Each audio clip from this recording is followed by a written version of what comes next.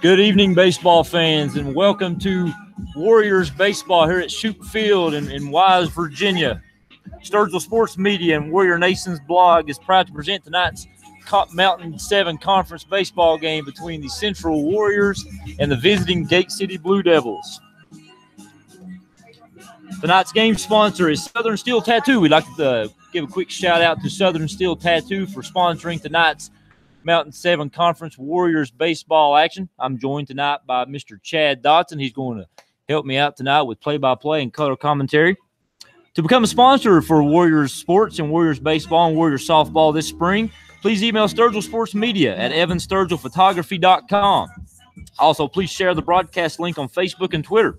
Look us up on Twitter at Sturgill S Media and on Facebook at Sturgill Sports Media. Again, special thanks tonight to Southern Steel Tattoo for sponsoring tonight's Central baseball action.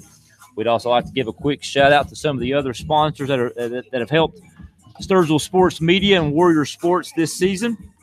The sponsors would be ITS, Shade Tree Landscaping, Dale's Heating and Air, Evan Sturgill Photography, Cavalier Pharmacy, Todd's Hair Studio, Genesis Salon, Innovative Graphics, Morgan McClure Chevrolet Buick and Cadillac of Coburn, Virginia, Robo's Drive-In and Pound IGA, Rainbow Gymnastics, Morgan McClure Ford of St. Paul, Virginia, Chelsea Industrial Supply, Mr. Ben Harding, EMI Consulting Group, Home Changes, Powell Valley National Bank, RH Sturgill Construction, Little Henry's Excavating and Paving, Don Green with the Napoleon Hill Foundation, and Hamilton Construction.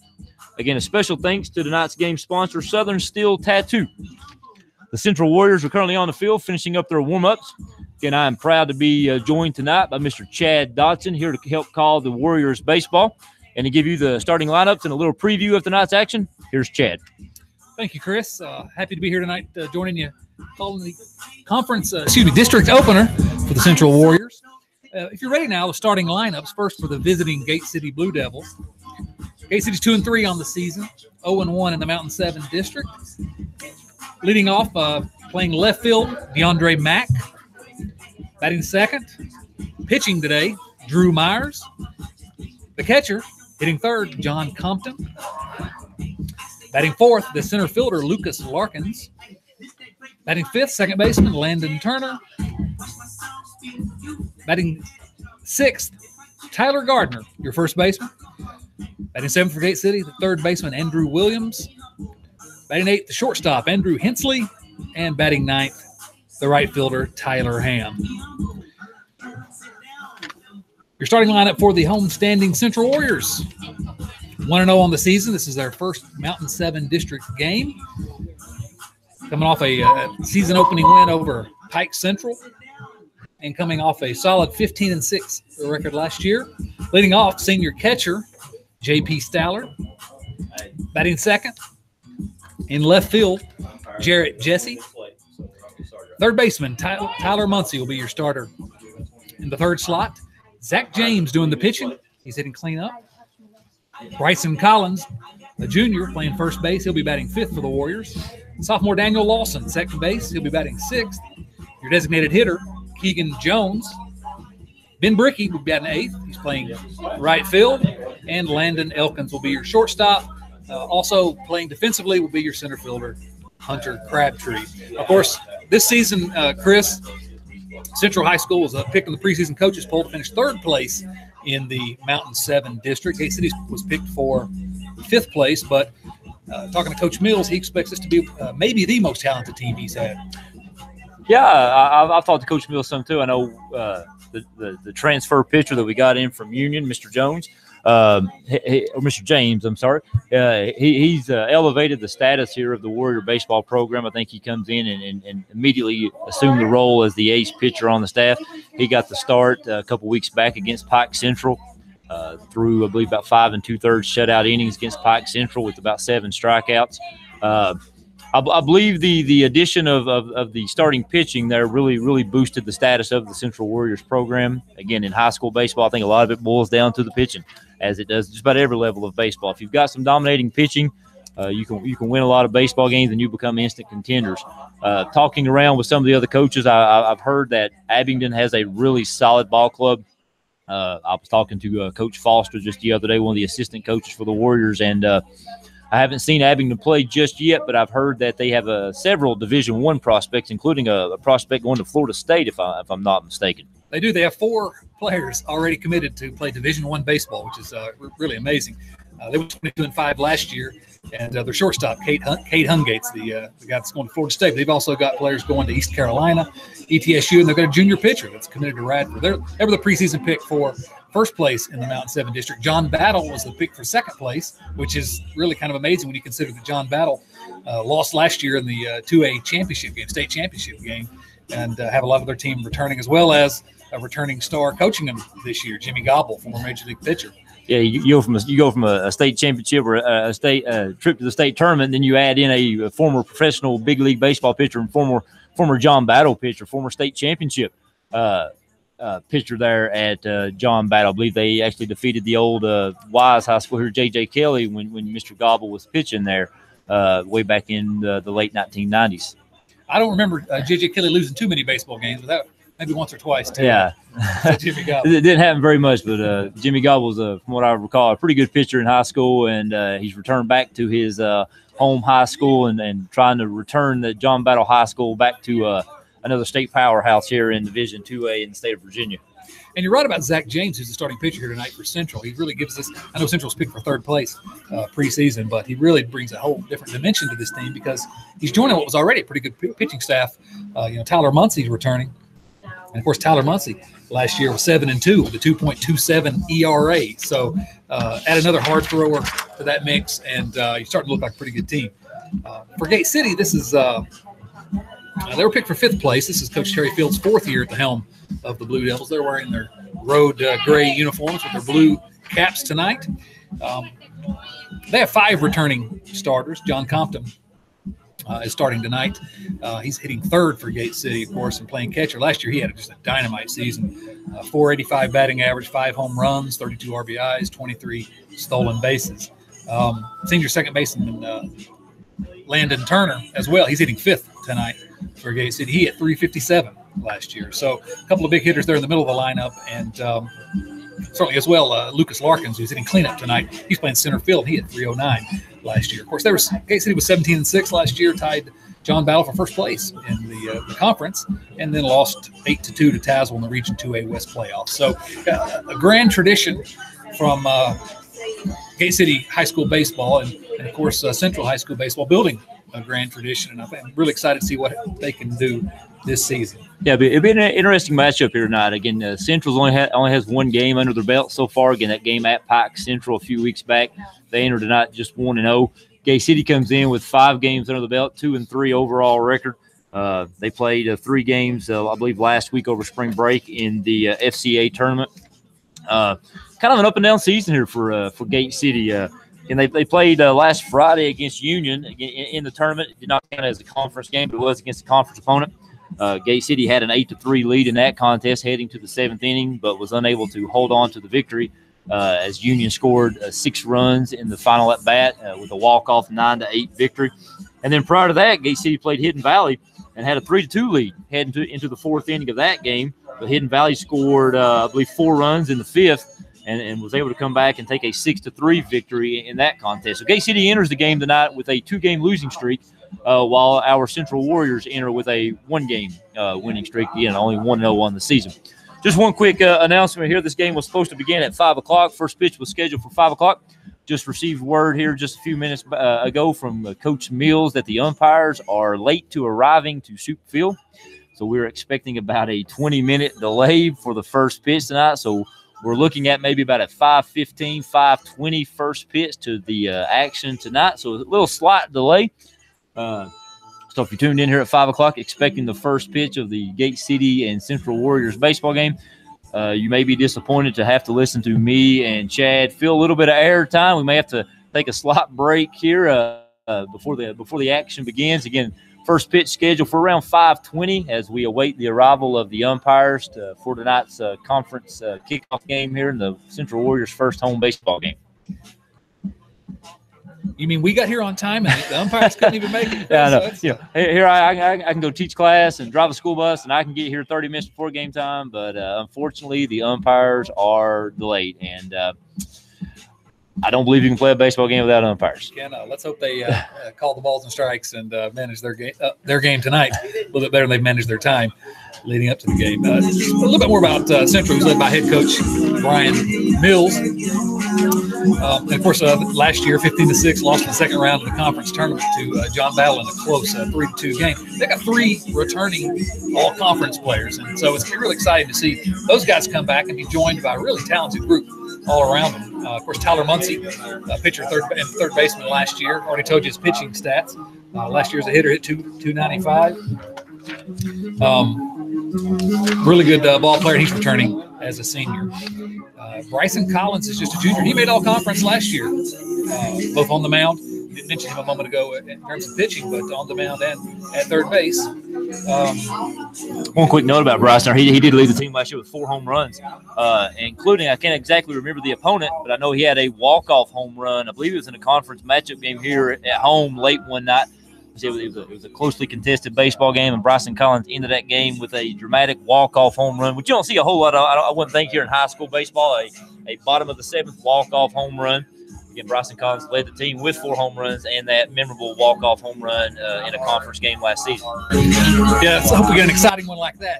Certainly the same result, possibly. So, I look out here at Shoup Field, and, for years, Shoup Field was sort of the jewel of Southwest Virginia baseball. And I look out here, and the field looks fantastic today. And really, what a great job they've done keeping this facility up, not really showing its age. And it's still as good as a facility you can find around here. With all the rain and bad weather we've had, I'm blown away by how good the field looks. They tell me the outfield's still a little bit wet, a little soggy, so we may see that come into play today. But overall, beautiful day, a little chilly, but beautiful day for baseball. The lights are on, and if we can just get some umpires, we've got some kids out here swinging bats and they want to play. Yeah, quick shout out to Tommy Muncie, who has done a lot of work over the past couple of days here working on the field here at Shoup Field. I know Tommy takes a lot of pride in making sure this field stays in top-notch condition. The weather the last couple of weeks has been unfavorable, to say the least. The outfield here, it stays pretty soggy. I've got a little experience walking around the field here from time to time. The outfield does stay a little soggy, especially out in left field and shallow right field. It does get a little wet. But looking out here right now around home plate, looking out around the infield dirt, it's in pretty pristine condition, especially given the weather conditions we've had of recent, given the forecast we've got coming up in the next couple of days. I'm sure Mr. Muncie and all the Warriors coaching staff is hoping this field will stay in good shape. Maybe we can get some more baseball action in over the next few days again. Speaking of that, this game was originally scheduled to be at Gate City. They changed the site for tonight's game. From what I've gathered, Gate City's field was kind of underwater, and so they changed locations of the game to move it to Shoup Field tonight, so we can get this game in. I believe the game scheduled for May the 1st will be moved to Gate City. The game that was originally scheduled to be here at Shoup Field. And that's really good because, we've had so much trouble. Varsity, junior varsity, middle school, just getting games in because of the weather here. So the fact that both teams were able to agree, hey, let's switch these games around, try to get the game in. And again, it looks wonderful here. Even the dugout looks good. And that's what I remember most about Shoup Field from my days here is the dugouts. Yeah, dugouts look good. And I guess for me, this was always one of the first fields growing up, especially on the high school level, where the bleachers were behind home plate. You had the brick concrete bleachers behind home plate. Nothing to the extent of what you would see, at a college or a professional level. But, growing up, you always saw the metal bleachers down the side, down the first base and third base lines. But here you always had that backstop with the bleachers behind home plate. And in recent years, I guess over the past decade or so, they've added the visiting bleachers down the first base line just beyond the first base bag, beyond the visitor's dugout. They've added that for the visiting section. Again, the home bleachers, not necessarily a good size set of bleachers, but again, just one of the first where you could actually sit behind home plate and watch the game. And, as always, a shout out to the fans beyond the left and left center field fence out there in the old driving range section, watching the game from maybe the warmth and the comfort of their vehicles. Perhaps, pulling us up on YouTube tonight and listening to us here on Sturgill Sports Media. I know when I go to baseball games, it's always nice every now and then to pull it up on the radio and watch the action while listening to the broadcast over the airwaves and catching what's being said about the game while you watch it yourself. And everybody wants to know what you think about the game, Chris, so I hope they are tuning in. You know, I can't see the Gate City visitors bleachers here, but the home bleachers filling up nicely. And really, it's, as I said, it's a little chilly, but it's really a perfect night for baseball in a lot of ways. And excited to get a game in here. This Central High School coaching staff, Chris, has experienced a lot of baseball success as players. They've been on some championship teams, and I know they're working hard to bring another championship to Central High School. We've not had one in baseball just yet, but coming off a fantastic girls basketball season, state champions, and of course Gate City coming off a boys state championship. So two programs that are used to winning, two schools that are used to winning, and want to continue that with those winning ways. I want to go ahead and note that we are also going to be bringing you Central High School softball games this year. First game will be tomorrow night, 6:30 from Bill Dawson Field at Central High School here in Wise. And the Central High School girls finished second last year in the conference, and they're expected to finish high again this year. Got almost everyone back. As a matter of fact, all 9 starters had started at times last year, so they've got 9 people that had 9 players that have starting experience, and they're a home run hitting club. They lost their best hitter probably last year, Rachel Porchy, but bring back a lot of players. Really, 8 of the 9 starters are capable of hitting home runs at any time. So that's going to be an exciting team to watch. Hope you'll join us as they play Union tomorrow in their first conference game. Union is always been a big rivalry in softball, and I expect that to be the same next year. Those girls have played against each other for years. So I think it's going to be a fun year doing some baseball games, some softball games, and on the Warrior Nation Network here, basically with Sturgill Sports Media. So excited to be with you, Chris. Yeah, I believe that first pitch is scheduled for 6:30 tomorrow evening. Does that sound correct? That's what the last I was told. So yeah, 6:30 tomorrow evening. Assuming the umpires show up on time. Assuming the umpires show up, and that may also give or take a little bit because they'll be playing the JV game first, so it'll depend on getting the JV game over with. But they're generally able to start just about on time. Yeah, I'll be excited to watch that softball game. I'm not as experienced with softball as you are. It'll be exciting to get back at it. It's been quite a while since I've watched a girls softball game. I hear we have like you said, a power hitting bunch, a home run slugging club, elevate the if I do say so, a team there. Coach Sturgill's girls softball team, pretty exciting. Should be a pretty exciting team to watch. Like I said, it'd be one of my first times watching a softball game in many years. So it'll be interesting to see how the I'm pretty familiar with the baseball game. It'd be pretty interesting to see how the two compare. Outside of baseball being, I guess, 7 innings and softball just being 6. Is that correct? They'll play 7. Oh, they play 7 too. So it shows how much I know about softball. They pitch underhanded. Is that correct? Okay. They do that. Truthfully, softball is as good or better a spectator sport. So if you make it out and watch the game tomorrow, certainly do that. If not, tune into us on Sturgill Sports Media. But it's an exciting sport. It's quick, fast-paced. And you just will be amazed at how talented some of these players are. Central has a pitcher, and of course in softball, we said earlier that pitching is the name of the game in baseball. It's even more so in softball. If you've got a good pitcher, you're going to be in good shape. This team can hit. They'll score a lot of runs. But they've also got a pitcher who is a senior pitcher, Haley Mullins, who has committed to pitch for King University next year in college. So her big sister pitched for King as well, and it's a pitching family, and she's very talented. And she pitched very well in their season opening win, Central season opening win against Twin Springs, an 8-2 victory at Twin Springs. And if they can put up a lot of runs and not give up too many, it'll be a fun season. Yeah, it'll be fun to watch. That game's tomorrow night here at home. First pitch scheduled for 6:30. We'll see what time the JV game wraps up. We'll go on the air somewhere around 6:30 tomorrow evening against Sturgill Sports Media, bringing you all of the Warriors action. I believe we're scheduled for about 4 softball games this season and 4 baseball games as well. To see the schedule of those games again, check out Sturgill Sports Media. You can access us on Twitter. The Twitter handle is Sturgill S Media, or check us out on Facebook at Sturgill Sports Media. Again, that's on Twitter at Sturgill S Media and Facebook at Sturgill Sports Media. I know Evan has a copy of both team schedules. That's the softball and the baseball schedules are up on his Twitter handle and up on the Facebook page. And I believe he has it highlighted in either red or green on there, which games we'll be bringing you live. Again, Chad Dotson and I will be bringing you a majority of those games. There will be a few games in which our regular, I guess, daily lives or coaching lives or work lives get in the way from time to time. But I believe we're scheduled to bring you about 6 or 7 of the 8 broadcasts that we'll be bringing you here for the Spring Warrior Sports. Again, if you're tuning in right now, we are under a little bit of delay. Not a weather delay, but an umpire delay. The umpires were scheduled to be here at 5. We received word about 15 minutes ago that they will be about 20 minutes behind. So we're kind of giving you a rundown and a preview of tonight's game and what to expect in the future. Speaking of the future, I believe the next Warriors home baseball game is scheduled for Monday, assuming the weather cooperates. The varsity team will play Monday. The JV team was scheduled to play tomorrow night, but I received word earlier today that game has been canceled. They were scheduled to travel to, I believe it was Pikeville. And Pikeville was unable, I believe, or maybe Pike Central was unable to field a team, and the JV game originally scheduled for tomorrow away has been canceled.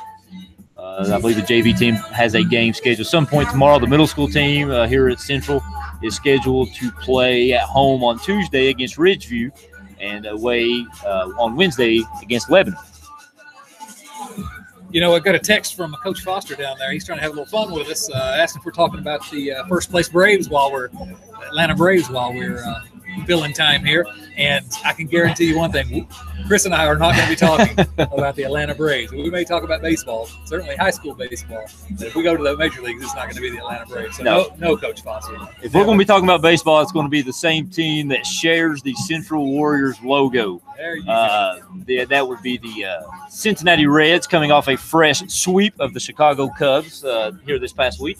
Beautiful one-game sweep thanks to rainouts. But, hey, we'll take what we get, right? When you're a Reds fan, you'll take anything you can. That's absolutely correct. Yeah, 3 straight seasons of losing 90 games. We'll take it. Anything we can get. So hopefully we're getting close to a start time here because I see Zach James is out in the bullpen area down the left field line for Central. He's loosening up, getting ready.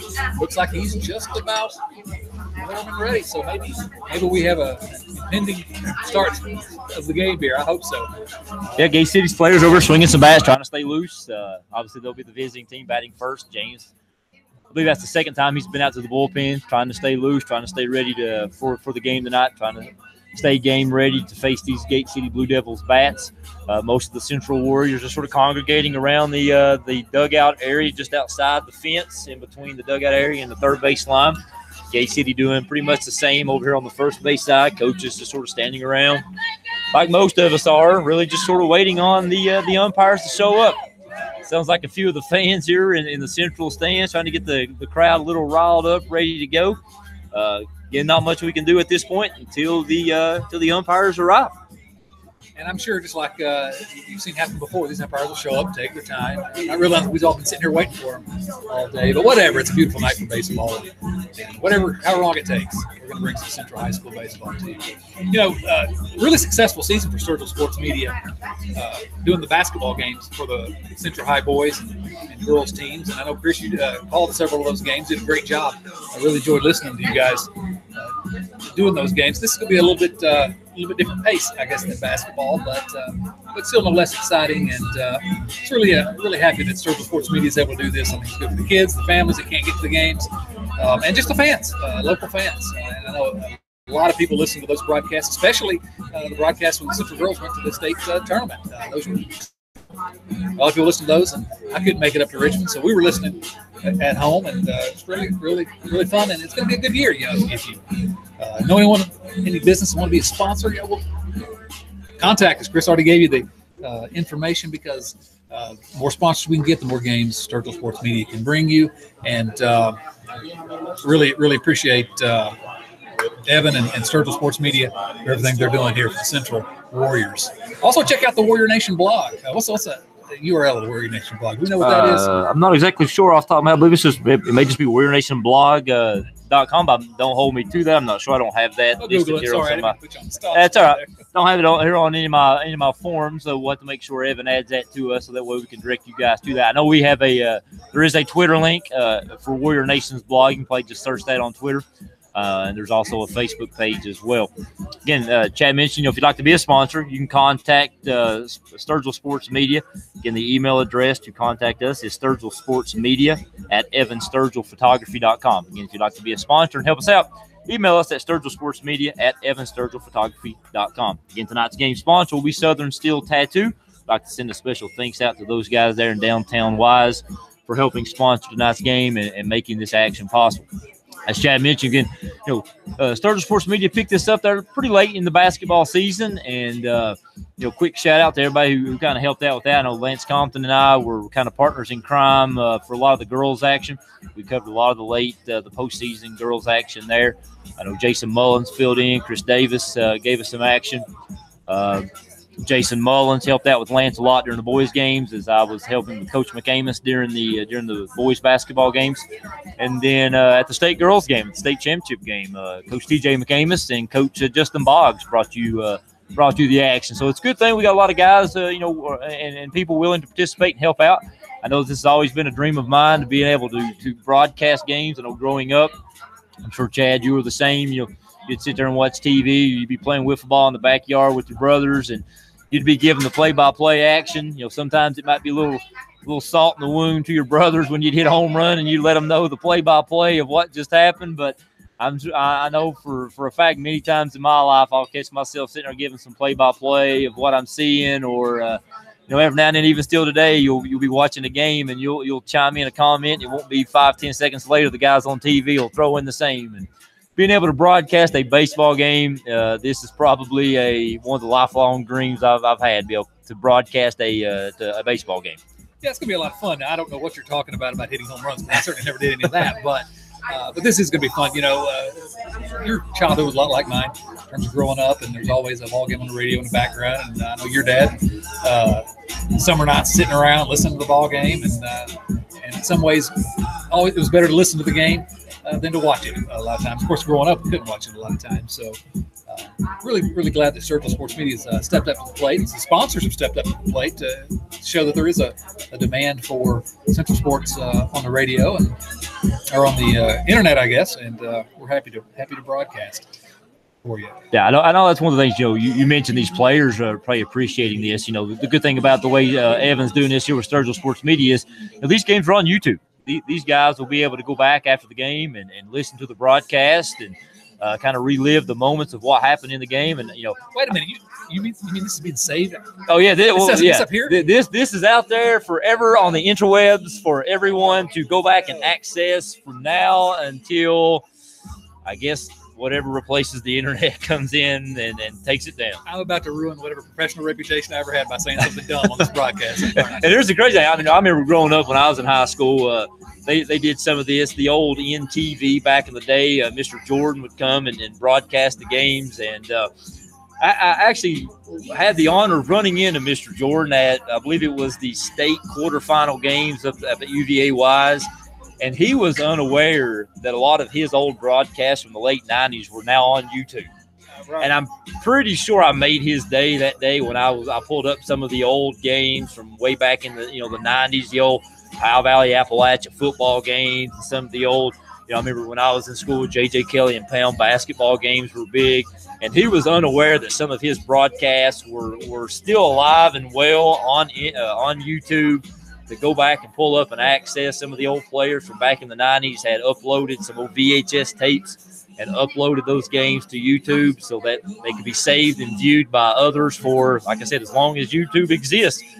So, yeah, Chad, any mistakes we make tonight and any blunders that we have, unfortunately, will probably live on forever. I'm going to get the wallet out and get Evan to edit out whatever dumb things I say, but you're right. It is exciting the way technology has exploded in the last decade. It's good that we're able to bring you something like this now, and that it'll be able to live on. I'm sure you would like to go back and listen to some of your old games that you played in, and same with me. So, or for your kids to be able to hear that, so that'll be good. Yeah. Let me ask you just a sort of question about on the field here. We got this delay, and sometimes it's a weather delay. Tonight it's an umpire delay. If you missed that, the players all got warmed up. They all look their infield. They're ready to go. The pitchers are ready for the first pitch, and now we're all just standing around and swinging bats and just waiting. Really, just waiting. How does that affect you? I know you've been a coach, you've been a player. being in that dugout? How does it affect the team, or does it? Does it depend on how loose they are anyway as a team? I'm with you. I don't know if it'll play much of an effect tonight, especially for the Warriors. They're probably excited that they've been on a little bit of a delay anyway. Again, they've only played one game so far this season at Pike Central. So there's been a little bit of a delay, but I'm sure the adrenaline of the first home game, it probably kicked in as soon as school was out. I'm sure a lot of these players came up here and took a little bit of bat practice. They got loose. They got in game mode and was ready to play. The umpires or the coaches kind of got in the frame of mind. They were ready to play. Now you're sort of just in a delay. And as you look out here on the field right now, just a lot of players are sort of standing around, walking.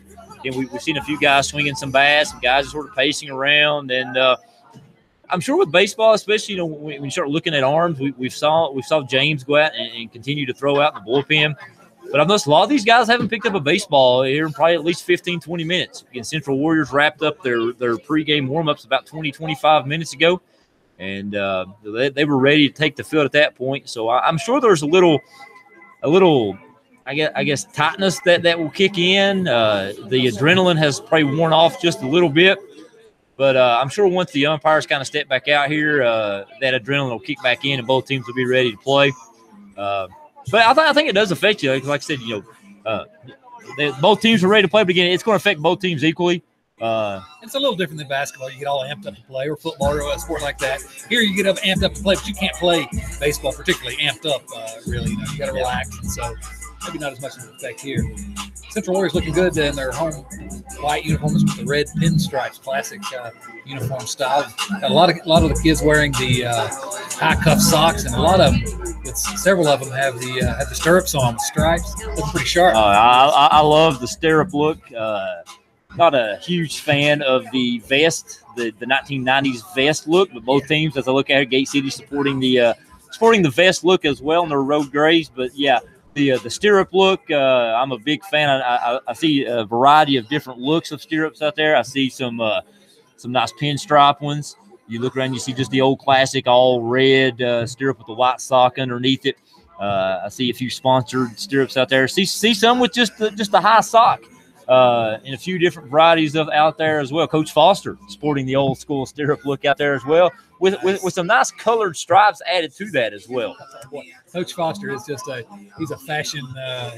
He knows all about fashion.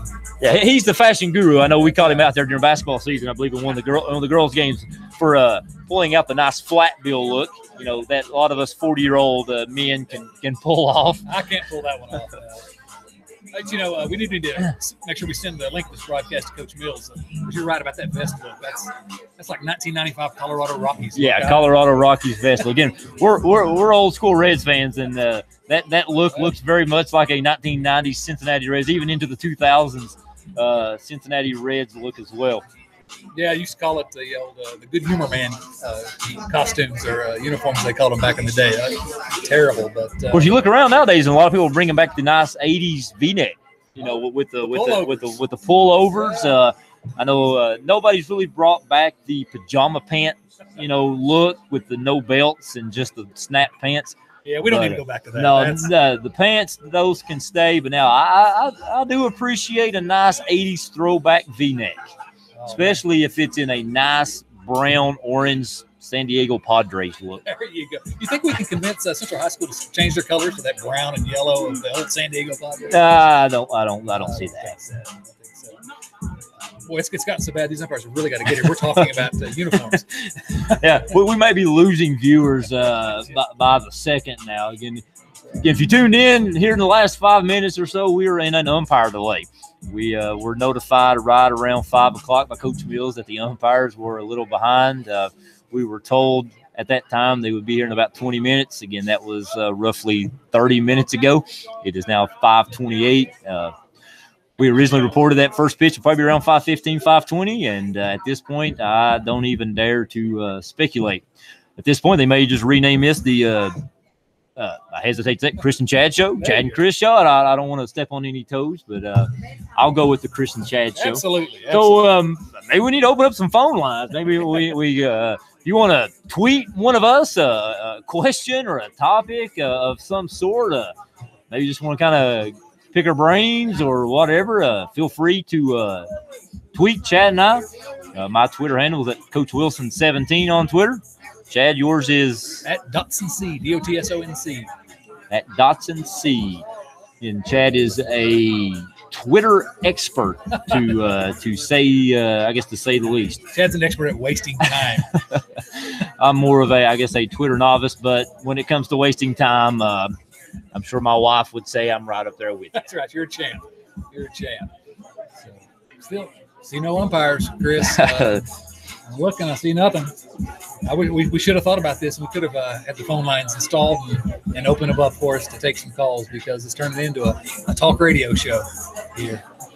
Yeah. Again, I guess that would be dream number 2. Dream number 1 was always to say I could broadcast a baseball game. Who knew you were going to get both those? I know. In one night, here I am hosting a talk sports show where pretty much we're talking about whatever we can come up with off the top of our heads, whether it be stirrup socks or brown uniforms or field maintenance or I don't want the to talk lay of umpires. Yeah, I'll talk about anything with you tonight, Chris, except for college basketball. No college basketball. No tonight. College basketball. Sore subject there. I will agree to not talk about college basketball, as I'm probably one of the few folks out there that probably doesn't care a whole lot about college basketball. What about high school basketball? You like that? High school basketball, I am contractually obligated to say yes, I like high school basketball. You enjoy it, but after coaching it for a few months, you're ready for I'm ready for a break and get straight into coaching baseball. Now, if we want to talk about hockey, I'm sure we've got plenty of Wise County fans that would love to hear us talk hockey. Our viewership or listenership just dropped. Yeah, we are now, I think, just talking to ourselves. And but if it means anything, we will be able to relive this conversation forever when we go back and pull it up on YouTube and listen to this for 45 minutes. And we're talking about this is Central High School Broadcasting, Sturgill Sports Media, but before the game, of course, Gate City's coaches are up here and asking about it, and they were telling their fans about it, texting it and tweeting it to their fans. So welcome any fans of Gate City High School Blue Devils that are listening in here tonight. Happy to have anyone and everyone.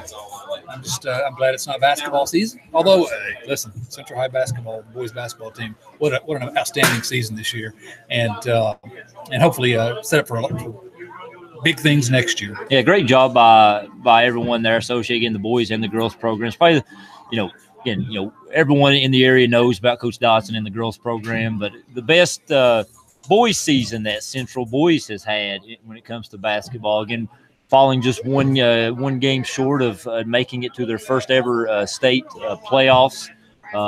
Actually took the semifinal game all the way to the wire, and it just came up a little bit short there in the loss in the Region D semifinal game.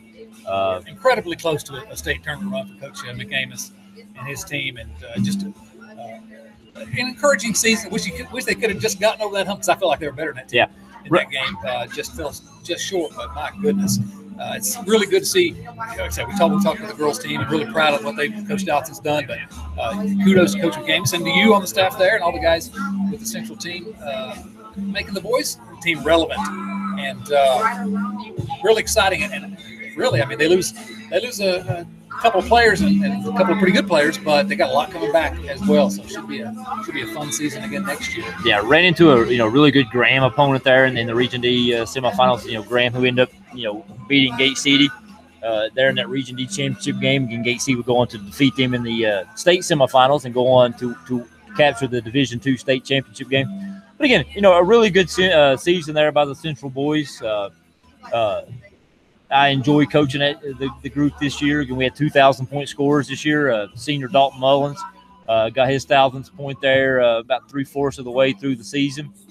And then Isaiah McAmis picking up his 1,000th point as a sophomore there in the state quarterfinal game against Richlands.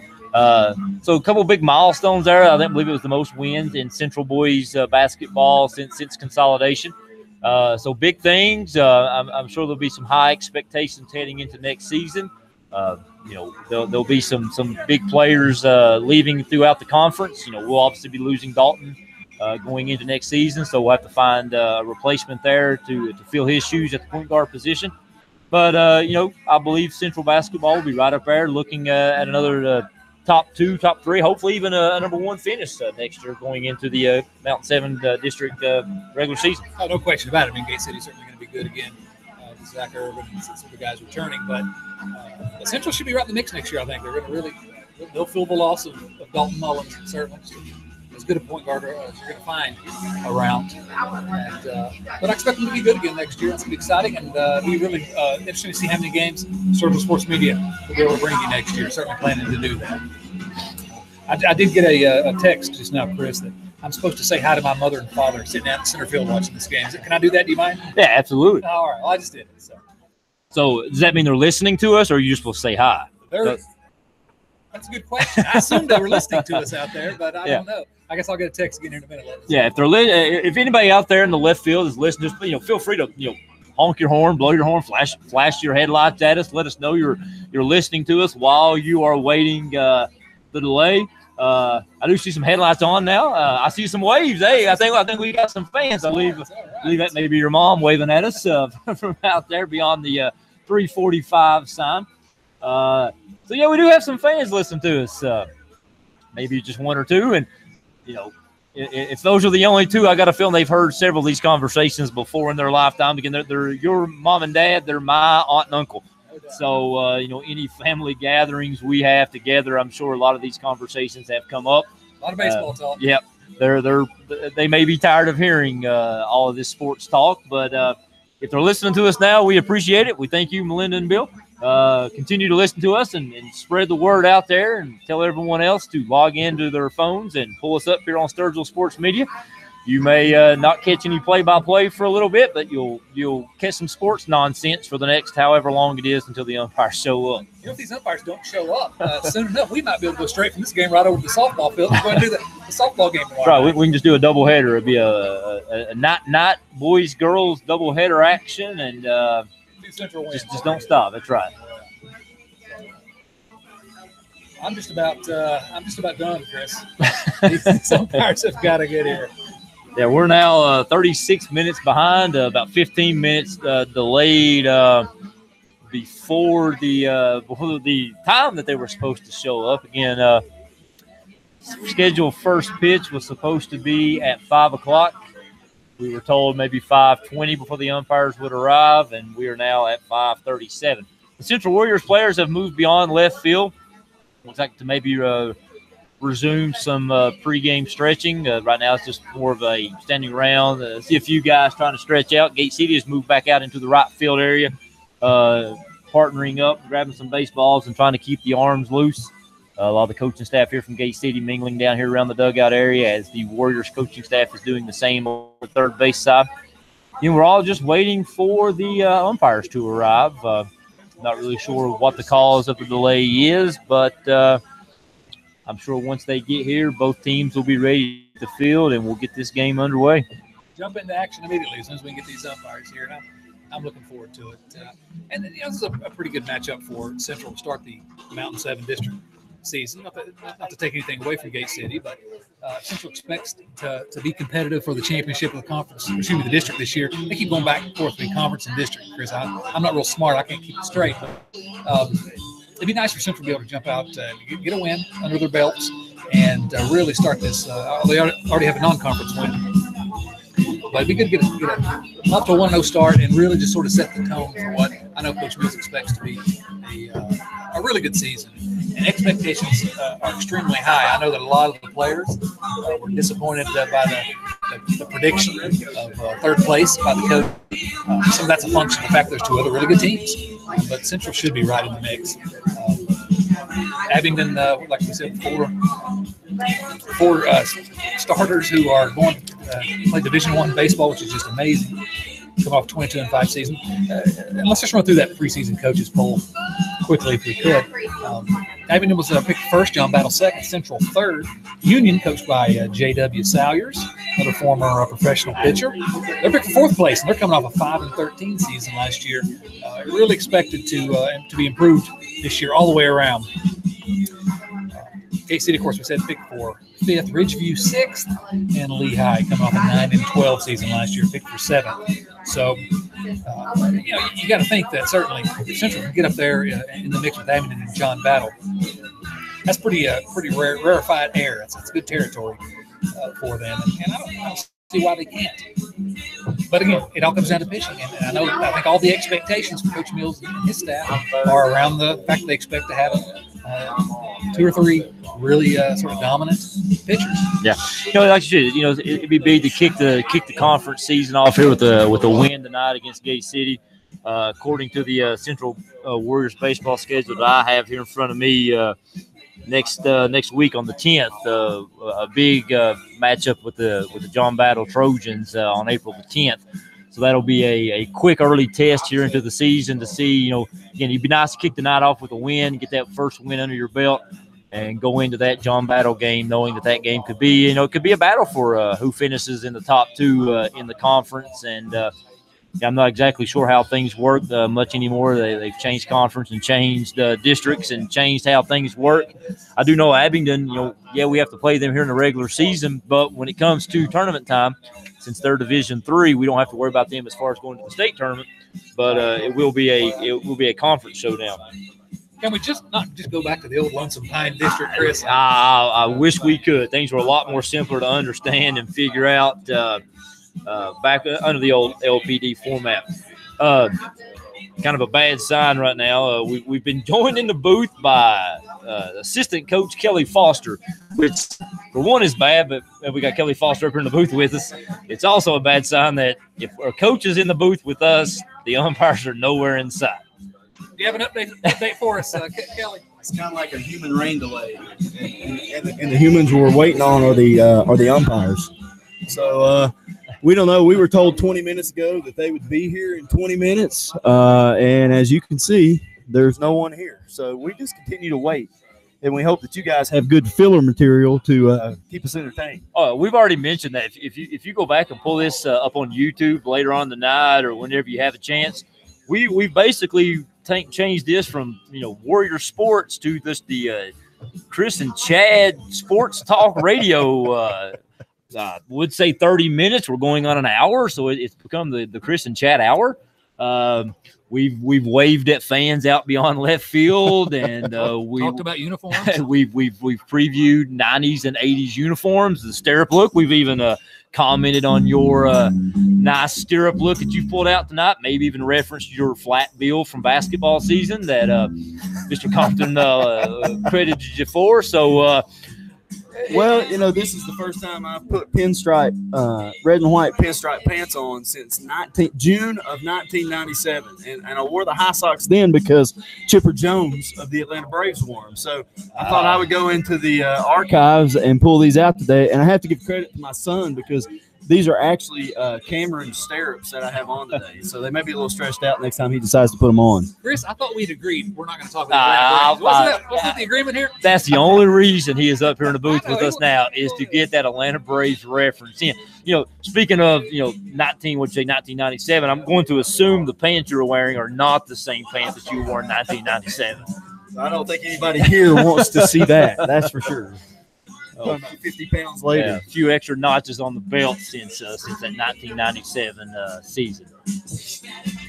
Happens to the best of us, guys. Hey, speak for yourself. Speak for yourself. I'm still just as slim here in 2018 as I was in 1999 when I graduated high school. All right, we're going to have to go off the air so I can choke Chris. Oh. Well, fellas, if I get any updates, I'll be sure to send them your way. Send them up here. Give us a thumbs up.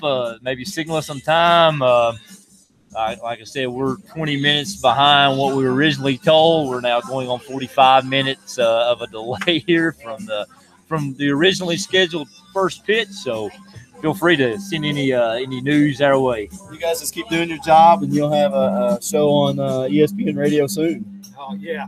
Well, not after we talk bad about Chipper Jones and Dave Justice here in a minute. That's right. Dale Murphy. Uh-oh. We can't talk about Dale Murphy to a Braves fan. No, certainly not. Certainly not. But Chipper Jones, Hall of Famer. I mean, yeah. Sure that guy. I won't necessarily give the Braves credit. We talked earlier about how this is kind of a dream come true for me to be able to broadcast a little bit of baseball and do some play-by-play. You had mentioned it earlier growing up. We were both Reds fans growing up. There wasn't a whole lot of Cincinnati Reds games on TV, so we grew up a lot of times hoping that on an old AM radio to be able to pull in the Reds broadcast. And I can recall many a times as a child going to sleep, with my radio tuned in to a Cincinnati Reds game and trying to try to stay up, catch as much of it as I could, hoping that I could get signal on my radio to listen to that. So I grew up a lot listening to baseball games. If we had to watch a game, unfortunately, growing up in our area, you had to grow up watching the Atlanta Braves on TV because that was the only team that was on television when we grew up. Very unfortunate. I'm glad we escaped being dragged into that mess of all those playoff appearances and World Series championship since we grew up. But you're right. Listening to Marty Brenneman and Joe Nuxall on the radio over the years certainly has been an important pastime in our lives. And here we are. We reached the pinnacle. We're just like Marty Brenneman and Joe Nuxall, right? That's right. Just as big of a stage right here, I believe. Central Warriors, Gate City, Mountain 7 conference matchup. That is in my mind the exact same as Game 4 of the 1990 World Series. Yes, I remember that game barely. Last time the Reds were good, just about. Last time I believe it feels like we won a playoff game, but not quite that long, but pretty close. It seems like it. I guess we can just hope that Central High School wins some playoff game this year, and hopefully we'll be along all right with them as deep as they can go. Well, that popcorn smells good. It does smell good. Maybe they can bring some up. I was kind of hoping if this game started by 5, I'd make it home in time for supper, or at least be able to run through. Now I'm starting to debate whether or not I need to slip out of here and make this a one-man show and go grab me a bag of popcorn and turn it over to you. Bring me a hot dog when you come back. I'm sure there were some days where Harry Carey, back in the old Cubs days, would eat and drink, maybe do a few other things on air. Harry Carey. Now we're bringing out Cubs references. Old Braves and Cubs. Again, Cubs games were on TV growing up. It was Cubs on old WGN and the Braves on TBS. That was all you could ever watch. I remember being excited when the Reds would at least play one of those teams because you could actually watch them on TV. Well, in those days, there's like one game a week on national television you could watch. Of course, now you can get every game if you want, and I know you and I both watch a lot of Reds games these days, although they're not worth watching most of the time. We're getting a thumbs up from Coach Foster. What does that mean? I believe it means he likes our work. Oh, thank you. Or perhaps, hopefully, it means the umpires have arrived and we'll be getting underway here very soon. We apologize to those of you who have stuck this out for the last 45 minutes. I'm not apologizing. It's not my fault. That ain't my fault either, but maybe we should appreciate those of you who have stuck this out this long.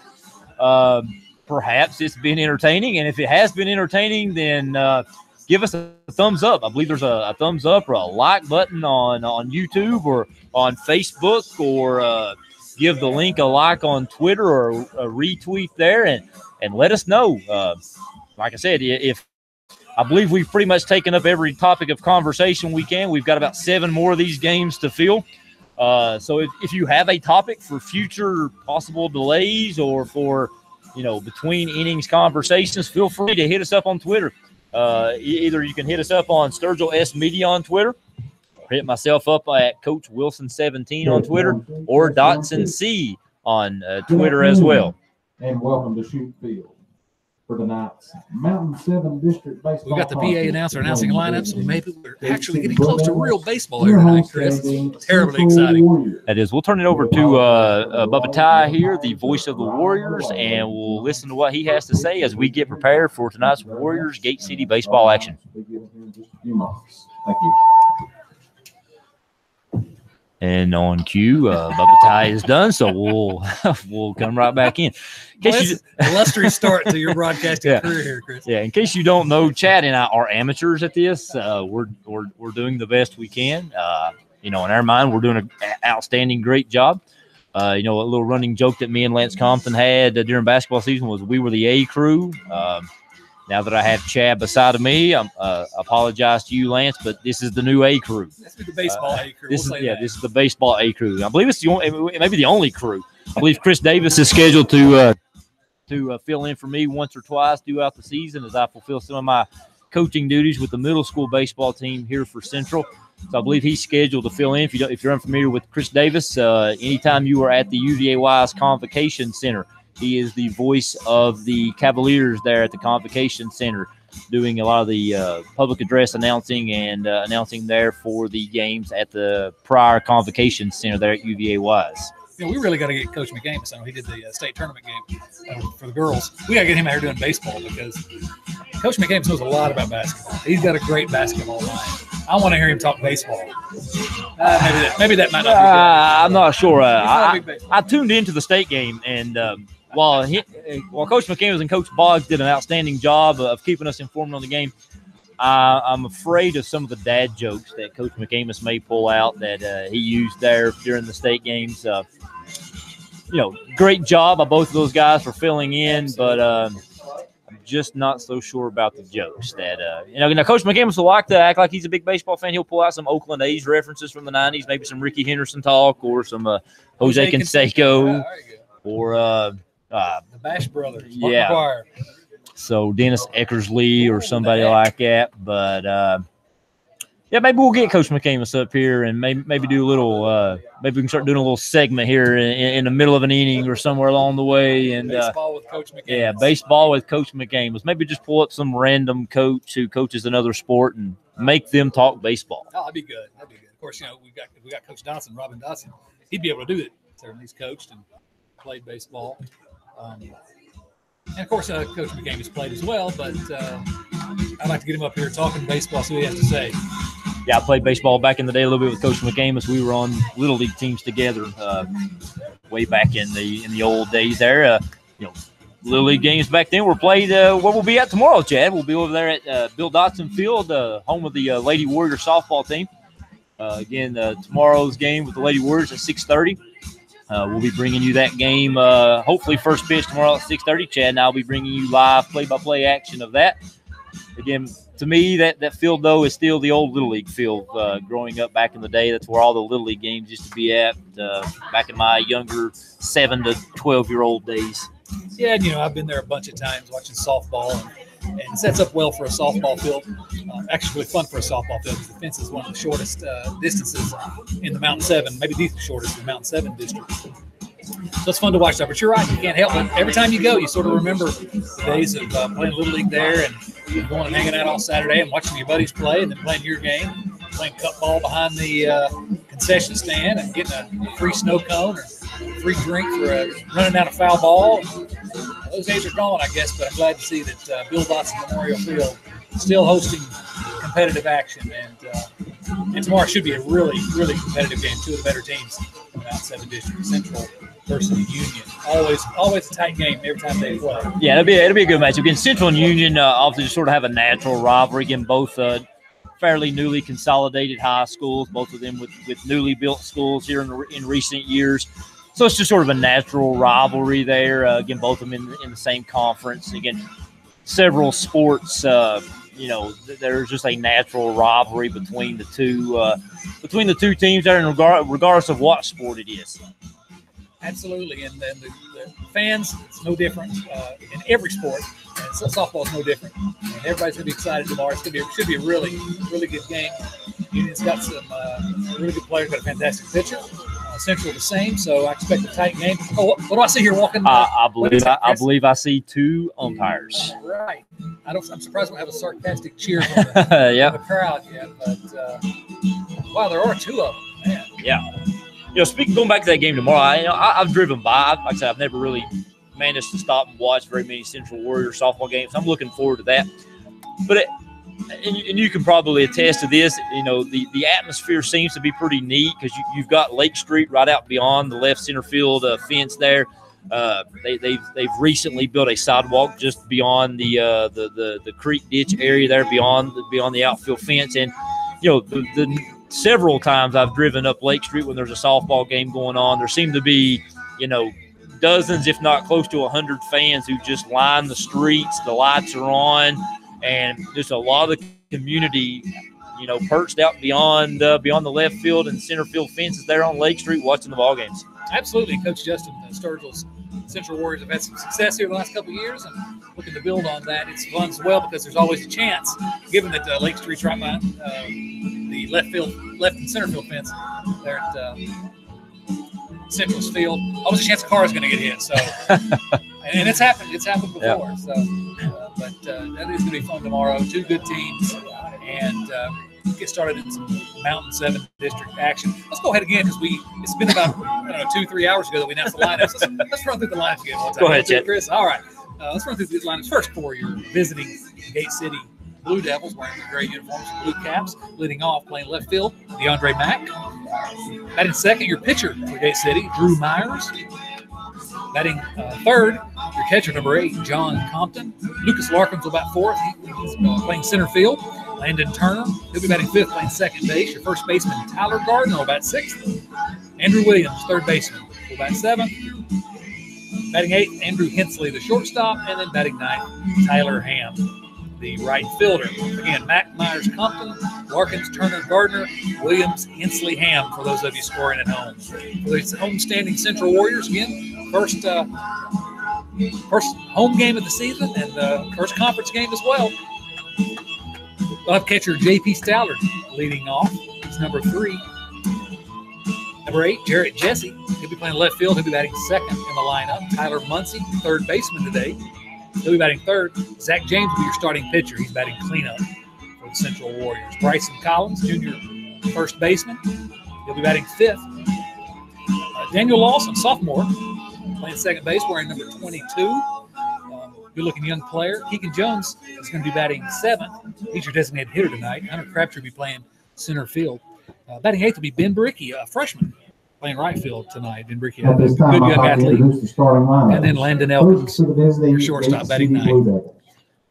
Batting first, the left fielder. All right, coaches have kind of wrapped up the pregame instructions, some of the ground rules here with our just arrived umpires. The public play-by-play, or the public address announcer here for the Central Warriors, Tyler Mullins, is going through the starting lineups here, beginning with the Gate City Blue Devils.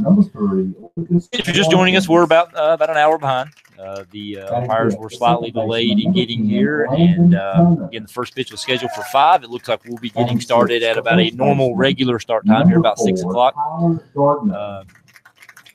I'm pretty excited to be here. It's still a gorgeous day here at Shoup Field. It's not really cooled off a whole lot. I expect that once that sun goes down beyond the mountain here behind home plate, it'll start to cool off, even more so rapidly as the night progresses in.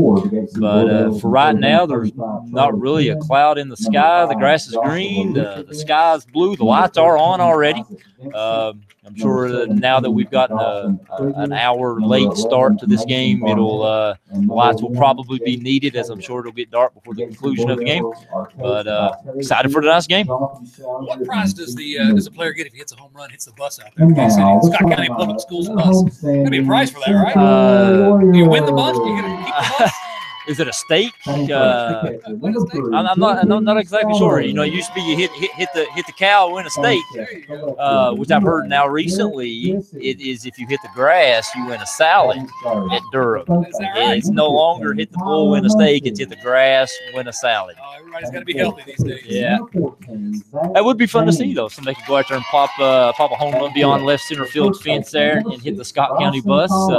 Looks like it would be about a 330-foot shot to left center field. But this team has 3 players who hit home runs last year. They got some power.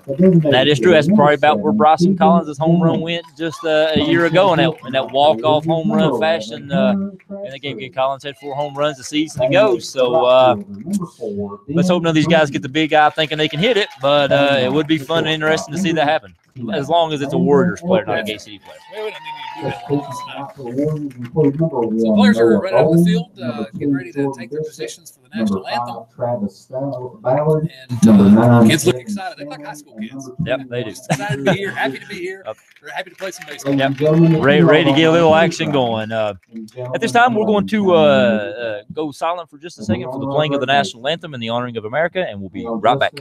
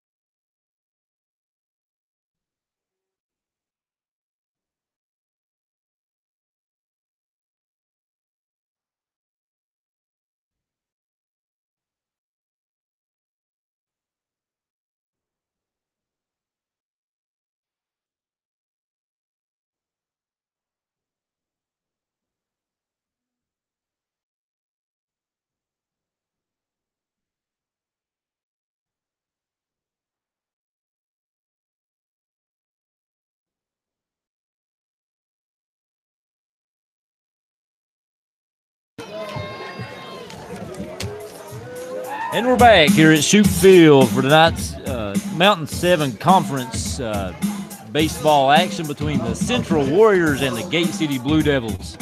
Again, we had to tune out there real quick for the national anthem. Great job by Tyler Mullins on the singing of the national anthem and the honoring of America. And we are finally, Chad, ready for some baseball. Excited for some high school baseball tonight. Zach James has taken the mound for his last few warm-up pitches here. J.B. Stout, of course, his battery mate behind the plate. And DeAndre Mack, he's your left fielder for the Gate City Blue Devils, taking a couple swings. He's ready to get back in. And coming into the game, here real quick note on Mr. James' stats. Again, he's made one start on the season. He started a couple weeks ago against Pike Central. That was on March the 23rd. In that game, Zach James went 5 1/3 innings. He allowed just one hit, walked 3, and struck out 7 in the Warriors' 3-0 victory over Pike Central. And Zach James making his Warriors debut against Pike Central in that contest. Tonight making his home debut and conference debut here for the Warriors. I believe he's emerged as the staff ace now. And be exciting to see if he can get the Warriors started off on the right foot with a quick victory here tonight against Gate City. He's got a big fastball. I look forward to seeing that tonight and seeing how these Gate City hitters are able to match up with that, because it's not easy to get around on a fastball like that. All right, the infielders have congregated around the mound. Now they're jogging back to their respective positions. Left fielder DeAndre Mack is settling into the box for the Gate City Blue Devils, and we're awaiting the first pitch. Number 12, DeAndre Mack. And Zach James is getting the sign. Here's the kick and the delivery. Ball high. Start the game. It's 1-0. DeAndre Hunter, as I said, he's number 12. He's a sophomore, I believe, for Gate City High School, and a good-looking young player. He steps back in. Here's pitch number 2. That'll be a strike on the outside corner. 1-1. Central Warriors guarding against the bunt here early on. Tyler Muncie at third base in on the grass. Swing and a miss for strike 3. That was a little low and away. 1 ball, 2 strike count now here on DeAndre Mack. James kicks and delivers. That's high. Got a fastball there. I think he's gone strictly with the fastball so far here. This first batter. 2-2 pitch. Oh, there's the curve ball on the inside corner. Leans Mack back a little bit, but it's inside for a ball. Full count to the first hitter of the game. Mack will step back into the batter's box, tap the plate with his bat. James stares down and delivers. And that's a ball high and away. And DeAndre Mack works a walk on the first bat of the game. Up now be your pitcher for Gate City, number 7, Drew Myers. Going back to that first start with Mr. James, again, he walked 3 in that game against Pike Central, leads tonight's game off with a leadoff walk. They're holding Matt close at first base. James gives him a look and delivers to the plate from the stretch. That'll be a strike on the outside corner, 0-1. First baseman Bryson Collins holding him on at first base. There he looks again. And James will go to the stretch and delivers. Here's a bunt. Turns for the bunt. Nobody pulls it back. It's a strike. This is, gives us an 0-2 count. Looked like Mack was going on that one, but just a good secondary lead.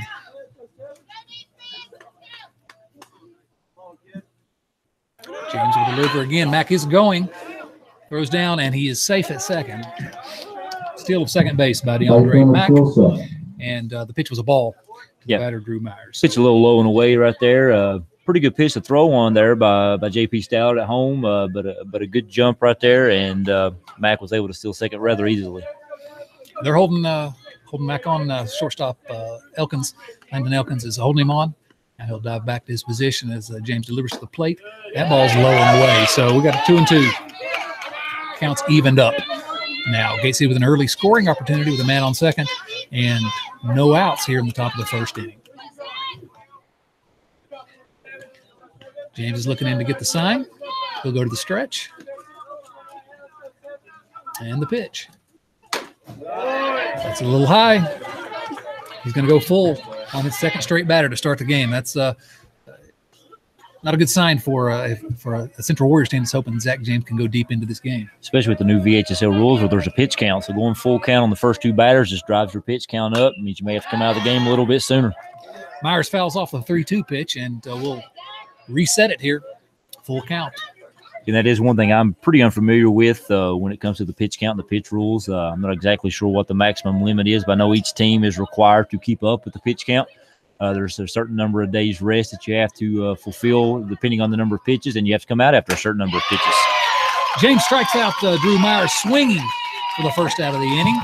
Nice fastball again on the outside corner of the plate, and there's one away. That'll bring up the catcher, John Compton. And of course, Compton was an all-conference player last year and really hit 5 home runs and stole 23 bases. I mean, he's an outstanding athlete, good player, and he'll bat here with 1 out and a runner on second. It looks like a pretty good player, good-looking stance, good strong stance there in the batter's box. And the pitch from James is inside, and it makes contact, and that'll be a hit batter. So Compton will head on down to first base with the hit by pitch. Mack was actually on the move on the pitch. He'll have to return to second. So here early on, a little bit of control trouble here for Mr. James, who's now walked a batter and went full on a batter and now has hit a batter. And Gate City has 2 on with 1 out and a chance to score a run here on top of the first. And that was a curveball on the inside part of the plate that just got away from him a little bit. Better to now be the center fielder, Lucas Larkins, for Gate City. Again, runners on first and second, 1 away. He looks down and gets the sign from his third base coach, and Zach James will get the sign from his catcher, J.P. Stallard. Again, Larkins, good, tall, lanky batter here in the batter's box. Hit 309 last year for the Gate City Blue Devils, and playing center field here today. There's the fastball, a little high. Yeah, early on, watching James pitch, he has a lot of velocity on the fastball, having a little bit of tough time here in the early going, finding his command. But very good velocity so far. Gate City hasn't been able to make contact with him. They did foul 1 pitch off, but again, pretty good velocity here on the fastball from James. James turns and looks like he's going to throw back to second base, but holds on to the ball as DeAndre Mack scampers back to second base, and so he'll get take the rubber again and look down and get his sign once again.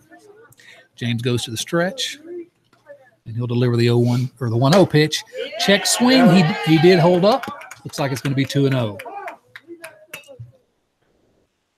And we've got a timeout on the field now as Coach Mills walks out to have a little chat with James. This time, this visit to the mound is sponsored by Shade Tree Landscaping. Again, one of the great sponsors here at Sturgill Sports Media, Shade Tree Landscaping, sponsoring this visit to the mound. Coach Mills out to talk to James, trying to get him settled down a little bit. Again, he's went full count on 2 batters. He's hit a batter, and now he falls behind on the cleanup here, 2-0. So Coach Mills going to talk to James, trying to get him settled down a little bit, find the strike zone. Again, pitching is always about throwing strikes. If you can't throw strikes, it's going to be a long night for you out there on the mound. It is, and he's already thrown 16 pitches by my count, and we've only got 1 out in the first inning here. Gate City fans getting a little excited down the right field line, but Central fans cheering on Zach James. We're ready for some more action here. Again, runners on first and second. 0-0 ball game in the top of the first with 1 out. And the cleanup hitter for Gate City, Lucas Larkins, at the plate. The stretch and the pitch, he's showing bunt. He pulls the bunt back and gets a called strike. Called strike 1, 1-2. I believe a correction there. The scoreboard had it as a strike, but the umpire just showed 3 balls and no strike. I believe he caught it low and away, so it's going to be 3-0. Another ball. You're right. I thought he called a strike there. And that one he did call a strike, although it looked a little bit high from here. So we'll take it. That's a 3-1 count now on the batter. Yeah, I believe Larkins was taking the whole way. He thought it was ball 4. He took a step towards the first base, down the first base line, but the umpire caught it a strike and had to step back into the box. 3-1 pitch. Strike 2 on the outside corner. James fighting back now from a 3-0 count to run it full again. He's gone full on 3 of the first 4 batters here. That's not a good way to start your first inning, but if he can get an out here, either on a strikeout or an infield pop-up, something, keep these runners where they are, it'd be a good comeback for him. The runners are in motion, all 4, and so the bases are now loaded. So that's now 3 walks and a hit batter so far here from James to start the game off. Again, not a good start here in your home debut, in your Warriors debut. I'm sure Coach Mills would like to have seen a lot better result here in the first inning. Again, so far Gate City's yet to score, so there's still a chance to get out of this unscathed, but we'll have to see what happens here with the number 5 hitter. Yeah, and that'll be second baseman Landon Turner stepping to the plate. Turner settles in the box. Here's the pitch. It's high. It's ball one. He's started off with a ball to every batter except for one, I believe. And you can tell he's got all kinds of stuff. If he can locate that stuff, I'd say he'd be near unhittable on the high school level. Here's a pitch, the 1-0 pitch. It's a strike right across the middle, 1-1 to Landon Turner. Bases loaded again. 1 out. But right now, the Warriors would love to see a ground ball hit the third baseman Tyler Muncie. Maybe get an easy double play, get out of the inning. Pitch is outside, ball 2. And looking to see they're a little bit in on the corners here. Outfield playing straight up. Here's the pitch. That'll be a strike. Evens the count at 2-2. Gate City hitters being patient again. When you walk 3 and hit a batter, there's no reason to go up being very happy to swing or being swing happy. Maybe looking to draw a walk, but so far being very patient in the batter's box. And again, Zach James goes full on the batter with a ball. And the catcher, J.P. Steyer, throws it away. We're going to run down now with Henry Mack at third base. The Warriors running back to third. There's the throw back. And they're chasing and tagged out by shortstop Landon Elkins for the second out of the inning. Really good execution on the rundown by the Central Warriors. A good execution, but you got to look at it, mistakes on both sides. Gate City running into an unnecessary out. What caused all that was the bad throw from J.P. Stouter back to the pitcher. We got a little nonchalant on the throw and the catch by James. Ball got away on the throwback from the catcher. Luckily, the middle infield was awake, charged in and got the ball. Caught Mack in a rundown, threw the ball to Muncie, and the Central Warriors were able to convert the rundown and get a gift out right there from Gate City. Yeah, that's a gift. No way to look at it, but that. And on the next pitch, James, of course, loads the bases again with a walk on a 3-2 pitch. So bases loaded again here, but the good news, I guess, is that there are 2 outs now rather than one we got to force everywhere. And he can still escape this first inning jam with no runs. Yeah, the base running mistake right there by Mack pretty much takes a run off the scoreboard for Gate City here in the top of the first. By getting that out, the walk would have scored him, but instead the out clears the bases. First pitch to Tyler Gardner, Gate City's first base, is fouled off down the left field side and out of play. So James will start with a strike.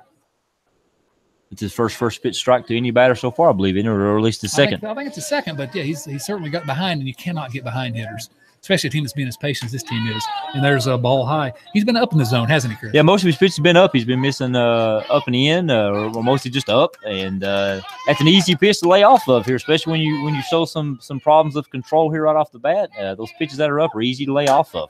Sometimes, though, to a batter, they can look juicy. That one was again high, and it's a 2-ball, 1-strike count. Yeah, if you get 2 strikes on a batter, yeah, if you're ahead 0-2, 1-2, you throw out high fastball, see if you can get him to chase.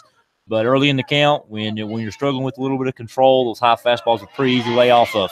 And the pitch was high again. Gate City, John Compton steals home on the pitch. Wow. You don't see that very often. Looks like James sort of fell asleep out there on the mound. Looked like the Central Warriors defense was falling asleep. Gate City sort of lulled him into a little false sense of security, I guess, right there. And Gate City stole home.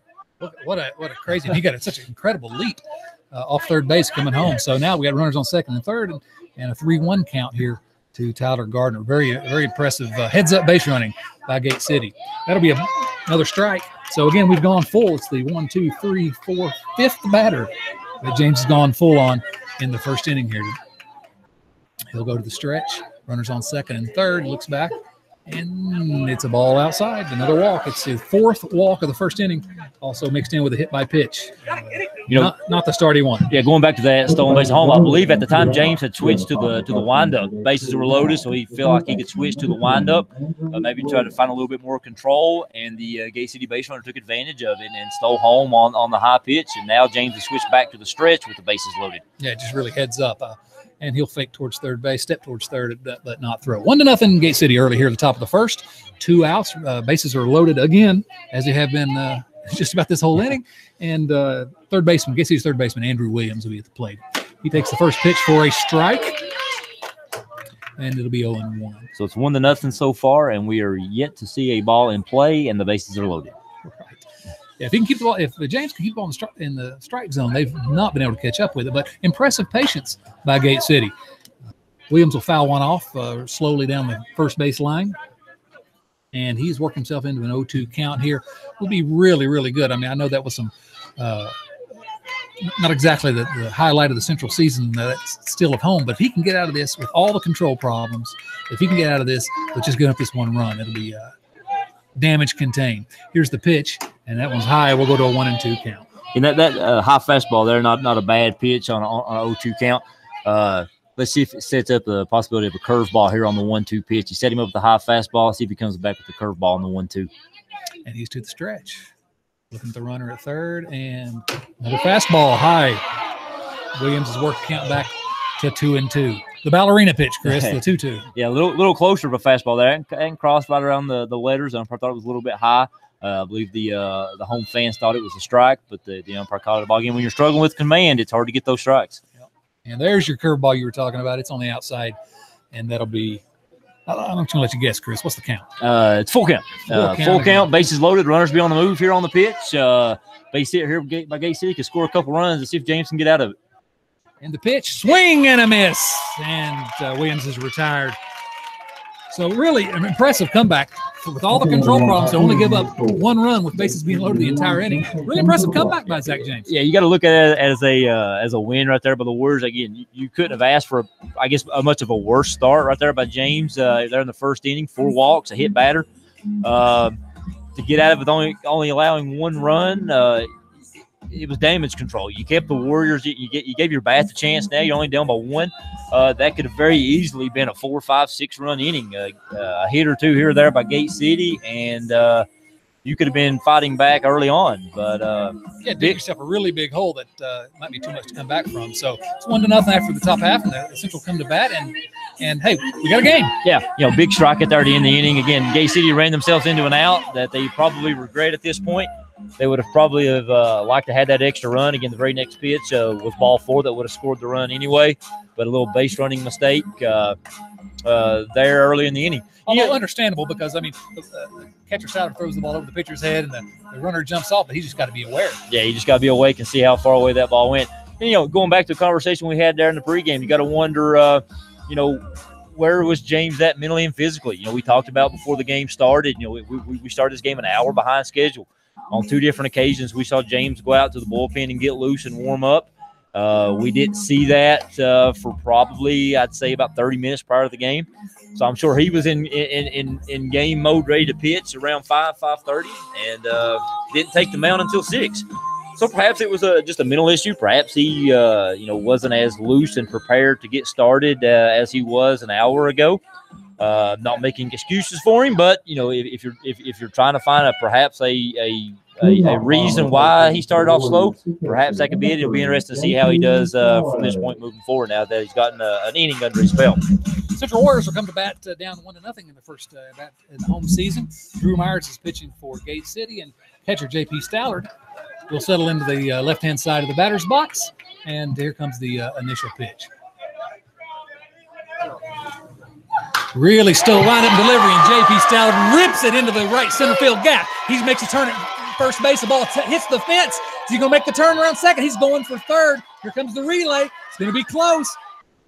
And they've gunned him at third base. Great relay from center fielder Crabtree to the center fielder Larkin to the shortstop.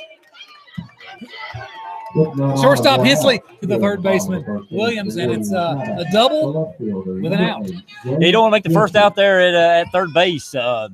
Balls hit the deep right center field. Good relay there. Larkins and Ham over in center field and right field converged on the ball.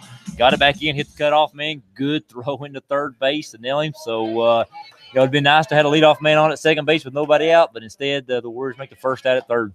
Myers pitches and delivers. First pitch swinging.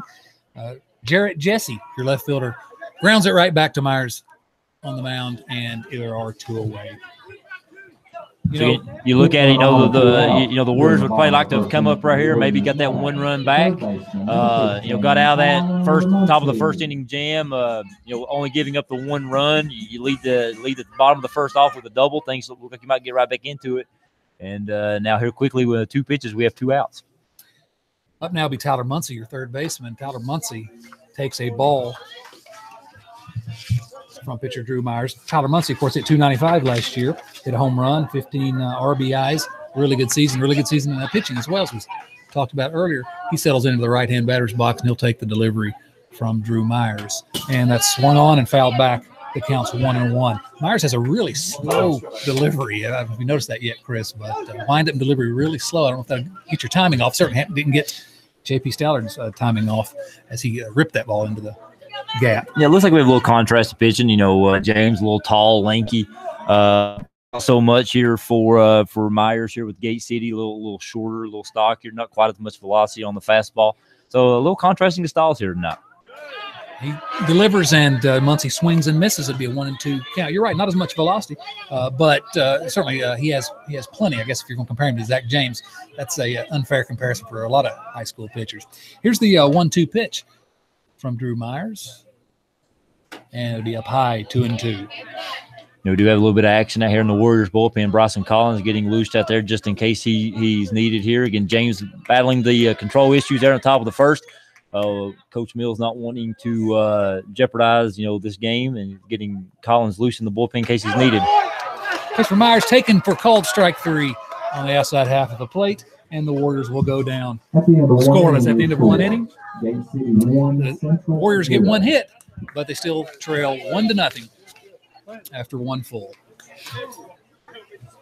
Getting here between innings, we'd like to send a quick thank you to our game sponsor again tonight, Southern Steel Tattoo, for helping us here at Warrior Sports and being tonight's game sponsor. Again, throughout the game, we'll be thanking all the sponsors here for Sturgill Sports Media and Warrior Sports and the Warriors Nation blog. We appreciate all of those sponsors who have helped us throughout the basketball and the baseball and softball season. And we'll be highlighting those individuals all throughout the game and thanking them throughout. Southern Steel Tattoo, tonight's game sponsor here between the Central Warriors and the Gate City Blue Devils. I thought you might have to get a tattoo if we had that pregame show going on any more longer. We were going to have to get the Southern Steel in here to maybe not. If we had gone a little longer, we might have needed to do something to entertain the fans. I'm not sure if getting a tattoo would be exactly it. But if it means getting sponsorships, you heard it here. Then perhaps I would have done that. Right. If need be, if the show needed to go on, then I would have done it. James is back on the mound, and Bryson Collins is back from the bullpen at first base, and he'll face Andrew Hensley, Tyler Ham, and then the Blue Devils come back around to the top to DeAndre Mack here in the top of the 2nd inning. Andrew Hensley, wearing number 0, he's a right-handed hitter. He's your shortstop here, hitting 8 for Gate City. Hitting off the top of the 2nd inning for Gate City, the shortstop, number 0, Andrew Hensley. And with your play-by-play action, I'll hand it back over to you, Chris. Again, James delivers the first pitch. It's high again, ball 1. Again, Andrew Hensley, the starting shortstop here for Gate City, wearing number 0. James already with the pitch. It is high again, ball 2. So it looks like just like in the first inning, James struggling a little bit with the fastball, leaving it up a little bit. He's already in the windup, and the pitch high again, ball 3. So again, 3-0. Again, I know there in the first inning he went to 3 balls on several different batters. I believe it was about 5 or 6 different batters went to a 3-ball count. The 3-0 delivery is right down the middle for strike 1. So 3-1. Looked like Hensley was taking all the way right there. Again, with James battling control, you might as well take a 3-0 pitch. And the 3-1 pitch is left high. Again, James not wasting much time on the pitches. As soon as he gets the ball back, he's ready to pitch again. By my count, that's 41 pitches, and we're just in the top of the 2nd inning here. So 41 pitches. So I'd say his time here is probably going to be running short. I'm sure Coach Mills, probably isn't going to have too long of a leash. He'd like to at least make sure this game stays within reach. Now batting for the Gate City Blue Devils is the starting right fielder, number 6, Tyler Ham. First pitch is popped up, foul, out of play, overhead, 0-1. Timeout is called as Ham jogs down to the third base coach's box to get some instructions from the coach. Again, we have Hensley over at first, who led off the inning with a leadoff walk. Now batting the starting right fielder, Tyler Ham. Ham still getting some instructions from the coach in the third base box. In the first game of the season against Pike, James only walked 3 batters. He's already walked 5 today. So I think he threw 83 pitches in that game. He's rapidly halfway there, I guess. Yeah, he had 3 walks and 7 strikeouts in the game. Only gave up 1 hit so far today. Knock on wood, he has a no-hitter. But, again, he's walked 4 already, I think is that what you said, 4. And 5. Walked 5 already. And, again, he walked 3 against Pike Central on the 23rd of March. Again, Ham gets his signs from the third base box. James comes set in the pitch. Ground ball back up the middle. Fielded by Elkins. He tosses over to Lawson at second base to force out the lead runner. Hensley will be out at second. The turn at second base was a little too slow for the double play, so Ham was safe at first. So we'll have 1 out now with Ham replacing Hensley at first, and we're back to the top of the order. That would be DeAndre Mack, the starting left fielder. That ball just got under the pitcher James's glove. It wasn't hit very hard. Good job by Elkins to make that turn, but Lawson just couldn't quite make the turn. Didn't get there quick enough. Get Mack up to bat. He shows bunt, pulls back. The pitch is a ball high again. Mack led the game off in the top of the first with a walk. He would later be forced out in that base running mistake on the throw back to the pitcher. He got kind of hung up there between third and home and was thrown out. The 1-0 pitch to Mack is popped up foul out of play down the first base line. It'd be 1 ball and 1 strike. Again, we have Ham over at first base here with 1 out in the bottom of the second. The Gate City Blue Devils leading the Central Warriors 1-0. James has the ball. He checks the runner, comes set. And the 1-1 pitch. Ooh, where was that? Ooh, must have been just a bit outside. Looked pretty good from our point of view. The home plate umpire decided it was slightly outside. That'll make it 2-1 on Mack here with 1 out in the top of the second. James comes set, checks the sign in the pitch. That'll be strike 2. That one looked to me maybe to be a little bit high, but he called that one a strike. That'll even up the count at 2 balls and 2 strikes here to Mack. Again, with 1 out and a runner on first in the top of the second. James checks the runner, comes set, and the 2-2 pitch, a curveball that he leaves just a little bit high to bring the count to full. I believe so far on all the curveballs that James has thrown, he's yet to get one across for a strike. I'll say this, though, and maybe I'm looking for optimistic points, but he's been closer to the zone. He's not thrown as many up high in the zone this inning, even though he's full again. That is true. The payoff pitch is left up high again, and Mack draws his second walk in 2 innings. He's now 0 for 0 with 2 walks. That'll bring up Drew Myers, who was a strikeout victim in the first inning. He was the first out for the Gate City Blue Devils. Again, Gate City now with runners on first and second with 1 out here in the top of the second. And batting is the starting pitcher, Drew Myers. Central infield and double play depth, looking maybe they can turn it into this inning. James comes set, checks the runner at second, and the 0-0 pitch is left outside and high for ball 1 to the opposing pitcher, Mr. Drew Myers. Again, runners at first and second, both of which get their leads. The middle infield here for the Warriors doing their rotations up the middle. James checks the runner, delivers the 1-0 pitch. The bunter squares around, pops it up foul into the netting above home plate to even the count at 1-1. Again, Myers squared around the bunt in his first at bat, looking to maybe sacrifice the runners into scoring position with a 1-out bunt. Instead, pops it up foul and into the screen to even the count at 1-1. Again, Gate City with runners here at first and second. James with the ball in mid. Peers into starting catcher J.P. Style to get a sign. James comes set, checks the runner at second, checks the runner again, and the 1-1 pitch. Again, Myers squares around the bunt again. James left the pitch high. Myers did not pull back. So it'll be a second strike to make the count now 1 ball and 2 strikes to Myers. And that was one that was up in the zone like we were talking about, but for some reason he didn't pull his bat back, and so we got a 2-strike count on the batter. The 1-2 pitch. James checks the runner, delivers the pitch. Popped up high down the left field line. Central Warriors players give chase. Muncie runs out of room as he steps over the bullpen, but the ball does go foul out of play. The count will remain 1 ball, 2 strikes. It's sort of a half swing there by Myers, the batter. And he's the number 2 hitter. He's a good ball player. But it looked to me like having a lot of trouble catching up with that fastball. Yeah, he does. Watching, going back to that sacrifice bunt, the rule of thumb is if you're going to sacrifice bunt, you square around, you get your bunt at the top of the zone. Anything that's above your bat, you're supposed to pull back. Myers did not do so. James with the 1-2 pitch. Ball is popped up high foul or high out towards right field. Unfortunately, here in the press box, we do not have a very good angle. believe the ball dropped foul. I saw Chris, right fielder Ben Bricky, lost it in the sun briefly, and then it dropped just foul down the right field line. So that'll be a strike. We'll reset it a 1-2 count again. Yeah, again, the angle here in the press box not very conducive to seeing what's going on in right field. I will say this though, in Mr. Bricky's defense out in right field, the sun in right field here at Shute Field is very bad. It sits right behind the home bleachers here, and it's very difficult to see out in right field. Of course, Bricky, great young athlete, but a freshman, so still learning.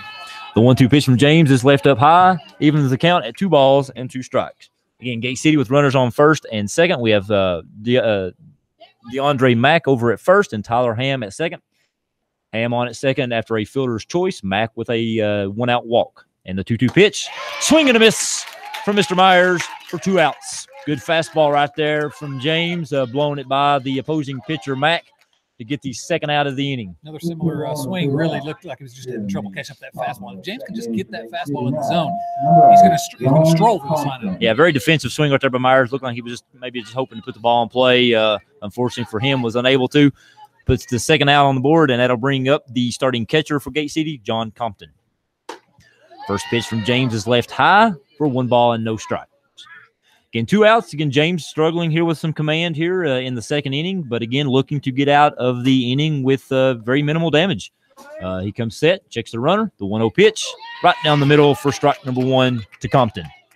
1 ball and 1 strike. Compton was hit with the first pitch last time. He's only seen 3 pitches now from James, so he's a good young player. Again, James not wasting much time, already has the ball, checks the runner. From the stretch, delivers, another high fastball, 2 balls and 1 strike. Of course, players love playing behind a pitcher. They will keep the game moving. You like to see the game moving. At the same time, you like to see your pitcher throw strikes and maybe give you a little more action and not just watching ball after ball. 2-1 pitch is left up again. Makes the count 3 balls and 1 strike to John Compton, the Gate City starting catcher. Again, Gate City with runners at first and second here with 2 outs in the top of the second. He's gotten the ball in the zone. He's been impressive. Not enough.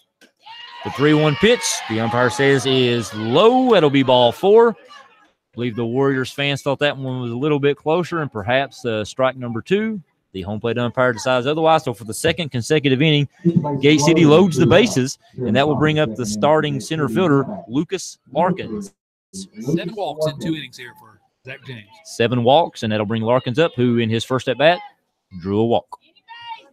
So with bases loaded and 2 outs here in the top of the first, James comes set, checks the runner at third, and delivers the first pitch, and it is a ball outside for 1 ball and no strikes. We don't have the best angles on the right side. Boy, it doesn't look like he's missing much on some of these pitches. Yeah, it seems like if he's missing up, or in these last couple pitches case, maybe a little bit away. James with the 1-0 pitch is up and away for 2 balls and no strikes. And James has nowhere to put this base runner. A walk here to Larkins would force in a run. You know, Coach Mills, I see him standing up, looking a little bit impatient right now, hoping James can somehow get out of this 2-out, full bases loaded jam. The 2-0 pitch right down the middle to Larkins for strike number 1, 2 balls and 1 strike. Again, Gate City with the bases loaded. We have Tyler Ham over at third, DeAndre Mack at second, who drew a walk, and John Compton at first with a walk. There's a ball in play in the hole between first and second base. It goes out to right field. Ben Bricky fields it, fires it towards second base. Everyone will be safe. Gate City will score 2 runs on the 2-out single from Lucas Larkins. A solid base hit in the second base, first base hole out to right field. Ben Bricky did all he could, fields the ball, throws it into second, but with 2 outs, the Gate City runners were on the move, and the runner from second came around to score. That was Mack from second. He scored. Ham will also score. The runner on first, John Compton, went all the way from first to third on the contact. That will give Gate City an early 3-0 lead here in the top of the second. We had a runner at first and third for the batter, Landon Turner, the starting second baseman for the Gate City Blue Devils. James comes set, checks the runner over at third, delivers the pitch. It is called a strike from home plate umpire for a 0-1 count. You know, that was the first time all game, near 2 innings, that anyone for Gate City really made any solid contact against James, but it was right in no man's land. Second baseman couldn't get it. Yeah, perfect position, perfect hit. Just went the other way with it and drove it in the hole. Oh, we've got a pickoff move here, and nothing doing. James with the fake to third, the runner on first base. Larkins took off running on the leg kick. He stole second with no throw. No one was really ready to cover second base. So now Gate City with runners at second and third with 2 outs and an 0-1 count on Turner, the batter. James comes set, checks the runner at third, delivers the 0-1 pitch, called strike 2. 0 balls, 2 strikes to Landon Turner. And again, you even feel if he can get out of this now, down 3-0, you feel like that's sort of not a gift, but not in as bad a position it could have been. The 0-2 pitch, a swing and a drive to Ben Bricky over in right field. Bricky cannot come up with the catch. Ball falls in front of him. 2 runs for Gate City will score on the 2-out single from Landon Turner. Landon Turner with a solid line drive base hit to right field, drives in 2 RBI, giving the Gate City Blue Devils a 5-0 lead. And nothing Bricky could do about that one. Just 1 on and 2 out. Charged it, Here in the top of the landed second right in inning front of him. for Here Gate comes City. Coach Now Mills batting, out to the number mound. Looks like we're going to have a pitching Gardner. change. Yeah, I believe Coach Mills has seen enough. Again, that's only 2 hits that James has given up so far here in the game, but 2 hits and 7 walks leads to an early 5-0 Gate City lead here in the top of the second inning. Definitely not the start that Coach Mills was hoping to see here tonight from his ace pitcher, James. Looks like Coach Mills is going to turn the ball over to Bryson Collins. Yeah, Collins will go to the mound. Looks like Keegan Jones, who was the DH, is going to come in and play first base. And Zach James will head out to right field. Now, looks the like pitcher here. for the Warriors is now Yeah, we'll have to do the best we can on some of these number 6, substitutions. We're not exactly high up on the priority list of getting the substitutions down, but we'll do the best we can. We'll make sure we get it right for you guys there listening at home. Again, this call to the bullpen is brought to you by Robo's Drive-In of Pound. Good food there down at Robo's. Get you a hot dog, a good hamburger, milkshake, onion rings, just about anything you want there at Robo's Drive-In in Pound, Virginia. Again, Coach Mills going to the bullpen here early on in the top of the second inning, calling on Bryson Collins to come on to the game. And Chad mentioned Bryson's excellent pitching last year. He comes in last season pitching 23 innings. He appeared in 11 games, had a overall record of 2-1. Had a 2.13 ERA and a 1.3 walks and hits per innings pitched. And, of course, this will be the big junior right-hander's first appearance of the 2018 season for the Central Warriors. Another hard thrower, another big guy, long stride, and looks like he's just about loosened up. And we'll get back to action. Really, it could have been a lot worse, we said right before that last one. In the last 2 hitters, Gate City has really just caught up with James' fastball a little bit, although they went opposite field both times. They're a little behind it, but good pieces of hitting in both instances. And 4 runs now across the plate for Gate City here in the top of the second. That's kind of the mentality. Sometimes you got hard throwers. You just got to make contact, and that's all Gate City's done. The first base hit there, who had that first base hit? I believe it was Larkins. Yeah, Larkins with the little single, just a little ground ball in the hole. Nothing the first baseman, second baseman can do, just a solid base hit single to the right-hand side. And then when Turner came up, Turner with a solid line drive, it fell in front of Bricky out in right field. And long story short, it's 4 Gate City runs on the board here in the second, giving the Blue Devils a 5-0 lead. Here with 2 outs, Coach Mills goes to Collins to see if we can't get out of the jam. Collins comes set, delivers the first pitch. It is low for ball 1. Again, now batting for Gate City is Tyler Gardner, the starting first baseman, wearing number 4. In his first at bat, Gardner drew a walk. Collins checks the runner over at first base. He comes set, delivers the 1-0 pitch. It is low and away for ball 2. So much like what we saw with James so far, again, only 2 pitches in. We'll give Collins a little bit of a break, but he starts off the way James left off with 2-0 count. Collins comes set. A little slow pickoff throw over to first base, maybe just sort of get settled in. Not really a pickoff move that's going to pick too many base runners off unless you're just stealing on first move. Runner gets back safely. Collins looks over to first base again. Comes set. The 2-0 pitch right down the middle for strike number 1. So it's 2 balls and 1 strike to Gardner. Again, 2 outs here in the top of the second. Gate City with a 5-0 lead. Runner over at first. Collins checks him out. Here's into home plate, delivers the 2-1 pitch, which is called a ball high, making the count 3 balls and 1 strike to Turner. Well, I'm sorry, Gardner. Turner's over at first base.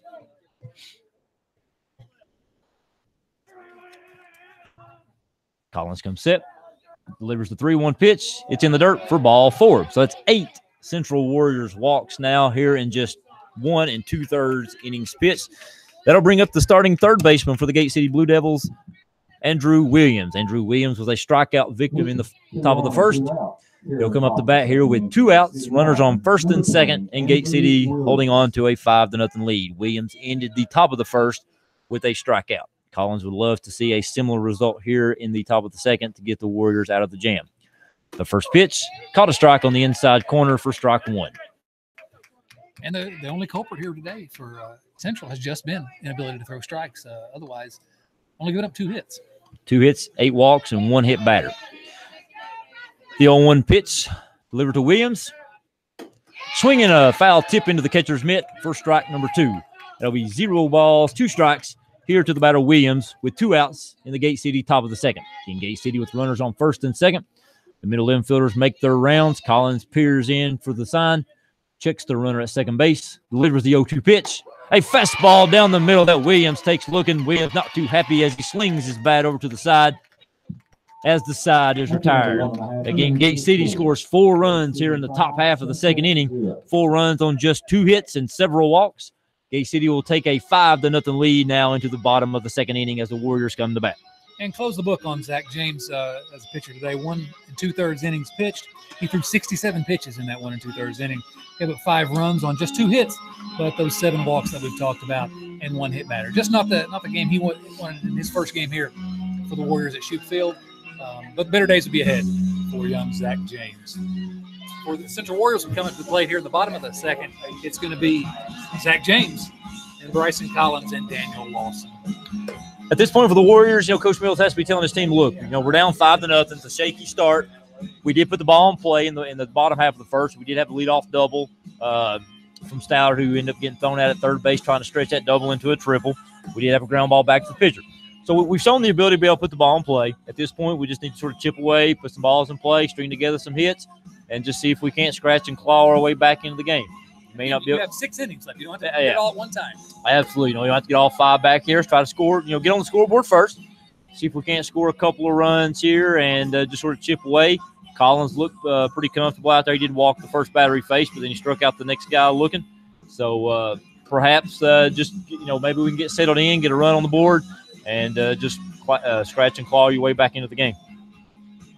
It's the only way to do it. Zach James, now the right fielder, be leading off. Gate City players meet here at the mound. They break up the huddle. Leading off the bottom of the second inning for the Warriors, number 14, Zach James. And Zach James here to lead off the inning here for the Warriors in the home half of the second inning. James now the right fielder for the Warriors. Myers gets his sign from the catcher, goes into the windup, and the first pitch of the inning is a off-speed pitch that James was way out in front of to fall behind in the count, 0-1. Really interesting idea to lead him off with an off-speed pitch. Got a lot of confidence, a curveball maybe, and did have James way out of it. Yeah, well, the Warriors were teeing off on that first pitch there in the first inning, so maybe he thought come out with a little off-speed pitch and get the Warriors out in front. He follows it up with another off-speed pitch that James is out in front of, so James is quickly behind in the count, no balls and 2 strikes. Outfield straight up and a little bit in center field, certainly, a little bit shallow playing. Here comes the 0-2 pitch. Myers delivers. A fastball that is hit high into the air into center field. And speaking of that center fielder, it burns the center fielder. Larkins gets burned on the fly ball. James races in the second base with a leadoff double. It will count as a double, even though you have to figure that was a pretty easy fly ball, or should have been an easy fly ball for Larkins to get to out in center field. He actually broke in on the fly ball, thinking the ball wasn't hit quite as hard as it was. It drifted over his head. Good base running right there by James, hustling down the line, going all the way to second base with a leadoff double. That will bring up Bryson Collins. And that's what you need. It should have been first out of the inning. We said you get a double, got a runner in score position, and now the game starts to maybe get a little bit of momentum for the Warriors. Myers comes set, delivers the pitch. It goes all the way to the backstop. James races into third on the wild pitch. Now the Warriors with a little bit of spark, maybe a little bit of life, looking to get that first run up on the scoreboard here and see if we can't claw back into the game. I thought you were going to say just a bit outside. Maybe. I'm saving that one for, okay. I don't know. I think that one hit the bull back here behind the plate. So Bryson Collins will step back into the box after that first pitch. Head in the count, 1 ball, no strikes with 0 outs. Again, James over at third base now after the leadoff double and then the wild pitch advancing him to third. Myers electing to go into the windup and the 1-0 pitch is in the dirt for ball 2. So again, a good start here to the bottom of the second inning as the Warriors try to claw back into this 5-0 deficit. Bryson Collins ahead in the count, 2-0. Collins started the game at first base, is now the pitcher for the Central Warriors. They're relieving James there in the top of the second. James gets his lead off of third base. Myers into the windup and the 2-0 pitch. Down the middle, swing and a miss by Collins, who's a little late on the fastball. Makes it 2 balls and 1 strike. Now, Collins hit 320, 478 on base percentage, 620 slugging last year, 4 home runs. He's a big hitter. Boy, it's be a good time for him to put a ride on in one. Yeah, he went 1 for 4 a couple weeks back against Pike Central. Came up to bat 4 times, got 1 hit, a double. That pitch misses for ball 3. Collins now ahead in the count, 3 balls and 1 strike. Collins did strike out twice in that game against Pike Central on the 23rd of March. James gets his lead off third. Myers comes set, and the 3-1 pitch down the middle, a swing and a miss by Collins, and the count runs full. 3 balls and 2 strikes. Get nobody out here in the bottom of the second. Central Warriors trail the game 5-0. Zach James over at third base after a leadoff double, advanced to third on a wild pitch. Collins has now taken the count full. 3 balls and 2 strikes. Myers gets the sign, goes into the windup, and the payoff pitch is fouled off down the first base side, out of play. That'll keep the count full. The umpire gives the catcher a replacement baseball.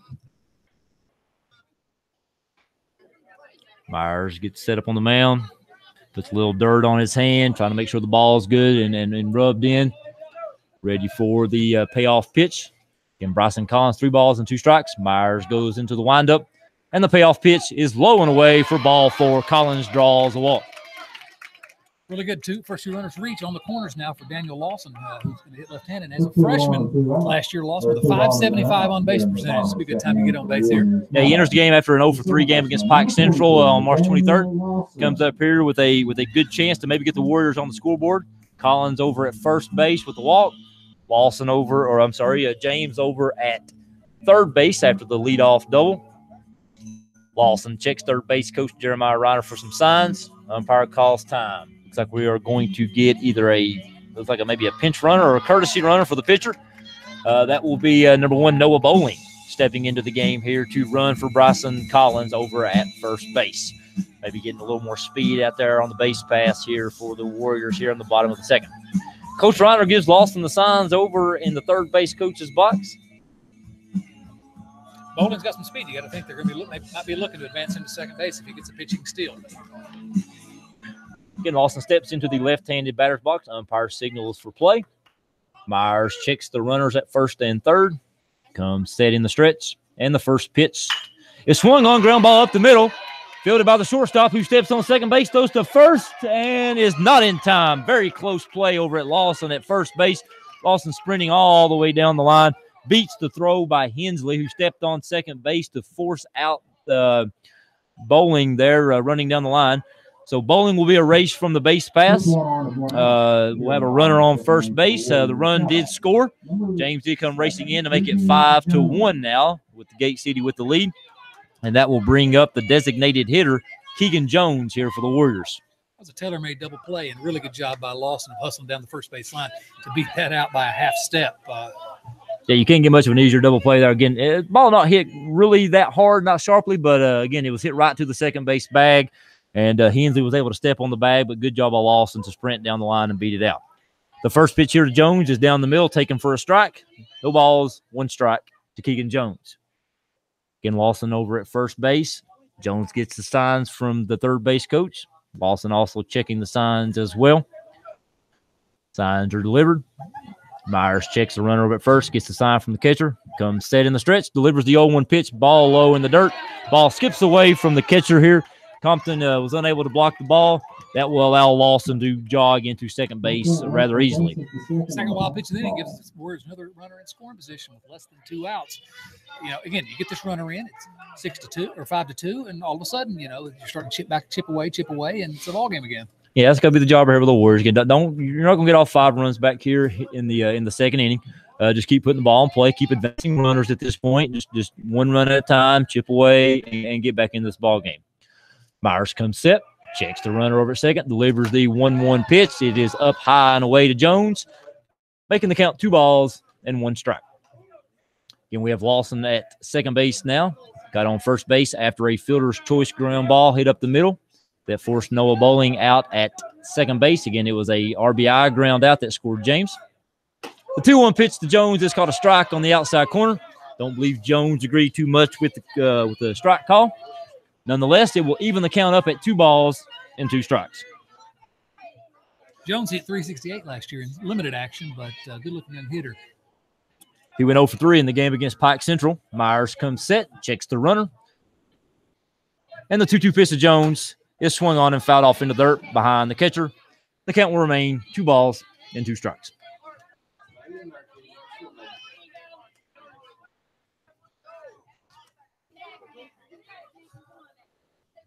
Again, if you're just joining us, we are about an hour behind the regularly scheduled time. Umpires are a little delayed, so if you're thinking this game should be winding down and maybe close to the conclusion, we're just in the bottom of the second inning. If you're looking for some good entertainment, feel free to go back and listen to the pregame talk. Myers delivers the 2-2 pitch high and inside. That will run the count full here to the designated hitter, Keegan Jones. So it'll be 3 balls and 2 strikes with 1 out here in the Warriors' bottom half of the second inning. It's been a long 2 innings, Chris. Almost 2 hours, but man, it's been fun. It has been fun. Like I said, lifelong dream of mine to sit here and not only do play-by-play of baseball, but to have my own sports show. The payoff pitch to Jones is swung on and missed. Strike number 3. That'll be the second out of the inning.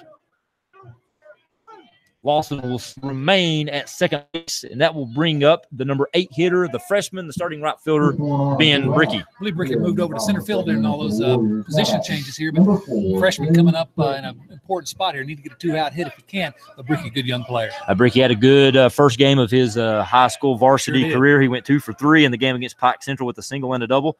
He also scored a run. He leads the team right now in the early going here with a .667 batting average. The first pitch to Bricky is a swing and a miss for strike number 1. Again, Warriors with 2 outs, have a runner on at second base. The number 8 hitter, Ben Bricky, now in center field up to bat.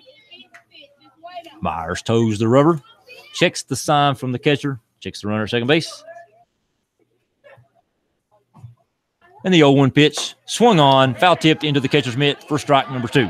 Bricky a little slow on the swing here in the early going. Both those pitches, fastballs that seemed just he wasn't quite ready for. Balls behind in the count, no balls and 2 strikes. Myers fixed his shoelaces here on his right foot before delivering the 0-2 pitch. Again, in the on-deck circle is Mr. Landon Elkins, hoping to get to bat here in the bottom of the second. Myers checks the runner, delivers the 0-2 pitch, right down the middle, taken for strike number 3. Bricky goes down, looking to end the Warriors' home half of the second. The Warriors do get a run to make the score 5-1. Again, James with the leadoff double to center field, advanced to third on the wild pitch, would later score on the Daniel Lawson ground ball to shortstop on the fielder's choice. So the Warriors do chip away a little bit, but still trail heading to the top of the third, 5-1. But again, just what you were talking about, you got to chip away. So they got one of them back. You don't need to get them all. Yeah, they did get one back. But again, they had a runner at second base there after the wild pitch with 1 out. I'm sure Coach Mills would like to have seen at least, get him to third base and take your chances with the runner at third. But unfortunately, the next 2 hitters, Keegan Jones and Ben Bricky, unable to score the runner from second base. So Lawson will get stranded at second base. We'll leave a runner in scoring position. But again, they did get that first run on the scoreboard. And we'll just have to see if perhaps maybe the Warriors can just keep scratching away. Gate City comes into this game in their last contest, the 9-8 losers to Union in a game in which they entered the final inning up 8-3. So Gate City, not a lot of experience here. Again, only 5 games into the season, but they do have that in the back of their mind that they were unable to close the last game. So the Warriors want to keep that in the back of their mind. Absolutely. Maybe they'll cough another one up here. Bryson Collins back on the mound, and it would be really important with 8-9 hitters up. Get a quick inning here, get back in the dugout, and get those bats going again. Yeah, we'd like to thank Southern Steel Tattoo for sponsoring tonight's game. Again, Shade Tree Landscaping, one of our sponsors tonight, as well as ITS and Dale's Heating and Air. Again, thanks to all the sponsors for bringing you Warrior sports. Bryson Collins back on the mound, and here with the play-by-play is Chad. First pitch to shortstop Andrew Hensley, called strike 1. So it's a good start for Bryson Collins. Hensley's last time at the plate, he walked and was erased on the front end of a what looked to be a double play, so it ended up being a fielder's choice. Second pitch swung on and fouled back, and Bryson Collins got a quick 0-2 count to the leadoff hitter. That's just what we were talking about. It's really important if this inning Collins can throw strikes, get out of an inning quick here, and then all of a sudden you can maybe start to see this momentum shift and Central start chipping away. To the windup and the pitch, a little bit low. That'll be 1-2. Not a bad pitch by Collins. Seeing if Hensley would chase it down low, but it is a 1-2 count. Hensley, a couple warm-up swings, takes another pitch, 2-2. The Warriors would like to probably see a quicker defensive inning right here, maybe get back in here and get the bats going again, kind of get into maybe a little bit of a flow of a game, keep Gate City off the scoreboard right here, like we've said, just sort of chip away at the lead. Ground ball to the third baseman. Tyler Muncie throws across to first and dug out nicely by Keegan Jones for the first out of the inning. So there you go.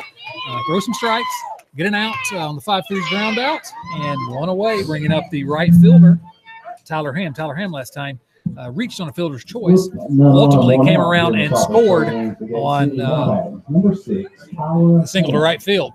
Yeah, good play right there by Muncie. Nice routine ground ball. Again, we haven't had a whole lot of balls in play, so it's nice when you do get one to make the play. We saw in the bottom half of the second, routine pop up to center field by the Warriors was not caught by Gate City. That led to a run. So the Warriors capitalizing on the routine ground ball to Muncie. First pitch is a ball. Here comes the second pitch to Tyler Ham, also a ball up in the zone. And we talk about working fast and how that helps your defenders behind you. But and you mentioned throwing strikes. It's so key. You get sort of tight out there. It's a little bit chilly. That'll be the 2-0 pitch will be a strike right down the middle that Ham takes. Bring the count to 2-1. We do have a few defensive changes there. Again, Keegan Jones now at first base. He was originally the designated hitter for the Warriors. Now entering in the game at first base as Bryson Collins moves from first base to the pitcher. That's a ball, 3-1 count here now, so you don't want to lose this second hitter. Collins toes the rubber, looks in for the sign into the windup, and the pitch swung on and tapped softly in front of the mound. Collins quickly off the mound, bare hands the ball, throws it in the dirt. Nice pickup by Keegan Jones at first base for the second out of the inning. Really impressive how Bryson Collins jumped off that mound quickly. Really good fielding play. The throw was low, it was in the dirt. Nothing, no problem at all. Yeah, it's a really tough play. Very slow hit, almost like a swinging bunt. Collins came off the mound, bare-handed the ball, fired a shot over to first base. It was a little short hopper. Great job of Keegan Jones to dig it out of the dirt. Good defensive play right there by the Warriors for 2 quick outs. Back around at the top, DeAndre Mack hitting again. He's the leadoff hitter. He's walked twice, scored a run already today, and he will take a strike down at the knees for the first pitch. Again, Bryson Collins now throwing strikes, and you can start to feel a little bit. The fans are getting into it. Maybe some momentum change. And then there's a swing, a line drive right at the shortstop. Landon Elkins almost overran it. He reaches back, grabs it for out number 3. So there you go. That's what we talked about, a 1-2-3 inning. And get the bats going, maybe get another run or two, and all of a sudden it's a lot different ball game at the end of 2.5 innings, going to the bottom of the third. Gate City 5, Central 1. Yeah, great job right there. Again, Collins coming in throwing strikes. Probably less than a 10-pitch inning right there, or at least right around 10 pitches. 3 quick outs, and get the team back in the dugout. You've given up 5 runs. You gave up 4 runs in the second inning.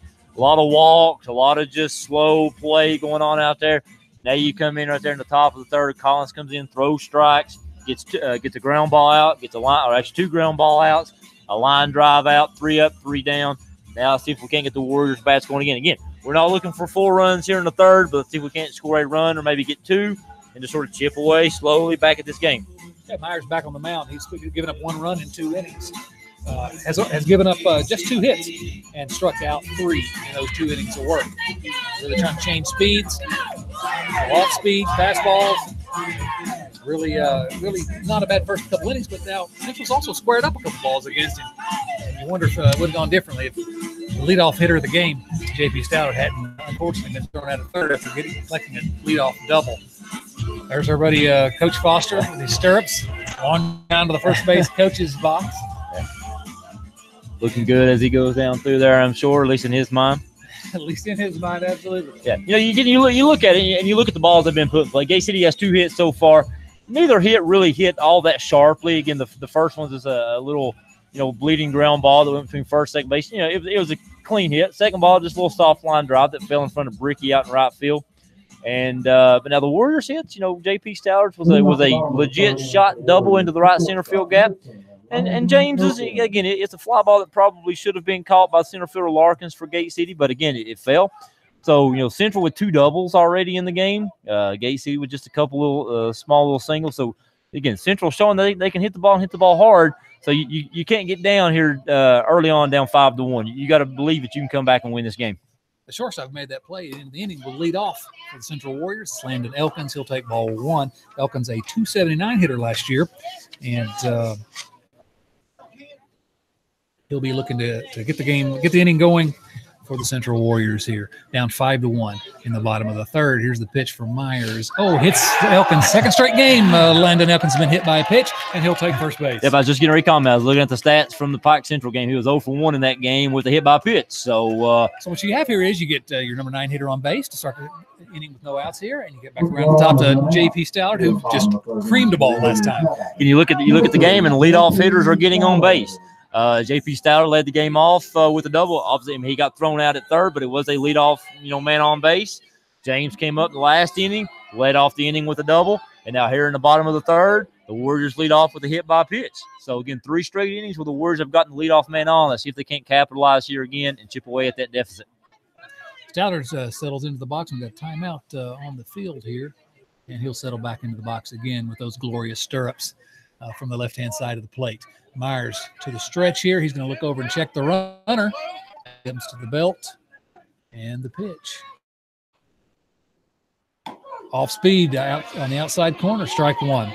And he led Stallard off with a fastball. The first time up, Stallard lined a rope off the right center field fence, a couple hops off the right center field fence, an easy double they tried to stretch into his triple. So this time he leads him off with an off-speed pitch. Elkins leads off first. The pitch from Myers. Another off-speed pitch lifted to right field. Right fielder goes back on now, coming forward. He can't get it. It drops in front of him. That'll be a single for J.P. Stallard. Elkins will hold up at second base. So that was a ball that, truth of the matter is, probably should have been caught. He may have lost it because, as we said, the sun's really bad out there. You're right fielder, Ham. So it drops in for another hit. First 2 runners on. You have Jarrett Jesse coming up. And, again, Central Warriors are threatening. It looked like Ham broke back. It was a hard swing right there by Stallard. It was the first instinct might be to break back on that ball just because of the swing. Again, the sun in the right fielder's eyes makes it very difficult to see out in right field. Again, right field here at Shoup Field is probably the most difficult position while the sun is still up, especially at this time of the evening as that sun begins to set beyond the mountain here behind home plate. It is very difficult to see out in right field. Jarrett Jesse, your left fielder, is to plate. Swing and a miss on the first pitch. It's 0-1. Jesse, his first time at the plate, grounded out to the pitcher. This would be a good time for him to get on the board here. Again, worst case scenario, the Warriors would love to see him advance the runners, at least get the runners to second and third if possible. Not saying we're going to sacrifice bunt. We've got to get these runners into scoring position with nobody out. Myers a stretch and the pitch. Oh, a check swing fouled off down the third base line, and it'll be an 0-2 count on Jarrett Jesse. Jesse swinging from the left side. You've got J.P. Stallard on first. You got Landon Elkins, who's hit by that pitch to lead off innings, on second. So both those kids run really well. You go back to the last game. Jesse led the team. He was actually 3 for 4 in the last game. Had 3 RBIs. So he's looking to capitalize, maybe add another RBI at the base hit here. After not playing last year, here's a swing and a foul straight back off the fence. It'll stay at 0-2. And Jesse had 2 doubles in that game against Pike Central. Led to 3 RBIs, scored a run. And in a game that the Warriors won 4-0, Jesse led the offensive charge. Him and Ben Bricky both led the offensive charge, combining for 5 of the Warriors' 7 hits in that contest. And the Warriors have kids up and down this lineup that can hit the ball. I mean, they can chip away at this. They can come. This is not an insurmountable lead at all. Myers with the pitch. That's up and away. 1-2. I believe at this point, I think the Warriors, they probably know that they're going to be able to score 5 or 6 runs, just because of the offense that they have. It's going to be more of a question: can we just keep pitching? Can we throw strikes? And can we keep Gate City from scoring any more runs after this? And you don't have to have too much urgency. You can come back. Here's the pitch, fouled off again down the third base line. little bit of a defensive swing from Jarrett Jesse, but count will hold at 1-2. Yeah, the defensive swing kind of ruined a pretty good 1-2 curveball right there, but Myers fouls it off down the third base side and lived to see another pitch. Myers takes the ball from the umpire, slowly walks back to the mound, stretches a little bit, looks around. Now he's going to step on the rubber and get ready to deliver this pitch. He'll look in and get the sign from his catcher. He's got it. Looks back at the runner at second base. Still looking at him. Delivers to the plate. Swing and a miss, and that'll be out number 1. Jarrett Jesse strikes out. Good fastball right there by Myers, blowing it right by Jesse for the first out of the inning. Just a little late on the swing. Jesse could not catch up to it, and that'll be the first out for the Warriors here in the bottom of the third. Tyler Muncie will bat now. He's your number 3 hitter playing third base. Made that nice play in the top half. Muncie, of course, hit .295 last year, .469 on base percentage, but he did strike out in the first inning. Tonight he'll bat with runners on first and second. 5 at-bats on the season. Muncie has struck out 3 times early on here in the season. Fouls that ball, the first pitch down the third base line, and he'll begin in the hole 0-1. You got to say this for Myers, unlike what we've seen from the Central Warriors, he's done a pretty good job today of getting ahead of hitters. Yeah, and you also go back to what we were talking about early on in the game when it came to James. Here the Warriors are with 2 guys on. Myers in a little bit of trouble. Let's see if he can't get out of it because, Gacy would love to see him maybe just get out of it. It was just 1 inning. He'll keep the damage to a minimum. Here's the pitch low and in the dirt. Nice block by the catcher, Compton, and that'll be a 1-1 count on Tyler Muncie. Muncie, big senior wearing number 15,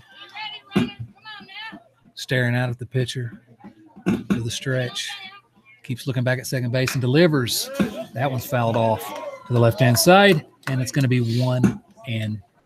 Looked like another off-speed pitch right there by Myers that Muncie was out in front of. Fouled it off, pulled it fouled just off the third base side of the fence there behind home plate.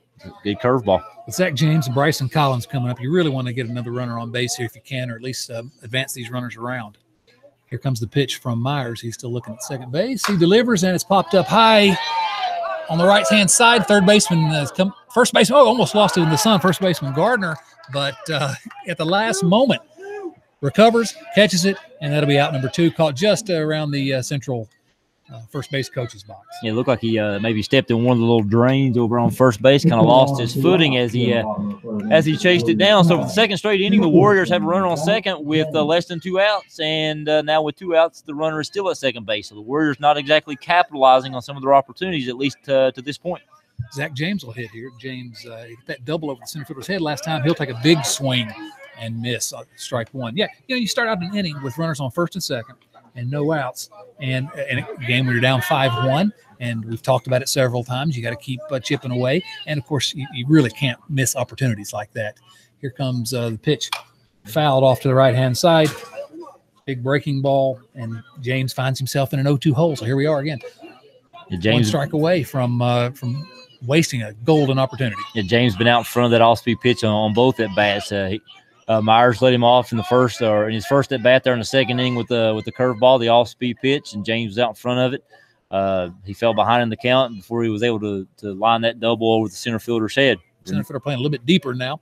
Myers to the stretch and the pitch. That one's lined right at the shortstop. A nice leaping grab by Hensley for Gate City. Another couple inches up, and that's maybe at least 1 run, and maybe runners on the corners, or at least runners first and second, but it's out number 3, unfortunately. So no runs on 1 hit.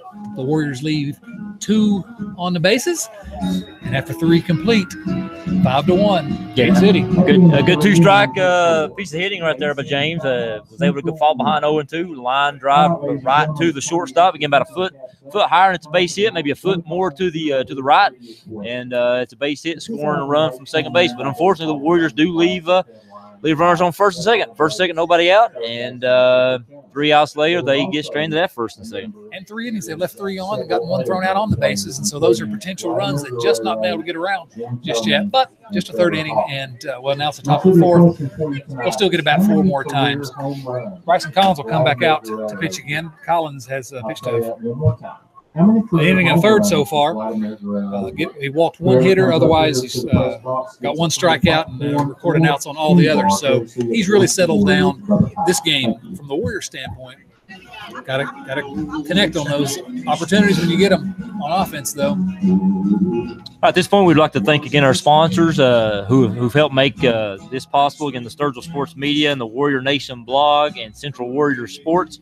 We'd like to thank ITS, Shade Tree Landscaping, Dale's Heating and Air, Evan Sturgill Photography, Cavalier Pharmacy, Todd's Hair Studio, Genesis Salon, Innovative Graphics, Morgan McClure, Chevrolet Buick, and Cadillac of Coburn, Virginia, Robo's Drive-In, Pound IGA, Rainbow Gymnastics, Morgan McClure Ford of St. Paul, Virginia, Chelsea Industrial Supply, Mr. Ben Harding, EMI, England Consulting Group, Home Changes, Powell Valley National Bank, R.H. Sturgill Construction, Little Henry's Excavating and Paving, Don Green with the Napoleon Hill Foundation, and Hamilton Construction. And our game sponsor tonight again is Southern Steel Tattoo of Wise. Let's go to the top of the fourth. Pitcher Drew Myers will lead off for Gate City, and back with the play-by-play, Chris Wilson. Bryson Collins toes the rubber, comes set, looks in at JP Style to get his sign. Again, Myers, the opposing pitcher. Collins delivers a low and away fastball for the first pitch of the top of the fourth for ball one. Getting his first at bat. Myers, let's check it out here. Actually, this is his third at bat. In both of his first two at bats, he struck out swinging. Collins falls behind early though, 2-0. Again, Myers with some defensive swings in those first two at bats, maybe just looking to put the ball in play. Collins falls behind here early, 2-0. Collins into the windup. Myers shows bunt, pulls back, and Collins misses again high to make it 3 balls and no strikes. Myers in the first couple of bats as well squared the bunt and pulled it back every time except for one and took a strike on that one. Be willing to bet he's taken here on a 3-0 pitch. Collins delivers a strike down the middle. Myers tried to bluff it as a ball 4 and take off down the first base side. Umpire was having none of that.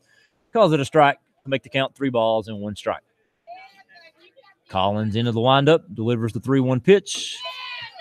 Umpire calls it a little bit low, ball 4. It was pretty close, close pitch to take.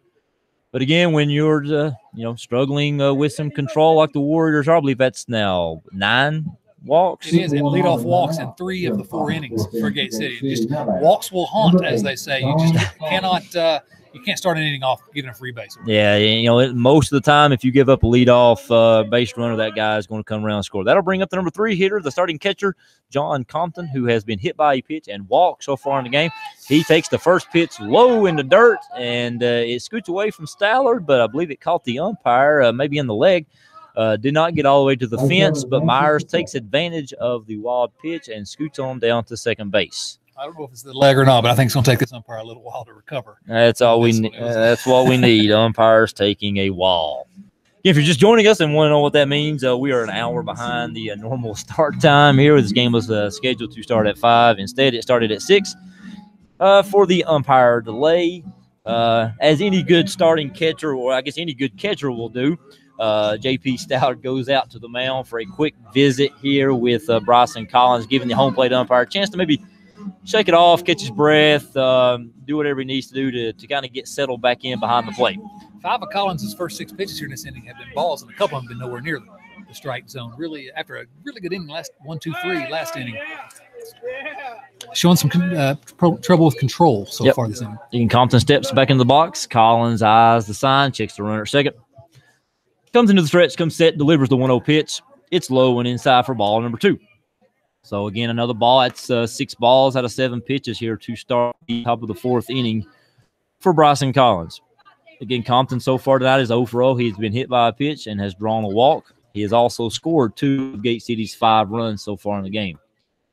Collins delivers the 2-0 pitch. It is swung on and fouled straight back into the screen behind home plate. A good rip right there by Compton. Looked like he maybe wanted to hit that bus out in left center field. A good 2-0 cut right there on the fastball. He was looking to do some damage on that one, maybe make this a 7-1 game. Just missed it, fouled it straight back into the screen to make the count 2-1. Collins, like James, tall right-hander, throws really hard. But if you can't keep the ball around the strike zone, you're going to struggle. Collins comes set, checks the runner at second base. Here's the 2-1 pitch. Down the middle for strike number 2. That will even the count at 2 balls and 2 strikes to the Gate City catcher, John Compton. Again, we got Myers at second base, who led the inning off with a leadoff walk. Compton now up with a runner at second base, looking to maybe make the Gate City a 6-1 lead. Collins comes set. Peeks at the runner at second base, delivers the 2-2 pitch. It is popped up in the infield. Muncie calls everyone off. It's down the third base line. He squeezes it right in fair ground, just down the third base line for the first out of the inning. Compton, the Gate City's best hitter, the number 3 hitter, hit 5 home runs last year. Really good ball player, and to be able to get him out with a runner on second, no outs. Yeah, good first out right there. Again, Warriors looking to do on defense what Gate City did to the Warriors there in the bottom half of the third. Again, the Warriors led the inning off with runners on first and second. They were unable to advance the runners beyond that. Myers led the inning off with a walk, advanced to second on the wall pitch, and now the Warriors going to try to see if we can't leave him out there at second base. That'll bring up the center fielder for Gate City, Lucas Larkins. Lucas Larkins so far on the game is 1 for 1 with a walk and a single. He scored a run back in the second inning. He takes the first pitch for a called strike. Myers inches off of second base. Collins comes set, checks the runner.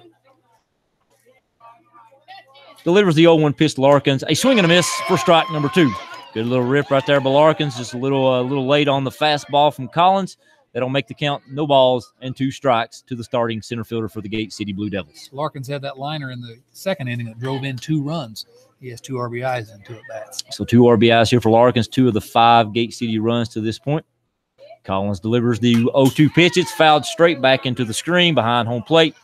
That'll make the count, no balls and 2 strikes. Again, Collins looking to try to maybe get out of this inning with no damage. Again, there's just 1 out, runner at second base.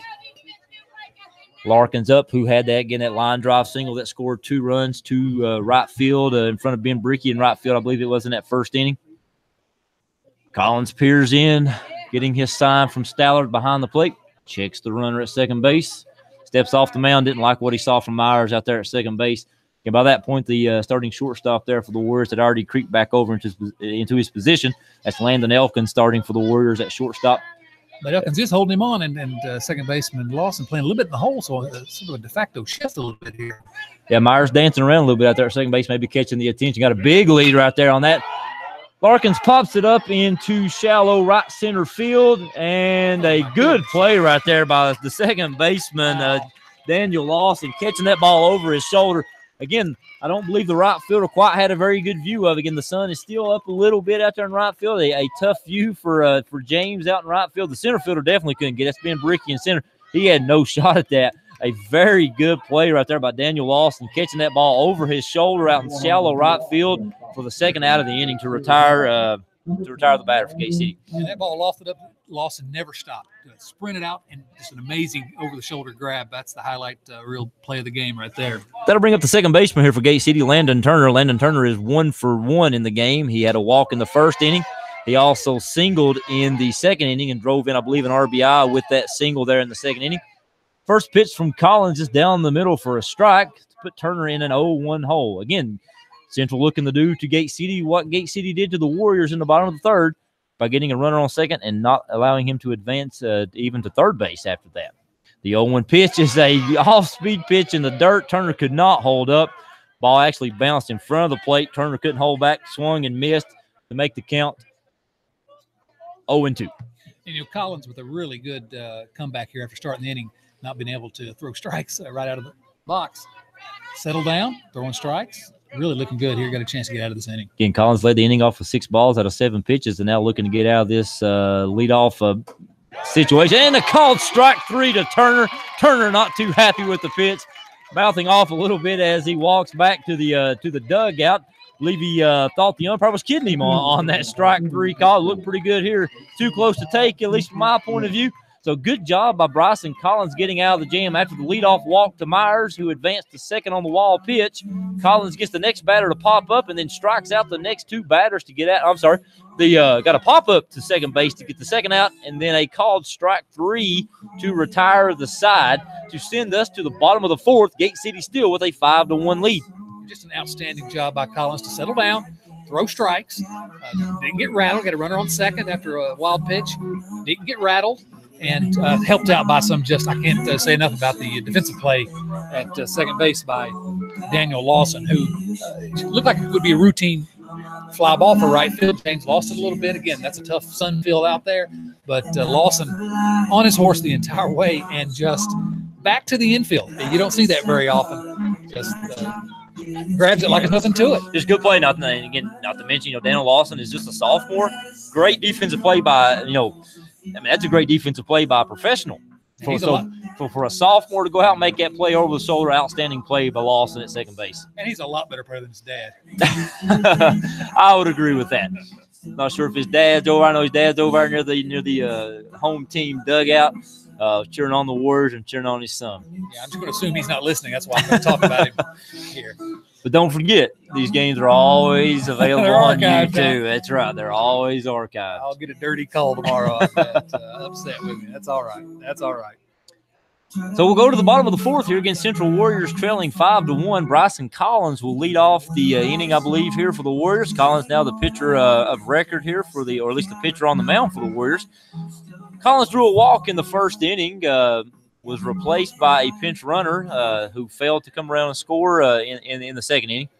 So, again, the Warriors, who have led off every inning so far with the leadoff base runner, looking to maybe do the same here in the fourth with Bryson Collins leading off. Yeah, let's do it again for the fourth straight inning. Let me get some runs here. Warriors, number 6, Bryson Collins. Again, Myers still on the mound here for Gate City. He's pitched 3 effective innings. And three good innings. He's had his own trouble to get in and out of, and to his credit, to the Gate City Blue Devils' credit, he's managed to get out of most of those jams. Again, so far, the Warriors with only one run. We've had runners on in every inning. But, again, only one Warriors run has crossed home plate. The first pitch of the inning is an off-speed pitch taken for strike number 1. Myers was not reading an interview with Gate City's coach before the game. Not one of the guys that was mentioned as a potential starting pitcher for this team, and really looking good right now. Sort of a crafty right-hander, I would say. Collins takes the second pitch for a ball, 1 ball and 1 strike. And Collins a season ago hit .320 as a hitter against Pike County on March 23rd. He went 1 for 4 with a double. The 1-1 pitch, swung on and missed for strike number 2. Big swing. He was looking to get his first home run of the season on that one, looked like. Yep, good hearty swing right there, looking to maybe drive the ball over the fence or at least get a good double. But it's a swing and a miss, putting Collins behind in the count 1-2. Myers into the windup, delivers the 1-2 pitch, a high fastball that Collins could not lay off of for the strikeout. That'll give Gate City the first out of the inning. What we talked about earlier, that high fastball, sometimes, especially with 2 strikes and you're looking to swing, it looks juicy to you, but that's hard to catch up with. Even this fastball, it's not bad, but it's not a Zach James level fastball. Again, for Myers, that's his 4th strikeout so far here in as many innings. That'll bring up the second baseman who made that great catch for the Warriors in the top of the 4th, Daniel Lawson. In his first at-bat, Daniel Lawson grounded into a fielder's choice to the shortstop, had a great hustling effort down the first baseline to prevent the double play. First pitch from Myers is high and away for ball 1. Getting in that last at-bat, Lawson advanced to second on a wild pitch but got stranded there. Again, the Warriors have left several runners on at second base. The second pitch from Myers is also high.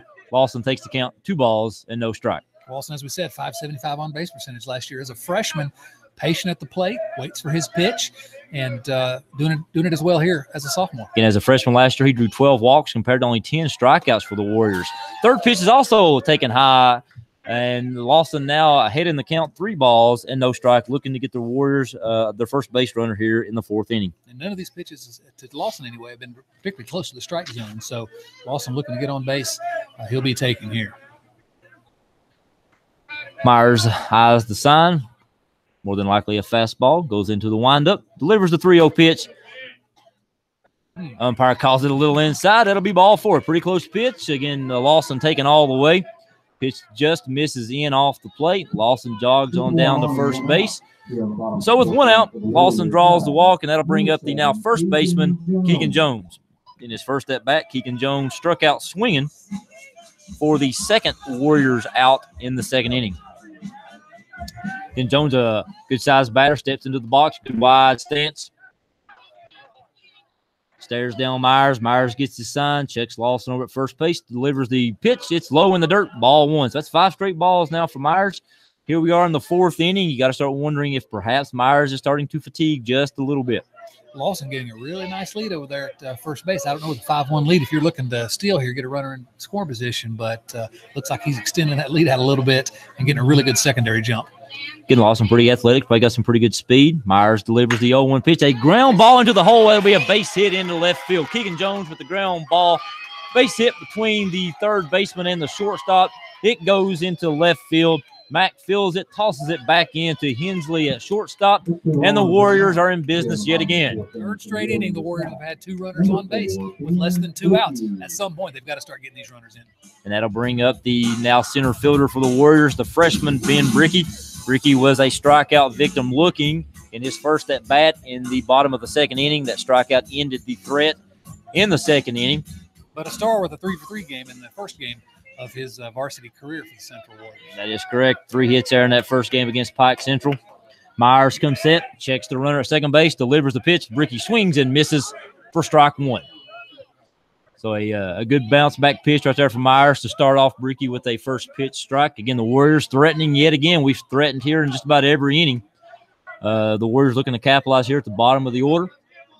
Lawson creeps off second base. Myers delivers the 0-1 pitch. Brickey with a very late defensive swing.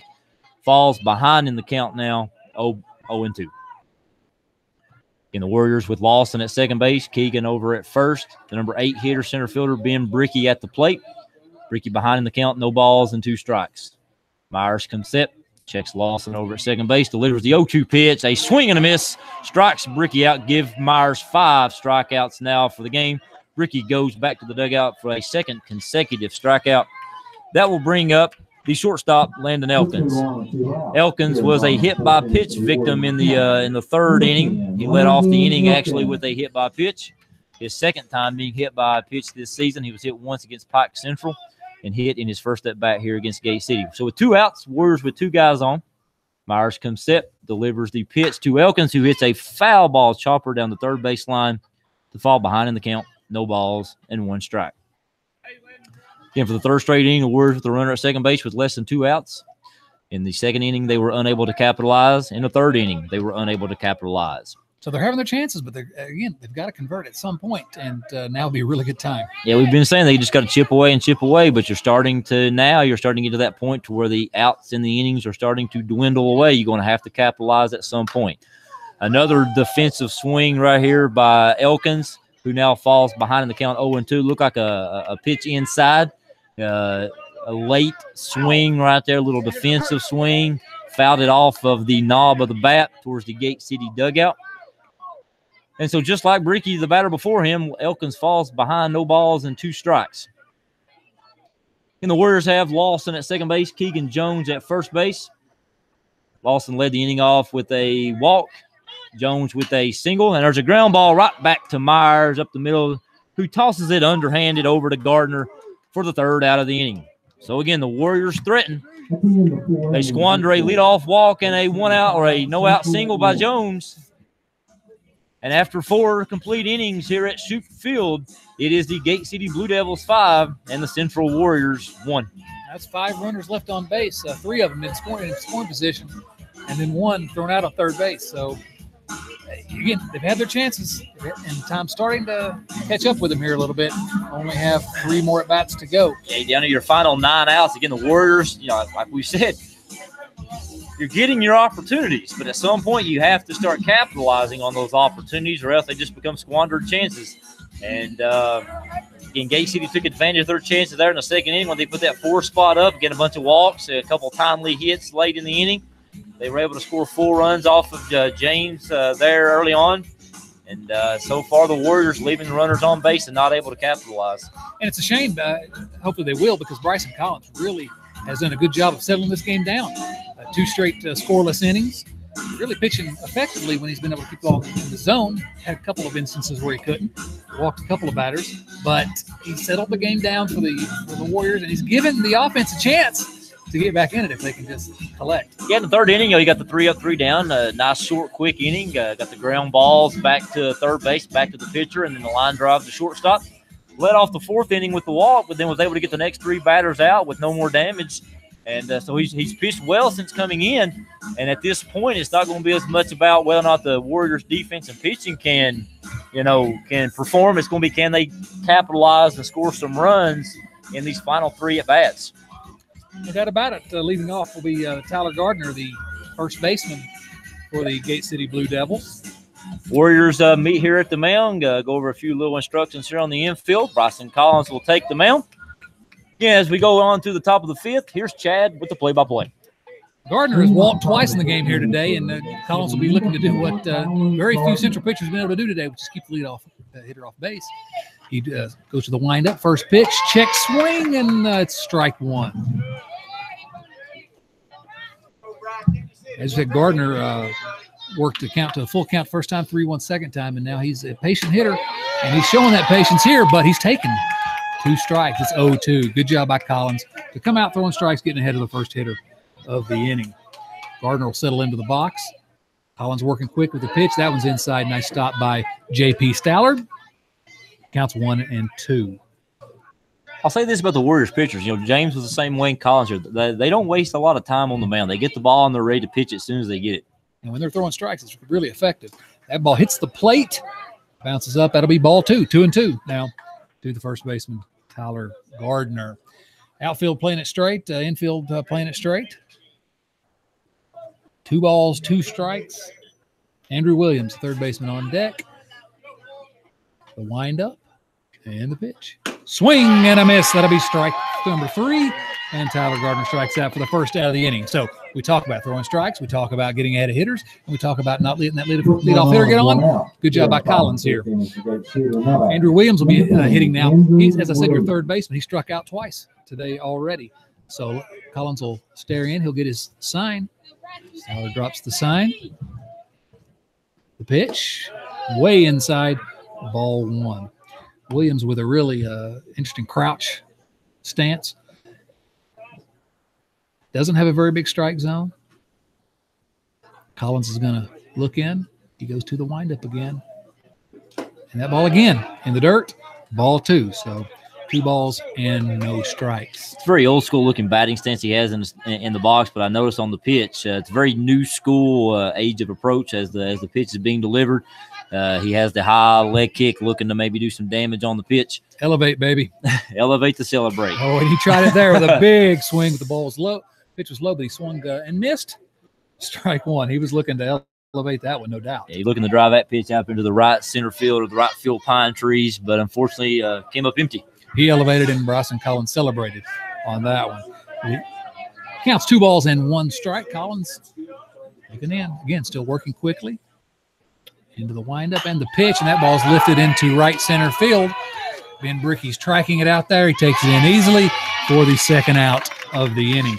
Pretty good contact there, but lifted up and really an easy play for the freshman Brickey in center field. A good play by Brickey, range over to right center field. One thing I noticed on that fly ball, the sun has now officially set in behind the mountain, so there's really no glare or no sun in the eyes of the right fielder. Look like both guys, James and Brickey, both had a pretty good beat on that ball.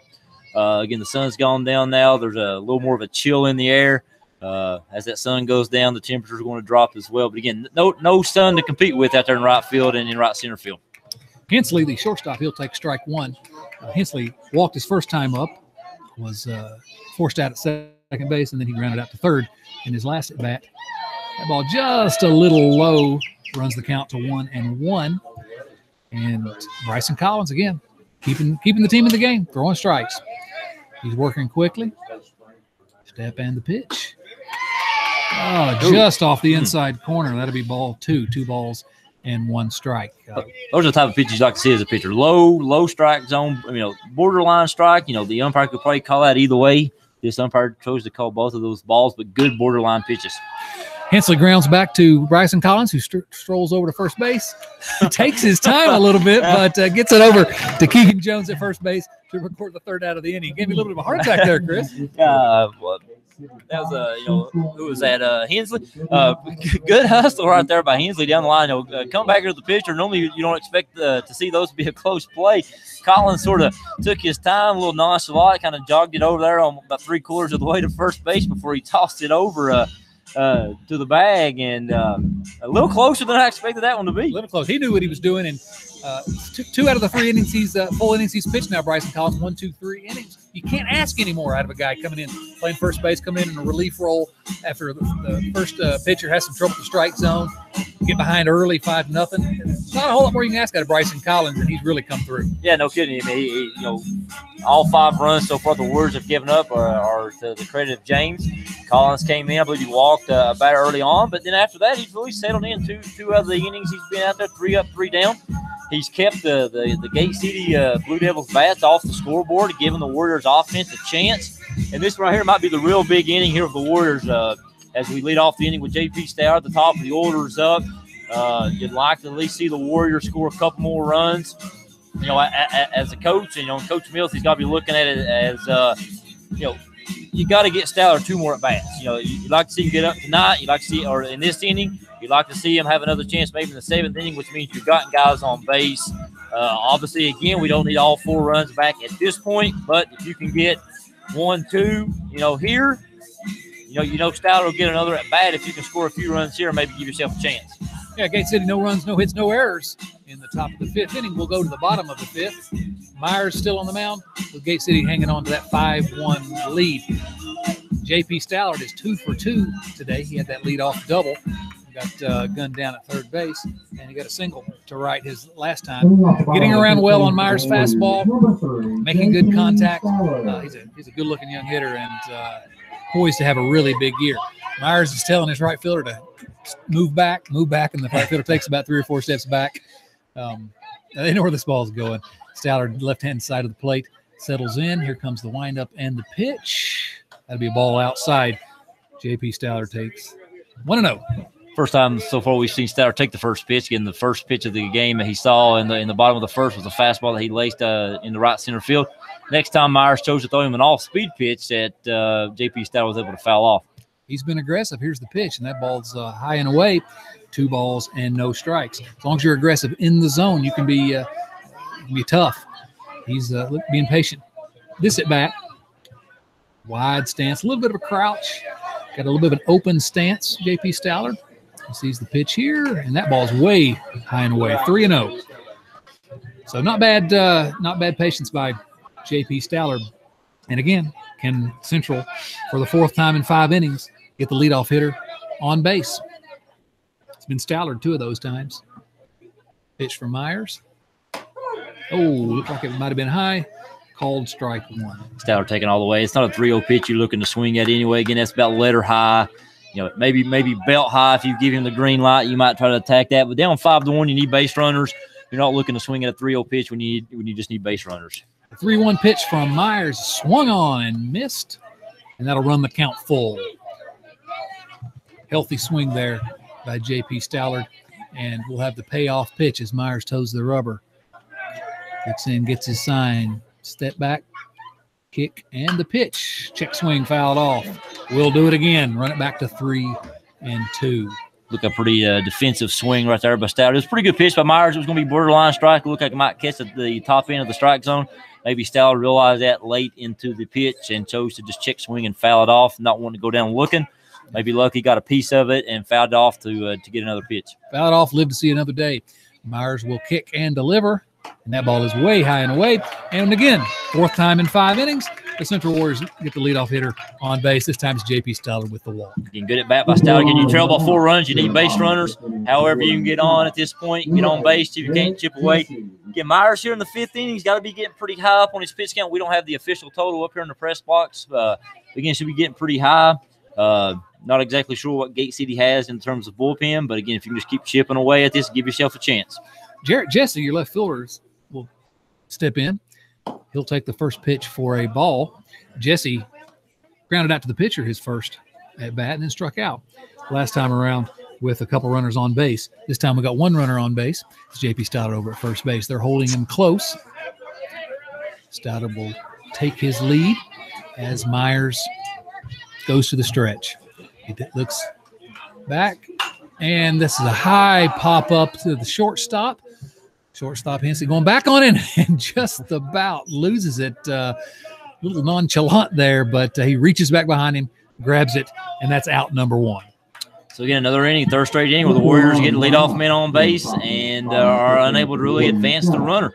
And just 1 out so far in the inning. We got number 3 here, Tyler Muncie, coming up, who can still do some damage. But the Warriors really failing to even move or advance the runners in some of these key situations. They just need to continue to scratch and claw away. Tyler Muncie, third baseman, will step in.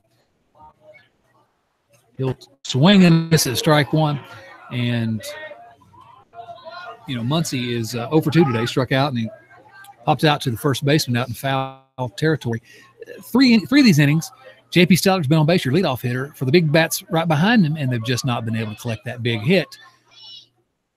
Myers comes to the stretch, and the batter, he's taking a little bit too much time, and Muncie will call timeout. Myers looking back at second base for some reason on every pitch. There's no runner out there. I don't know if he's expecting, because it seems like Central's always had a runner on second base today.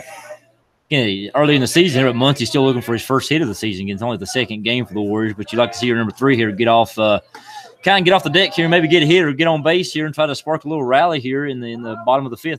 He'll take a ball. That's 1-1, and that ball high. Muncie will get his hits. It'll be a good time to see him get his first one right here. He's going to have plenty of them this season. He steps back into the box. He's over 5 so far in the season with 3 strikeouts. So I'd like to see a little more contact right here at your number 3 hitter. Absolutely. Myers is on the mound. He's going to look over, across, turn the shoulder and look. He'll come to the stretch now. Look back at second base again and deliver. That ball's away. 2 balls and 1 strike. Getting James on deck, maybe looking hope to get up with the runners on first, second. James with a double in his first at bat to dead center field. The Warriors would love to see 2 guys on him to do that again here in the bottom of the 5th. And James has made good contact both at bats, so really need to get something from Muncie here. Myers goes to the stretch, and he'll deliver, swing, and again lifted high to the right side. Looks like that's going to go foul. It'll settle into the Gate City bleachers over there, and the count will run to 2-2. Having some technical difficulties over here, sounds like. But shooting some fireworks off up here in the press box. But it sounded like I'll take some fireworks here in a minute when we get this big home run here. So how about that? Muncie, 2-2 count. Myers paying a lot of attention to Stallard, but he's not going anywhere. There he goes. He takes, and it's a line drive. Hits fair third ball. base. Fair ball. That ball hit third base. It's down into the corner. J.P. Stallard running on the pitch. He's going to hold him up at third. Tyler Muncie, we just said it, gets his first hit of the year. It's a double to the left field corner. And now you got runners on second and third for your cleanup hitter, Zach James. Really nice hit. Yeah, big hit right there. Two strike. He pulls the ball hard right down the line, right off the third base bag. Carried all the way down left center field. Again, down by 4 runs. The third base coach, Jeremiah Reiner, choosing to hold up J.P. Stallard right there. Maybe not wanting a chance of having your second run thrown at home plate with just 1 out.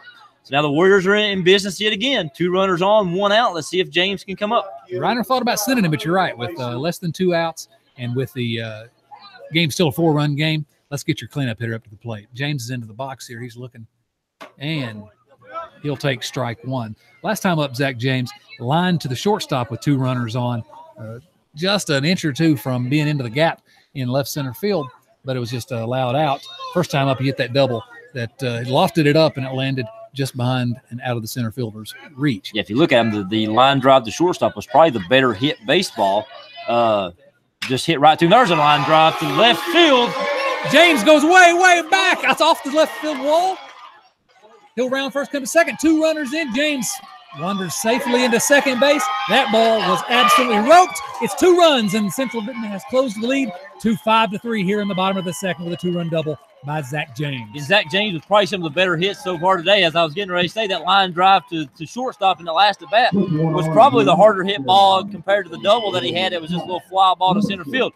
His third at bat, though, that was by far the hardest hit ball maybe of the game. You go back to J.P. Stallard's leadoff double that got the game started for the Warriors. That was a hard hit line drive over the left fielder's head at 1 hop, the fence out towards our Scott County bus. And Gate City's coach is going to call timeout, come out and talk to Myers with the Warriors now down just 5-3. James started out the game really rough start on the mound and kind of got the Central in a little bit of a hole by his inability to throw strikes. But at the plate, he's been nothing but on point all day long. That ball was just a shot. And I thought for a moment had a chance of getting out here. 1 hop to the fence in the left field or over the left fielder's head. And now you've got Zach James with less than 2 outs. You got him at second base with Bryson Collins coming up. And it looks like Gate City's going to make a pitching change. Looks like Andrew Williams, the third baseman, is going to take the mound. The pitcher, Myers, is going to go out to the outfield. Looks like center field maybe.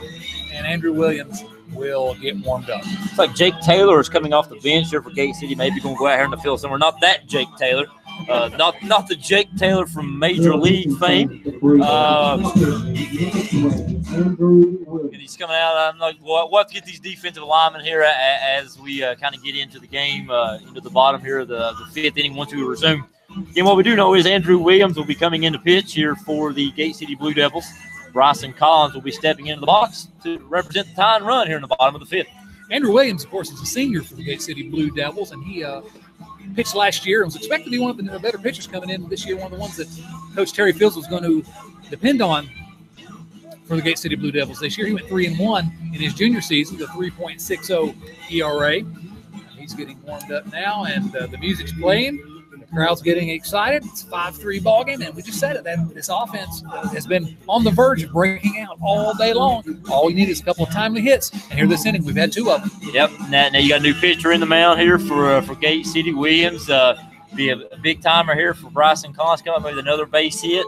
Maybe make Williams feel a little uneasy. And as I mentioned before, Gate City comes into this game knowing that the last time they took the field, they had an 8-3 lead late and was unable to hold on to that lead. So it'd be nice for the Warriors to continue that trend and come back and take the lead here in Gate City, either in the fifth or at some point before this game ends.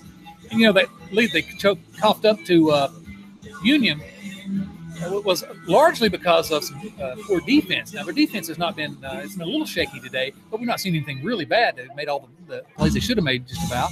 And so you got to wonder if that's going to be in the back of their minds that they just coughed one up their last time out. Bryson Collins, of course, as we've said, led the Central Warriors in home runs last year with 4. He's a big hitter. Now would be a good time for one. Hit .320 last year, .478 on base percentage, 4 home runs, 17 RBIs, 3 doubles as well last year. So he'll settle into the batter's box. He added a double against Pike Central in the Warriors' last game. So Williams delivers the first pitch swinging as Bryson Collins, and he'll foul it off back behind the plate. No balls and 1 strike. Watching Williams warm up, I know he's very, I won't say animated, but very, I guess, leggy. Got a nice little leg kick. Looks a little quirky. Look like he has some off-speed pitches. Not exactly a hard thrower. Again, not built like a big, tall, lanky pitcher like Zach James, but looks like he's going to be very crafty, maybe mixing some off-speed pitches. Getting a little hunched over stretch right there, and he breaks the curveball off for strike 2. Really nice off-speed pitch there. You're right. He's sort of all arms and legs coming at you off the mound. Bryson Collins dug himself into a hole here at 0-2. Andrew Williams coming off, not off the bench, but coming in from third base onto the mound, throwing nothing but strikes. He'll deliver here. That ball's up in the zone. Collins thought about it. Check swing, and he did not go. They'll check down with the second base umpire, who agrees with me, as he well should have. I would agree. A little funny thing there, the catcher actually jumped up and tried to check the call down to third base, even though it's a right-handed batter, the third base umpire. If there was a third base umpire. And really right now with the runner at second, there's not a first base umpire. The umpire has to rotate to second base, and he really doesn't have much of an angle to make that call either. 1-2 count. Collins will take that pitch low and away in the dirt. And a good job by catcher Compton to block that pitch, keep the runner Zach James at second base. So now it's evened up at 2 balls and 2 strikes. It looks like Williams is, again, not an overpowering fastball. Maybe hits his locations, maybe mixing a lot of junk, see if he can't keep the Warriors batters a little off balance. He'll come to the stretch. And the pitch, big swing and a miss. And Collins strikes out. So that'll be the second out of the inning. And again, it's a chance where they got a runner in scoring position. Got to get him in. I'll bring up Daniel Lawson. He's your second baseman. He's number 22, batting from the left-hand side of the plate. First time up, he hit into a fielder's choice, stranded at second. Second time up, he walked and was stranded at second. So if we can get him stranded at second, maybe that means we've got James in and closed his gap a little more. He takes the first pitch for a strike, looked at like right down the heart of the plate. And he enters the game after an 0-for-3 against Pike Central a couple weeks back. But he does what Daniel Lawson does, which is get on base. He's been on base twice today. Pitcher Williams looks back at second base, delivers, big swing by Lawson, and swings and a miss. A little ball a little up in the strike zone. Lawson went up after it, swing and a miss. No balls and 2 strikes. Again, we're a 5-3 game. Gate City's up 5-3. Bottom of the 5th. There are 2 outs. Runner on second. Counts 0-2 to Daniel Lawson. Here's the pitch from Williams. Way up high. That'll be 1 ball and 2 strikes. Lawson looking down at first base coach Kelly Foster, getting his sign. Williams looking at the catcher, looking, looks back at second, keeps looking at second. Now he's going to deliver, swing, and it's lifted up into left center field. That might drop. Left fielder coming in, dives for it, and drops it. Ball's down. Zach James running all the way with 2 outs. Scores from second. Daniel Lawson with a single to left field. And the score is now 5-4. Central closes the gap to 1 run. And looks like a Gate City left fielder, Mack, may be shaken up out there. Maybe got the breath knocked out of him. Yeah, great hustle right there by Mack. I thought that was down the whole way. It was just one of them little high blooping pop-ups that looked like it was definitely over the shortstop's head. I thought for sure it was going to fall in front of Mack out in left field. Mack gave a heck of a dive and effort. At one point, he actually had it in his glove, but the ball kind of fell out as he rolled over. Looked like he may have landed maybe on his shoulder or his leg. Still looks a little bit shaken up.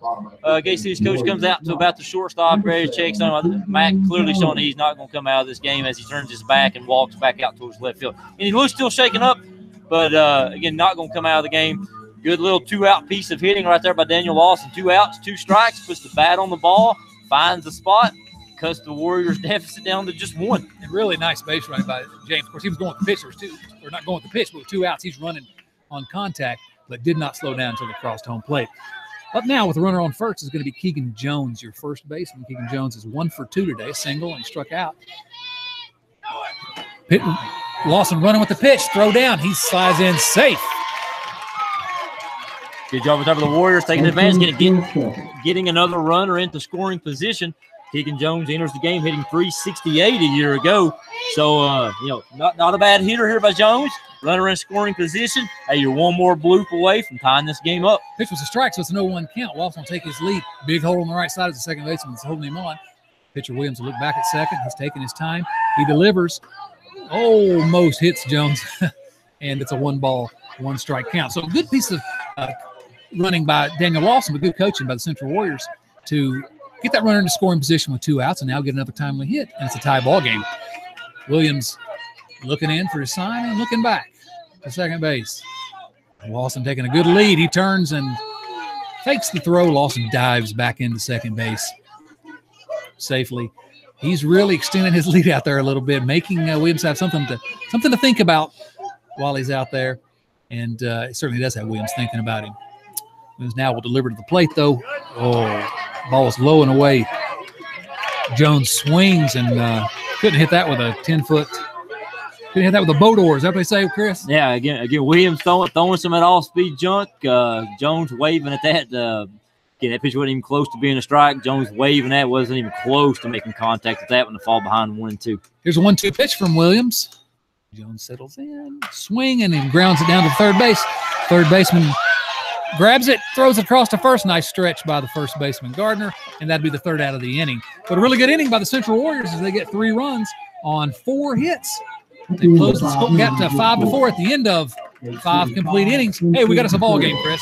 Yeah, outstanding. We've been saying it for the last 3 or 4 innings. Actually, really since Gate City scored 4 in the second, that all the Warriors needed to do was continue to try to chip away, score a run here, a run there. The Warriors had their chances in the 3rd and the 4th inning, but was unable to capitalize.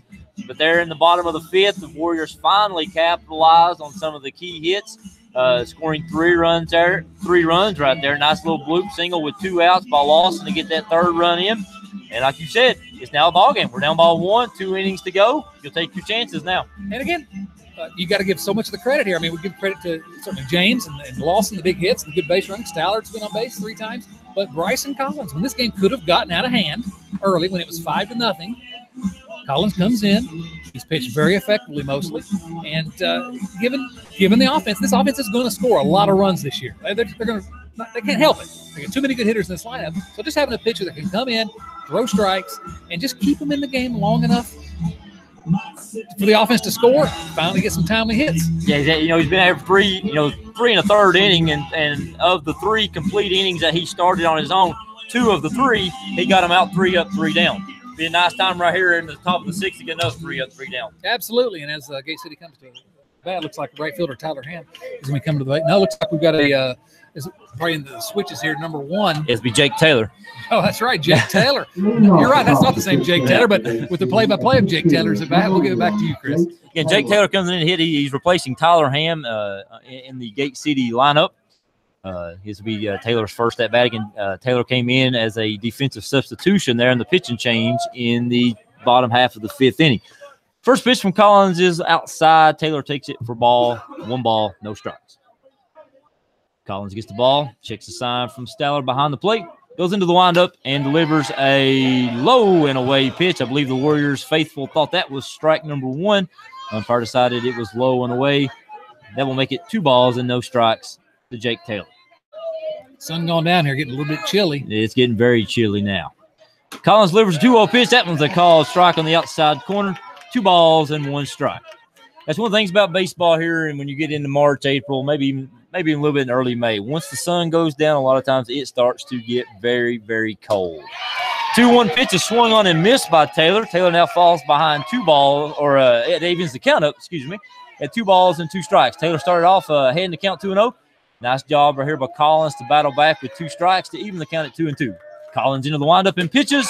Strike number 3, called strike 3 to Taylor. Taylor just disagrees with the call. He goes back to the dugout a little upset. That'll be a strikeout by Collins. Give him, let's see here, 4 strikeouts so far in the game. I believe that's 4. Yep, 4. That's his 4th strikeout here in his, that's 3 2/3 innings pitched so far by Collins with 4 strikeouts. That gets us back to the top of the order. DeAndre Mack, who almost came off with a great play there in the bottom half of the 5th, but was unable to hang on to it. He takes the first pitch down off home plate for ball 1. It looks like we've got some activity down in the Central Warriors bullpen. Looks like Jordan Bishop out there getting loose. Mack so far in the game is 0 for 1. He's drawn 2 walks. He scored a run, and he lined out to shortstop in that 1 out. And he was the one in the top of the 1st, if you recall, got caught up in the run down at third base. Probably cost Gate City a run, but Gate City would capitalize on the next pitch and score anyway. Mack takes the next pitch for a called strike. J.P. Staller misses the pitch on the outside corner. The umpire still gave Collins the strike despite the fact that J.P. missed it. That will even the count at 1 ball and 1 strike to the Gate City left fielder, DeAndre Mack. Collins delivers, and the 1-1 pitch is a check swing. The umpire says that Mack went around. I would agree. Mack disagrees, but he clearly swung on the pitch. Mack now falls behind in the count, 1 ball and 2 strikes. And Collins getting into a nice groove here. He retired Gate City out 3 up, 3 down in the last inning. That's 4 straight, actually 5 straight if you go back to the previous inning. Collins delivers the pitch just high, 2 balls and 2 strikes. Good 1-2 fastball right there by Collins. Umpire thought it was a little high, maybe a little bit away, and we don't have the best point of view right here. Another check swing for Mack, and I thought the umpire may ring him up there. Yep. Collins delivers the 2-2 pitch. A curveball called strike 3. Mack goes down shrugging his shoulders as well. Give Collins 5 strikeouts now in the game.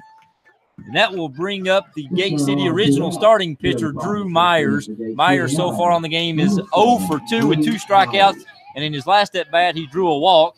He would advance to second on a wild pitch before being stranded at second base. That's 4 times today that a Gate City Blue Devil batter's gone down looking.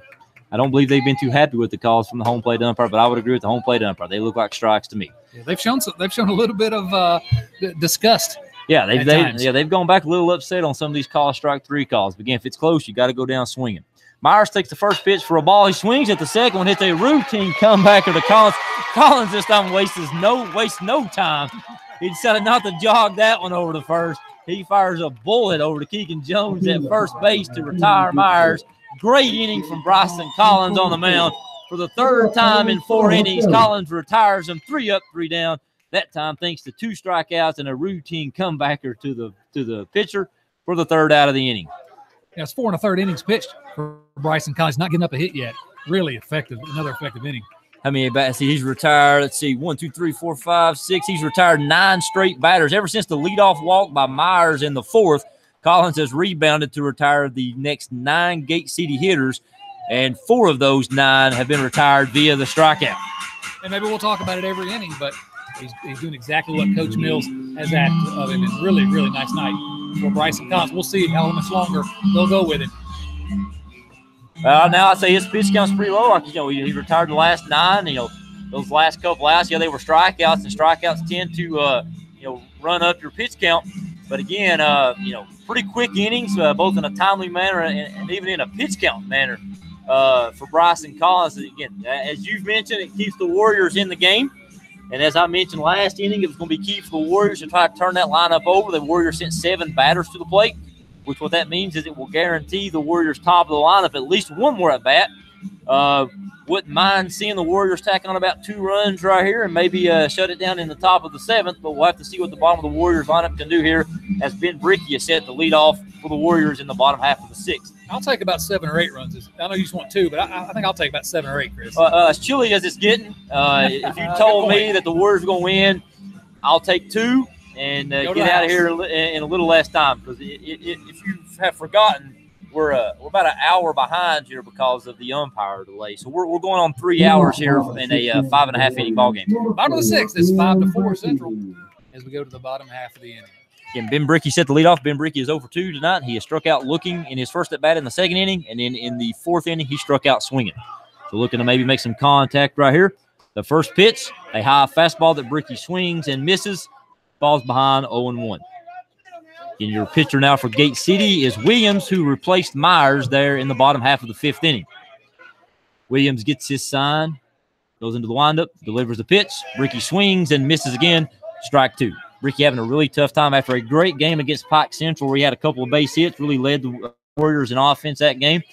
Having a tough time here in his home debut. And he's a freshman. Here comes the 0-2 pitch from Myers, a check swing. That will be called a ball again, not Myers, but Williams. Get a high fastball. Bricky lays off. Again, check swing. 1 ball and 2 strikes. I thought they might ring him up on that one. It was close. Yeah, it was a close ball 1. Williams delivers the fastball. Bricky swings and misses for the 3rd strikeout for Bricky. And the first out of the Warriors here in the bottom half of the 6th inning. That will be the first strikeout for Williams, I believe. No, the 2nd strikeout. He struck out Bryson Collins, the first batter he faced in the bottom of the 5th. So, again, Ben Bricky now goes down swinging for the first Warriors out. That will bring up the number 9 hitter, Landon Elkins. Elkins in the game so far is 0 for 1. He was hit by a pitch in the 3rd to lead off the inning. Last inning, he grounded out the first. He hits a high pop fly out towards shallow left field. Shortstop ranges and makes a heck of a catch. That's Hensley out there in the short left field, ranging over as the shortstop. Looks like he may need a snow cone after that. Maybe snow cone the pop fly. And Gay City hasn't looked too smooth on the fly ball so far. But 2 of the 3, I guess the 2 that's been hit to Hensley, he's managed to catch, even though he hasn't exactly looked all that comfortable in the process. Yeah, he sort of circled under a couple of them and had to reach back for him, but made the plays both times, and that's the 2nd out of the inning. So that'll bring up J.P. Stout, the Warriors leadoff hitter, looking to get a 2-out rally going. J.P. is 2 for 2 with a double, a single, and a walk. He led off the last inning with a walk and later came around to score a run. He takes the first pitch, an off-speed offering from Williams for a called strike. And of course, he scored on that double by Zach James off the left field fence. JP not liking what he sees. Williams taking too much time, calls timeout. Home plate umpire grants it. Again, it's no balls and 1 strike here in the bottom of the 6th. Gate City leads the Warriors 5-4. Williams checks the sign. Umpire signals for play to resume. Williams delivers the pitch. Off-speed pitch, low and away, ball 1. 1 ball and 1 strike to the Warriors catcher, J.P. Stallard. Certainly J.P. Stallard has been the most locked-in Central hitter today, he and James, and you don't like seeing him come up with 2 outs, but here we are. Williams delivers the pitch. Strike on the inside corner. J.P. Stallard does not agree. He falls behind in the count 1-2. Looked like a strike to me. I'm surprised he wasn't swinging on that, but it was off speed. Yep. 1 ball and 2 strike. Williams gets his sign. Continues to look in. And set. Goes into the windup. Delivers the 1-2 pitch. Off-speed pitch that hits J.P. Stallard in the front elbow. J.P. Stallard didn't exactly make a great effort to get out of the way, but, again, when you trail ball 1, your job is to get on base and try to tie the game up. And for the 4th time in the game, J.P. Stallard is on base. And that's all you can ask out of your leadoff hitter. He's done everything he needed to do. He's got hits. He's walked. He's now been hit by a pitch on base every time tonight. Be a good time to get him in scoring position, maybe get that tie and run around. Yep, that'll bring up Jesse, who on the game so far is 0 for 3. He grounded out to the pitcher in the 1st. He struck out in the 3rd, and he flew out to the shortstop in the 5th. First pitch hits him in the helmet. So for back-to-back batters, it is a hit by pitch, and the Warriors have a mini 2-out rally going. J.P. Stallard trots on down the 2nd after being hit by a pitch on the elbow. And Jesse heads down the 1st after being hit on the top of the helmet. And you say hitting the helmet, it sounds pretty bad, but it was hit right on the top and sort of glanced off and he hustled down to first base. No problem. Coach Terry Fields is going to come out to talk to Andrew Williams on the mound as they've got a little rally going here, 2-out rally. Yeah, 2-out rally. Warriors got their number 3 hitter up. That brings up Tyler Muncie. Last time up, Muncie doubled. Later came around and scored a run. I believe the double advanced Stallard over to third. He doubled right off the third base bag. In fact, ball drifted on down into the left field corner. Good job by Mack over in left field to keep Stallard from scoring. Again, Muncie would hit that double and then later come around and score on the Zach James double over Mack's head off the left field fence. It looks like Coach Fields is going to stick with Williams here. And, of course, Williams, until the last couple of hitters, has not really looked that bad. He's kept the Central hitters off balance and pretty effective until he's hit 2 in a row. Yeah, again, he struck Bricky out to lead off the inning, then got a little fly ball to Hensley at shortstop, got the first 2 outs pretty quick. And then back-to-back hit batters has put the Warriors in business here, down 5-4 in the bottom of the 6th. And the Warriors' number 3 hitter, Tyler Muncie, up. First pitch is a breaking ball. The umpire calls a strike over the outside corner. Muncie falls behind. No balls and 1 strike. Again, J.P. Stallard at second. You've got Jarrett Jesse over here at first base. J.P. Stallard represents the tying run here in the bottom half of the Warriors' 6th inning. Muncie looking to drive him in, tie this game up, and get James at bat here in the 6th. Williams checks the runner. Stallard's off and running. Here's a line drive into left field. That's a base hit. Mack fields it. J.P. Stallard races around third. He'll score the tying run. The Warriors have tied it up at 5 with a great line drive base hit by Tyler Muncie. Again, J.P. Stallard was off and running on the pitch. Muncie line drive shot in the left field. Mack, there was nothing he could really do to throw Stallard at home, who was running on the pitch. Stallard comes around and ties the game up. Jesse advances the second. The Warriors have tied it up here in the bottom of the 6th, climbing back from a 5-0 deficit. Really nice piece of hitting by Tyler Muncie, staying down on it, lining it into left field just out of the reach of the shortstop. And now we got Zach James, who's hit the ball hard just about every time today. Runners on first and second. The Warriors may not be stopping with this 2-out rally. They may just keep on going. As Zach James comes up, he is 2 for 3 in the game with 2 doubles. The last double was a line drive shot to left field over Mack's head. First double was a pop fly to center field. And then the one time he got out was a hard line drive to the shortstop. The first pitch from Williams is low and in the dirt, ball 1. And really, I keep going back to it, but you can't say enough about how Bryson Collins kept him in this game, because now the hitters are finally coming around. And speaking of Bryson Collins, he stands in the on-deck circle, hoping to get in that bat here in the 6th inning. If he gets in that bat, that means that James has gotten on and either the bases are loaded or the Warriors have taken the lead. Jesse gets his lead off second. Williams delivers the pitch. It is a fly ball to left field. Mack is under it, and he squeezes the ball out in left field for the 3rd and final out. Again, a pretty nice piece of hitting right there by James, just right to Mack out in left field. But the Warriors tied up on the Tyler Muncie line drive base hit.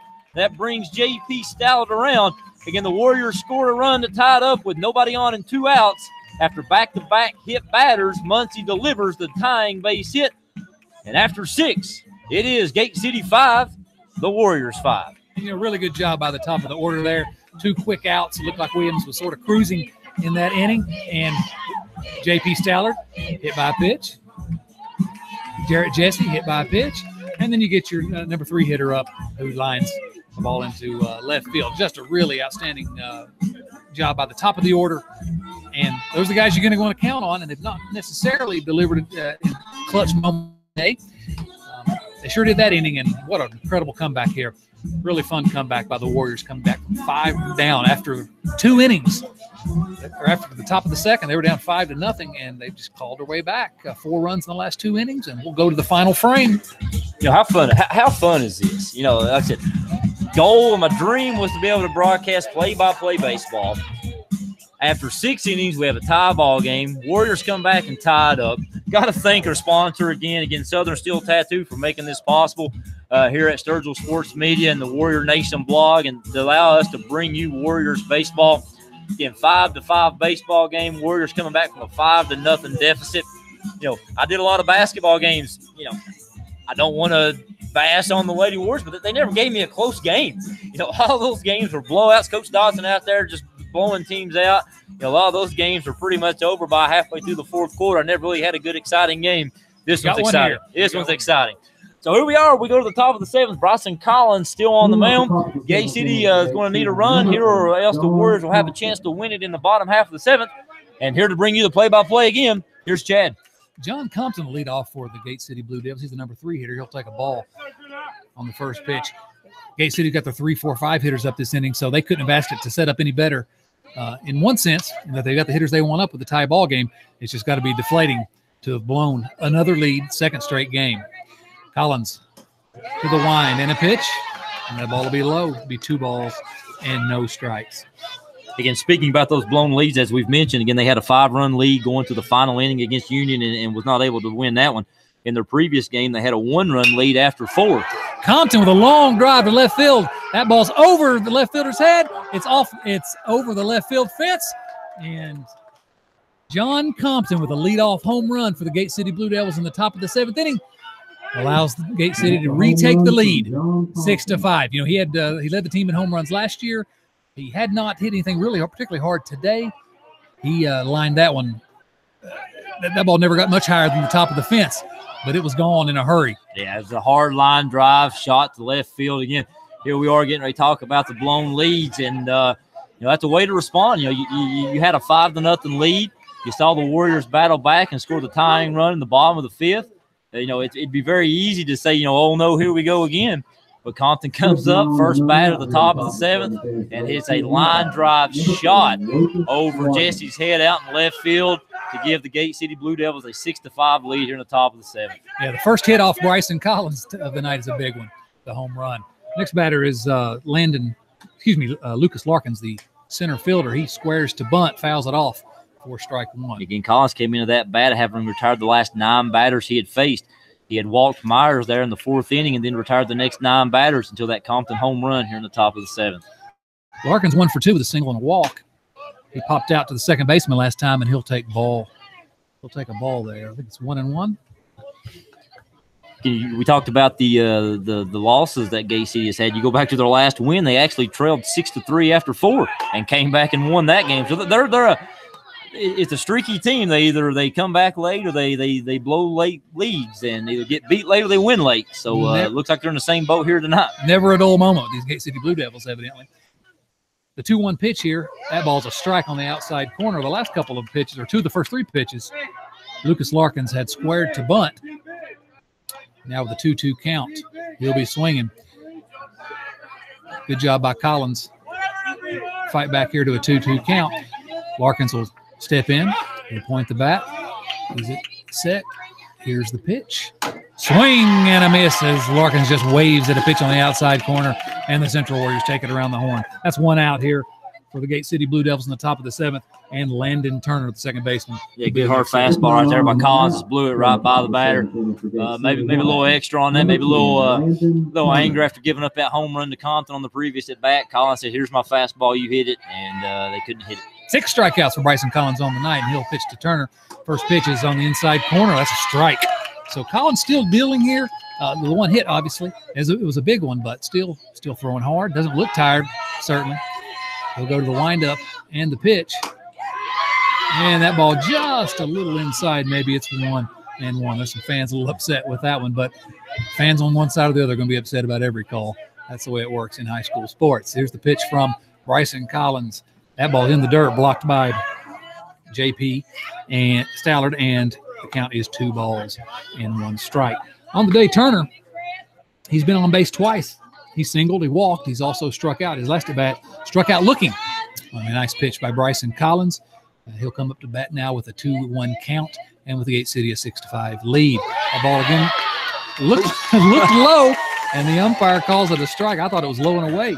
But I thought it hit the dirt, so I started to say that ball in the dirt for strike 2. Maybe the umpires realized they got here late and it's getting late and they want to go home. Me too. And the pitch, 2-2 pitch. Turner runs the count full here. So the pitch has got to be piling up for Bryson Collins, but still throwing hard, and really needs to get this out here for the second out of the inning. Turner levels the bat. Collins kicks and delivers. Swing and a foul ball down the third base line. Will reset it at 3 balls and 2 strikes. Collins sort of stalks his way around behind the mound. Looks like he's a little upset with himself for on that pitch. But he'll step on the rubber here, take his sign. You care to share that heater you got over there? It's getting a little chilly. He's a little chilly, isn't he? Swing! Oh, he hit! Yes. Bryson Collins with a pitch low and away. The batter Turner could not hold up his swing, and that'll be strike 3. 7 strikeouts now for Bryson Collins on the night. Yeah, at this point, obviously we hope it happens, but you love to see the Warriors come back and, if nothing else, at least tie in the bottom of the 7th. Because again, Bryson Collins has pitched an outstanding game since coming in the top of the 2nd inning. You know, that the one hit he's given up, or the big hit's going to be that home run in the top of the 7th. But other than that one hit, it's been a great game. First pitch to Tyler Gardner's a ground ball to second base. Daniel Lawson. He'll throw it over to first base for the final out. And what you're just saying about Bryson Collins, it's so true because he's given up the one hit, but he's in line to take the loss here. Yeah, Central can't come back, and that's just not demonstrative of what he's done here today. After 6.5 innings, we'll go to the bottom of the 7th inning. Gate City scores 1 run on the home run by John Compton, and they take a lead 6-5 as the Warriors come up for the final time of the evening. And I'm sure you and I agree on this. And this is a perfect example of why pitchers' wins and losses are just not a good indicator of pitching. And Bryson Collins came in the top of the 2nd inning. At one point, he retired 9 straight. He struck out, how many did you say? 6, 7? He struck out 7 guys in, 5 1/3 inning. He's given up 1 run. His effort allowed the Warriors to come back and tie the game up. And that 1 run, that great hit by Compton right there to lead off the 7th inning, puts him in line for the loss. And, it's a shame because you look at the newspaper tomorrow, it'll say Bryson Collins takes the loss, and that's just certainly not indicative of what he did. But he's got a chance here to keep himself from getting a loss, as he'll be the leadoff hitter against Andrew Williams here in the 7th. We don't want to get too far ahead of ourselves. We're not giving the Warriors a loss yet. We're just talking about how, it would be unfair in his case to be saddled with that loss if it was to happen. I'll tell you what would be fair. Let's get him a win here in the bottom of the 7th. What do you think, that's Chris? fair. I think fair would be, you know what? You lead off the inning and you do what was just done to you. Do your job. Bryson Collins lead off this inning. You'd love to say a home run, but hey, let's get on base. I'm sure Coach Mills has plenty of guys who can get out there and run bases, maybe get some steals out there. And let's see if some of the bottom of the order here for the Warriors can get it done. And the Warriors need 1 to tie. They need 2 to take the victory. We go to the bottom of the 7th. Is it a rally time for the Central Warriors? Bryson Collins will step in. He's 0 for 2 on the night. He struck out a couple times. Also walked once. He will step in, and Williams taking his time on the mound here. And the bottom of the 7th begins with a swing and a big swing. Second baseman can't see it. You can't see it. That's going to drop. That's going to drop. The second baseman cannot see it. Lost it in the lights. It drops in shallow right field. The right fielder wasn't coming after it either. I don't know if anyone saw it. And Bryson Collins, leadoff single on the first pitch. Hey, we'll take some more. A lot of arms going up out here on the Gate City defense. Center fielder with his arms up. Right fielder never moved. Second baseman never moved. That's probably the second baseman's ball. It was hitting pretty shallow right field. Maybe the right fielder could come in, but nobody moved. Everybody just threw their arms up and looked up, and it's a single. It's a single in the scorebook, right? Yeah. It was hit high enough that the second baseman could have gotten out there. That's a Turner at second base. He could have gotten to it, but he never saw it. I don't think he ever saw it. Looks like we're going to have a pinch runner. I think that's Jordan Bishop coming to pinch run for Bryson Collins. So, hey, Collins does his job, gets that leadoff single, and we're in business here. The tying run is on first base. And what we talked about earlier, Gate City's defense late in games has kind of come back to bottom. I know that counts as a single, but anybody here watching knows that's an out. That's a routine pop up that has to be caught by someone. No one even came close. No one even saw it. And now the Warriors have the tying run over at first base with nobody out. And Daniel Lawson, who had the big hit earlier in the game, that little bloop hit over the shortstop's head, that scored a run. See if he can do it again. Of course, Daniel Lawson, again, .575 on base percentage last year. On base 3 times tonight. Fielder's choice, a single and a walk. And it'll be up to him now. Should be one out. Instead, we're in business. We got the tying run on first base. Jordan Bishop takes his lead. Williams delivers to the plate. Lawson shows bunt, pulls it back, ball 1. Yeah, Bishop, he played basketball. I help out with the basketball. Not exactly, a blazing speedster. He is tall, lanky, and covers some ground. He's faster than Bryson Collins. I don't know if he's a base stealing threat in this situation, but again, right now the Warriors are just trying to get him to second base. Lawson on pitch number 2, he lofts a fly ball down the left field side. That'll drop safely foul, and the count will be 1 ball and 1 strike. Yeah, Bishop not getting a particularly big lead over there. I mean, he's a quick kid. He's not extremely fast, but quick enough and certainly not slow. They'll count on him to be on his horse here if Lawson's able to put the ball in play. And Hensley on deck. Not Hensley, I'm sorry. Keegan Jones on deck, looking to maybe get up with a runner in scoring position. That'd be nice. Lawson levels the bat. Williams will go to the stretch. He'll deliver to the plate. Lawson shows bunt again. Ball's in the dirt. But Bishop can't advance. Good job by the catcher. Yeah, good job by Compton right there. 2 pitches in the dirt. He's blocked both, not allowing Bishop to advance to second base. Either one of those pitches could have got by to the backstop, and that changes the whole dynamic of the inning. You get a runner at second base with nobody out in this situation. Probably brings the sacrifice bunt a little bit more into play, but good job by Compton blocking both of those pitches up. Pitch, Lawson swings. He's going to just over the third baseman's head. That's going to go out into left field. Bishop will advance to second. The left fielder's on it quickly, but really nice piece of hitting by Daniel Lawson to just poke that ball over the third baseman's head into no man's land. Easy single. Just 4 times on base for Daniel Lawson. Not a bad job by the sophomore. Yeah, great job of hitting it. You go back to, we're talking about James Brother hit that line drive to shortstop. The line drive that James hit the shortstop was hit way harder than that ball by Lawson. But, again, an inch either way, and James's is a hit. Lawson's right there, just a soft little bleeding line drive. Perfect position. You couldn't have went out there and placed that ball no more than a foot inside the right field line over the third baseman's head. No play for anybody. And with nobody out, Lawson now represents the winning run over at first and Bishop the tying run at second with nobody out and Jones at the bat. A bloop and a flare, and now there's 2 runners on with no outs. And Keegan Jones lifts it to right That's field. Drop. That ball's going to drop. Right fielder can't get to it. And it goes under his glove. Bishop advancing to third. Are they going to hold him at third? Bishop had to hold up because the ball hung up in the air a little bit. It looked like right fielder might be able to get it. He couldn't advance, but still advances to third. We've got bases loaded. No outs here in the bottom of the 7th. The Warriors down 6-5. And again, it's another ball that's just not hit very well. Just a little pop-up, little fly ball to right field. That's 3 in a row that have just been placed perfectly. And here we are. Typically, the slogan is you're down by 1, you go last bat. It's a bloop and a blast. So for the Warriors, it's a bloop, a bloop, and a bloop. Right. Hey. And now it's time for the blast. Ben Bricky, the freshman, he's due. To the plate. He's due. Ben Bricky, of course, 3 for 3 first game. He's had a tough game tonight. Struck out all 3 times. They're going to bring the outfielders in a little bit to cut off the everybody's got to come in so that we can't so we don't get scored and run from second. So you don't have to bring the outfield too far in. A sack fly right here, tie the game. But if you give up a hit over your head, that's the ball game. That's a game. I don't think AC realizes that. That's a ball 1 high to Ben Bricky. You're right. You don't want to bring him in too much, especially center field. He's not that far from the infield. I mean, a fly ball over their head, the game's over now. But again, they're not holding is that Lawson at second base. Nobody's holding him on a base hit here. It's going to be tough to throw out Lawson anyway. He'll score easy. So, 1-0 pitches a little dribbler out in front of first base.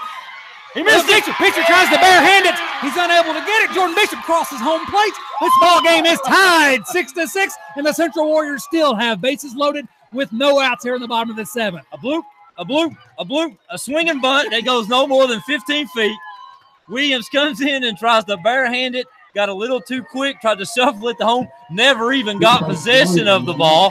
That'll go down as that's a hit. I'm giving him a single. That's a hit. That's a tough play. He's not made contact all day. He's a freshman. It's a tough spot. He comes up again. It's just sort of a swinging bunt. But does a job. The Warriors with 4 hits, none of them hit extremely hard. All of them finding just the right spot. And with the bases loaded and nobody out, here comes Landon Elkins to try to win the baseball game. Landon Elkins, the senior shortstop, had a good game in the field. Williams delivers a bunt. It's a safety squeeze. Safety squeeze. That's the ball game. Oh, wait. No, it isn't. No. What happened was Elkins bunted the ball, and then as he took off running to first, his bat hits the ball in fair territory. They're going to call him out. They're going to send the runners back. Yep. That ball hit. The ball hit Elkins. We got good luck. The first 3 or 4 batters, that's some bad luck there because he got that bunt down with a safety squeeze. That was going to be the ball game. That's why the umpire was jumping out of the box. I got a little confused as was it Lawson at third? He was sprinting down the line. He actually slid into the plate. It was a safety squeeze. He slid into the plate, and the umpire was in the way. The umpire was signaling that the batter was out. I didn't quite catch that, and Lawson slid into the umpire. Actually, took the umpire out. Took him out. He laid on the ground there for a couple of seconds. In fact, right now the Warriors coaches are tending to the home plate umpire, maybe trying to get his chest protector straightened out. But again, tough break for the Warriors. Good safety squeeze. It wasn't a bad bunt. It was a good bunt. But now you look at it in this way: the Warriors now bases loaded, 1 out, and coming to the plate, JP Stallard. Who's been on base 4 times today, so you could not have drawn this up better. We're back to the top of the order, and you couldn't have drawn it up better for the Central Warriors. 6-6, 1 away here in the bottom of the 7th inning. Yeah, I love the call. I love the call right there by Coach Mills. It's gutsy. It's gutsy. Good. I mean, good safety squeeze. It is tough to execute the squeeze with the bases loaded because you do have that force out option at the plate. But that was a good bunt down the first base. I don't think it was too good, maybe because he bunted it twice. Yeah. But good job right there. Good job. Here we are, bottom of the 7th. I know we got people listening at home. I've just got a text message. We're doing a great job. Really? Quick shout out to Kelly Collins. Listen to the game wherever she is. Listen to us right now. But here we go again. I'm excited. Again, this is the best game I've got to call all year. Couldn't have asked for a better one for the first broadcast on Sturgis Sports Media Central Warriors baseball this year. JP Stallard, he's 2 for 2 today. He's been on base all 4 times, though. He has a double, a single. He's walked, and he was hit by pitches last time up. He scored 2 runs. We don't need him to score a run here. Right. Everybody's in shell. Now center fielder's even more right here. Got to be. Got to bring it home. So Stallard takes first pitch. Taken on the inside. Oh, ball 1. That was a curveball. It looked like it might have clipped the inside corner, but Stallard takes it for a ball. Looked good from up here. Good off-speed pitch by Williams. Stallard takes it. Umpire agrees that it was a ball. 1-0. Here comes the pitch from Williams. Daniel Lawson sneaking off third base here. That ball's up high. 2 balls and no strikes. Again, just to reset it for you here, score 6-6 in the bottom of the 7th inning. Central Warriors have bases loaded with 1 out. All we need is a hit, even a fly ball reasonably deep in the outfield, and Lawson can tag up. Central Warriors will have a big victory. Gate City's Williams to the stretch. And the pitch. Williams swings, and that's a high fly ball. The right fielder goes back on it.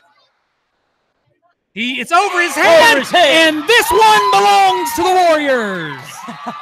Lawson sprints over. Lawson sprints in from home plate, scores the winning run on the fly ball from JP Stallard. It's a walk-off drop fly ball here in the bottom. Again, you recap that inning. Bloop, bloop, bloop, swing and bunt, interference on a safety squeeze.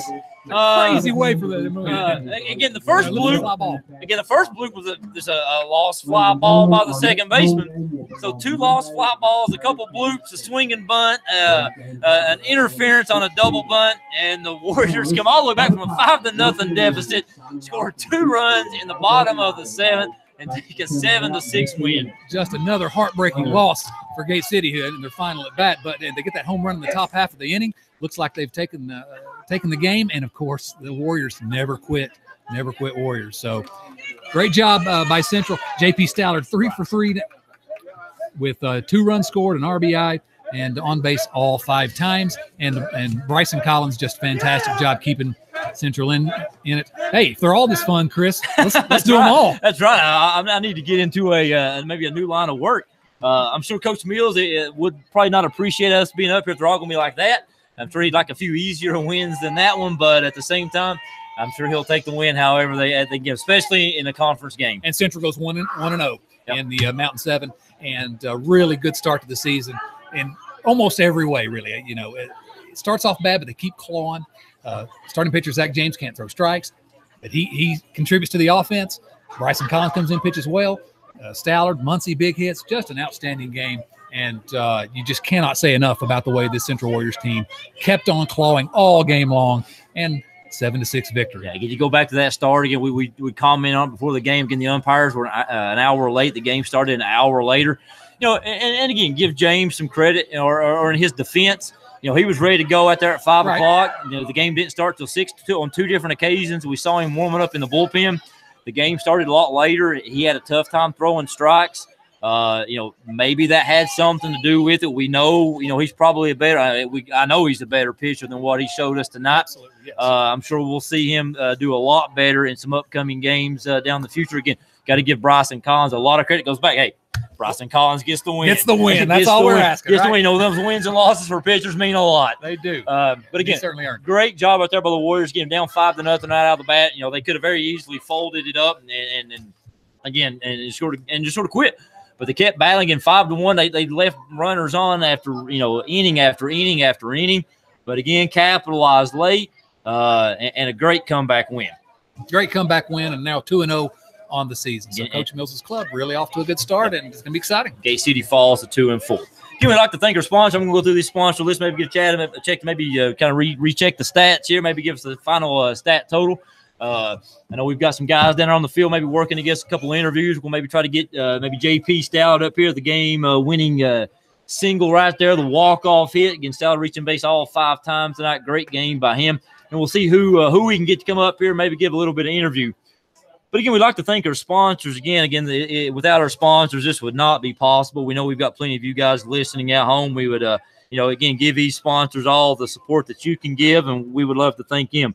Again, tonight's game sponsor was Southern Steel Tattoo of Wise. If you'd like to be a game sponsor here, we ask that you please email Sturgill Sports Media.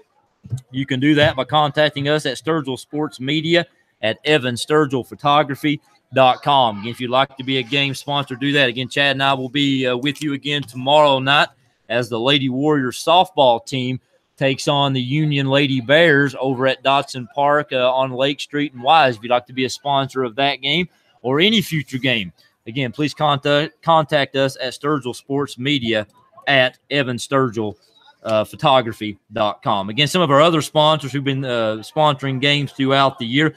Again, if you are a game sponsor, you become a sponsor for the season. Again, we've got at least 7 more of these. We'd like to bring you hopefully some postseason action on top of that. So anytime you become a sponsor of a baseball game here for the Central Warriors, you remain a sponsor for the remainder of the season. Some of our previous sponsors include ITS, Shade Tree Landscaping, Dale's Heating and Air, Evan Sturgill Photography, Cavalier Pharmacy, Todd's Hair Studio, Genesis Salon, Innovative Graphics, Morgan McClure, Chevrolet Buick and Cadillac of Coburn, Virginia, Robo's Drive-In, Pound IGA, Rainbow Gymnastics, Morgan McClure Ford of St. Paul, Virginia, Chelsea Industrial Supply, Mr. Ben Harding, EMI, England Consulting Group, Home Changes, Powell Valley National Bank, R.H. Sturgill Construction, Little Henry's Excavating and Paving, Don Green with the Napoleon Hill Foundation, and Hamilton Construction. Again, those are all of the sponsors here for the Warrior Nation blog and Sturgill Sports Media. Again, a special thanks to tonight's game sponsor, Southern Steel Tattoo. If you'd like to get a tattoo, you can give them a call at 276-328-8282. They specialize in tattooing and body piercing. So if you need a body piercing or a tattoo, feel free to contact Southern Steel Tattoo at 328-8282. Again, that is in downtown Wise. Right there heading towards Norton, I believe it's Wise Norton Road. Again, the Central Warriors come out tonight with a 7-6 victory. Again, we're waiting for a few post-game interviews. Again, an exciting game, a game that got off a little late. Again, first pitch was scheduled for 5 o'clock. We had about an hour delay. Game did not first pitch was not until 6 o'clock. It was a beautiful day here. Again, nice sunny day. It's cooled off a lot. Again, it was a cool day to start. Again, blue skies, nice, green field. Great job of Tommy Muncie getting this field prepared for tonight's game. Great job to him and anybody who helped him out. Again, great day for some baseball. Again, as the sun's gone down, we've played it under the lights. Game, I guess it took right about 2.5 hours, 3.5 if you count the delay. But again, if you joined us late, feel free to go back and listen to the full audio. You might want to skip over the first hour when Chad and I had to kill a little bit of time. If you want some random sports conversation, whether it be about stirrups or uniforms or childhood memories, feel free to go back and listen to that first hour. At this time, I'm going to turn it over to Chad. He's going to run down some post-game stats as we wait for a couple of Warrior interviews to come up here to the press box. For the Warriors, 7 runs on 14 hits. They left 11 runners on base, which is good. They got runners on base. Got just enough of them in to take the win. Listen to this. Gate City, 6 runs on 3 hits. Left 1 runner on base. It's just all the bases on balls. But really, they couldn't square the ball up at all. Only 3 hits. For Central, let's run down the line. These are unofficial stats. J.P. Stallard, your leadoff hitter, your catcher, 3 for 3, an RBI, a big RBI, the last one of the game, reaches base all 5 times, scores 2 runs. Jarrett Jesse was 0 for 3 on the day. He did reach on hit by pitch. Tyler Muncie, after we said hadn't collected a hit yet, last 2 at bats, collected 2 hits, 2 for 4 on the day. One of them was a double, also an RBI and a run scored. So really nice night for Tyler Muncie. Zach James started on the mound. But at the plate, 2 for 4, got a couple of RBIs, 2 doubles, and a really nice night, scored a couple of runs. Bryson Collins, he's your winner on the mound. At the plate, he went 1 for 3. He scored a run and did draw a walk as well. Daniel Lawson, the second baseman, went 2 for 3 with a walk, scored a big run there, the game-winning run in the bottom of the 7th, and that nice little liner in the 7th inning to keep that rally going. Keegan Jones, 2 for 4 on the day, a couple of singles, also grounded out to third. Ben Bricky, 1 for 4 tonight, but that one was a big one. It was the single in the just in front of the plate there in the bottom of the 7th to keep that rally going and get the ball back around to the top of the order. 1 for 4 on the night. Landon Elkins, 0 for 3. He did reach on hit by pitch. He did lay down a really nice suicide or safety squeeze bunt there in the last inning. Did his job, just unfortunate the way that turned out, but really good game for the Central Warriors, who win 7-6 here in a really exciting game at Shoup Field, one of many we're going to have this year on Sturgill Sports Media. Again, you got to give credit to the team for not giving up and continuing to claw and fight back. You look at that last inning. We joked about there at the end. Anytime you're down 1 going the last inning, you say you're a bloop and a blast away. Gate City led the top of the 7th off. Compton hit that blast to left center field. It gave them the 1-run lead. All the Warriors needed was a bloop and a blast to get them back in it. They instead traded the blast for a couple more bloops, a few defensive mistakes, and they counted as hits. But, again, the leadoff bloop was a ball that Gate City lost in the lights. It dropped, and then they followed it, and then the Warriors followed up with a bloop, another bloop, a ground ball that probably didn't travel more than 20 feet that tied it up. And then J.P. Stouter comes up and hits a towering fly ball in the right field that drops in for the game-winning walk-off hit for the Warriors. Listen, you got a bat in your hand, you're dangerous. I think we had a couple players here. We're going to bring Bryson Collins in to talk to you. How's it going, Bryson? Pretty good. How are you? Doing great, Bryson. We talked about it all night. Talk on here on the side. We can hear everybody can hear you back at home, and everybody's listening to you. When you go back and listen to this great broadcast later on, you'll be able to hear yourself. We talked about it all night. Warriors came in. You came in the game there in the top of the 2nd. You're already down 5-0 at the time. You came in and you held Gate City in check. Describe what the mentality was for you out there on the mound. As you came in down 5-0. Well, it's tough, but just those strikes and defense back us up. We're a real good defensive team, and that's what happened tonight. Yeah, great job right there. I think at one point you retired 9 straight guys. Actually, you had retired 9 straight guys, and then Compton came up and led off the 7th inning with the home run. Looked like after the home run, you were a little maybe a little irritated. You started throwing the ball a little harder, wanting to sit those guys down. Yeah, it was a shot. Yeah, but just those strikes and just get them out. That's the only guy who can beat us in that team right there. Yeah, great job. I think you had 7 strikeouts on the night.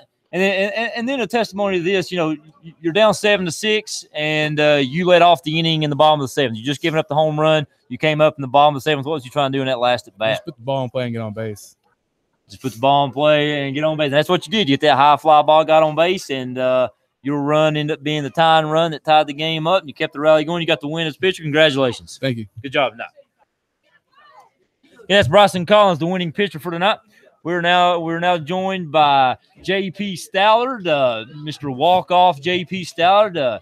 Perfect day at the plate. I believe you reached base 5 times. J.P., describe your approach up at the plate. You led off the game with a double, and you just kept reaching base after that. I'm trying to see the ball hit the ball. Of course, I'm going to elevate to celebrate, hit the baseball out of here, but sometimes that's just not what I need to do. I had to come in and be more aggressive this game because I'm seeing too many pitches last game. So I came in here and I just tried to see a fastball and hit it a long way. And I had to give it for my teammates. If they're out there doing their job, it's at least my job to get on base because all I got to do is catch the baseball. Yeah, you mentioned swinging at pitches early on. The first at bat, first pitch you saw, fastball down the middle. You drove it in the right center field for the double, tried to stretch it into a triple, and got thrown out there. But again, you came up and almost every at bat that I can recall was looking to be a little aggressive on the first pitch. You mentioned elevate to celebrate. Kind of odd that there in that last inning, we were talking up here on the radio. You're a bloop and a blast away. We traded the blast for a bunch of bloops. Describe that last inning. Hey, we got to do what we got to do. Base runners are base runners. Even in my hit right there, I wasn't trying to be the hero. I wanted to put a ball up in the air really high, or hit it out of here so we can at least tag. Yeah.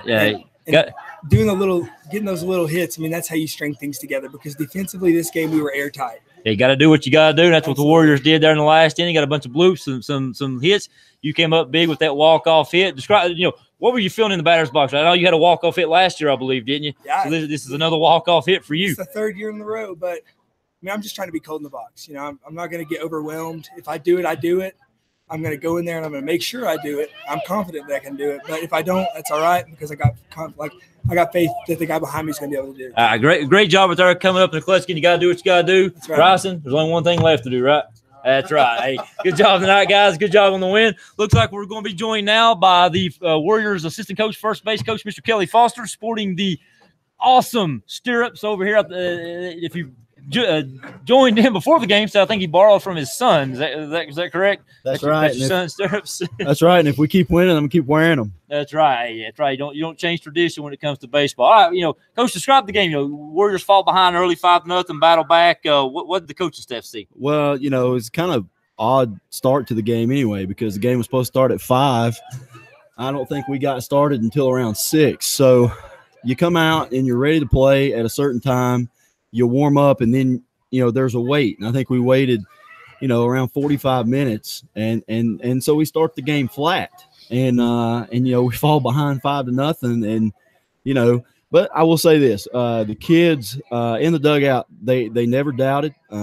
They kept talking, they kept trying to get behind each other, just trying to battle. And eventually our bats started coming alive a little bit. Bryson, he did a phenomenal job holding them at bay there and allowing us to make that comeback. So, I mean, I credit the kids, because, they could have folded down 5-0 early, but instead, they found some grit and battled their way back in the ball game. Yeah, we talked about that earlier in the game, or even before the game. Me and Chad did about, does the delay affect the team? And, I mentioned it several times when it came to Zach James. Do you think the delay maybe affect – because we know he's a better pitcher than that. He struggled with control, and we mentioned that, he went out to the bullpen a couple different times to try to stay loose and get warmed up. Do you think the delay affected his pitching? It absolutely did. Zach's a phenomenal pitcher. He's a phenomenal player and a phenomenal kid. And, he got out there, got loose. He was here early, and when I came in at around 10-4, he was in the dugout just by himself, ready to pitch. And it's kind of like in Major League Baseball, you see a guy, a starting pitcher, he gets on the hill, and then the rain delay comes, and a lot of times those guys get pulled from the game during that. So it's kind of a similar situation. He's out there getting loose, and then he's ready to pitch. And we have to wait. And then by the time he gets back out there, it just threw his timing and his rhythm off. But I fully expect Zach to bounce back. Oh, yeah, we do too. Again, hey, congratulations to you guys. Congratulations to coach staff, Coach Mills, and the Warriors team. Again, you start the year off 2-1. Big win right here to kick off the conference play, 1-0 in conference play. I believe, according to the schedule, next game is against John Battle, so that'll be a big matchup. Is that correct? It's actually against Perry County here at home on Monday at 6 o'clock. It's a non-conference game. All right, well, good luck in that game, Coach. Again, congratulations on the win. Again, that's Coach Kelly Foster. We'd like to thank him, and we'd like to thank Bryson Collins. We'd like to thank J.P. Stowler for joining us here in our post-game coverage. Again, the Warriors come out of here with a 7-6 victory, defeating the Gate City Blue Devils. Chad, you got anything you'd like to add before we get out of here? Nothing, except if they're all as exciting as that one. I can't wait for the next one. That's right. That'll make for an absolutely fun season. Again, we'll be back in action tomorrow night. We're going to be bringing you some lady-girls softball action. The Lady Warrior softball team will take on the Lady Bears from Union. That game is scheduled to kick off at 6:30. Hopefully we can stay on schedule on that one tomorrow. We'd like an exciting game, but I wouldn't mind a nice convincing Lady Warriors win tomorrow night if that's possible. Sound good to me, but we set a pretty high standard here tonight. Chris, it was fun. Looking forward to doing the next one, buddy. I agree. Again, for Sturgill Sports Media and Warrior Nation's blog, this is Central Warrior Sports. For Chad Dotson, I'm Chris Wilson. Good night.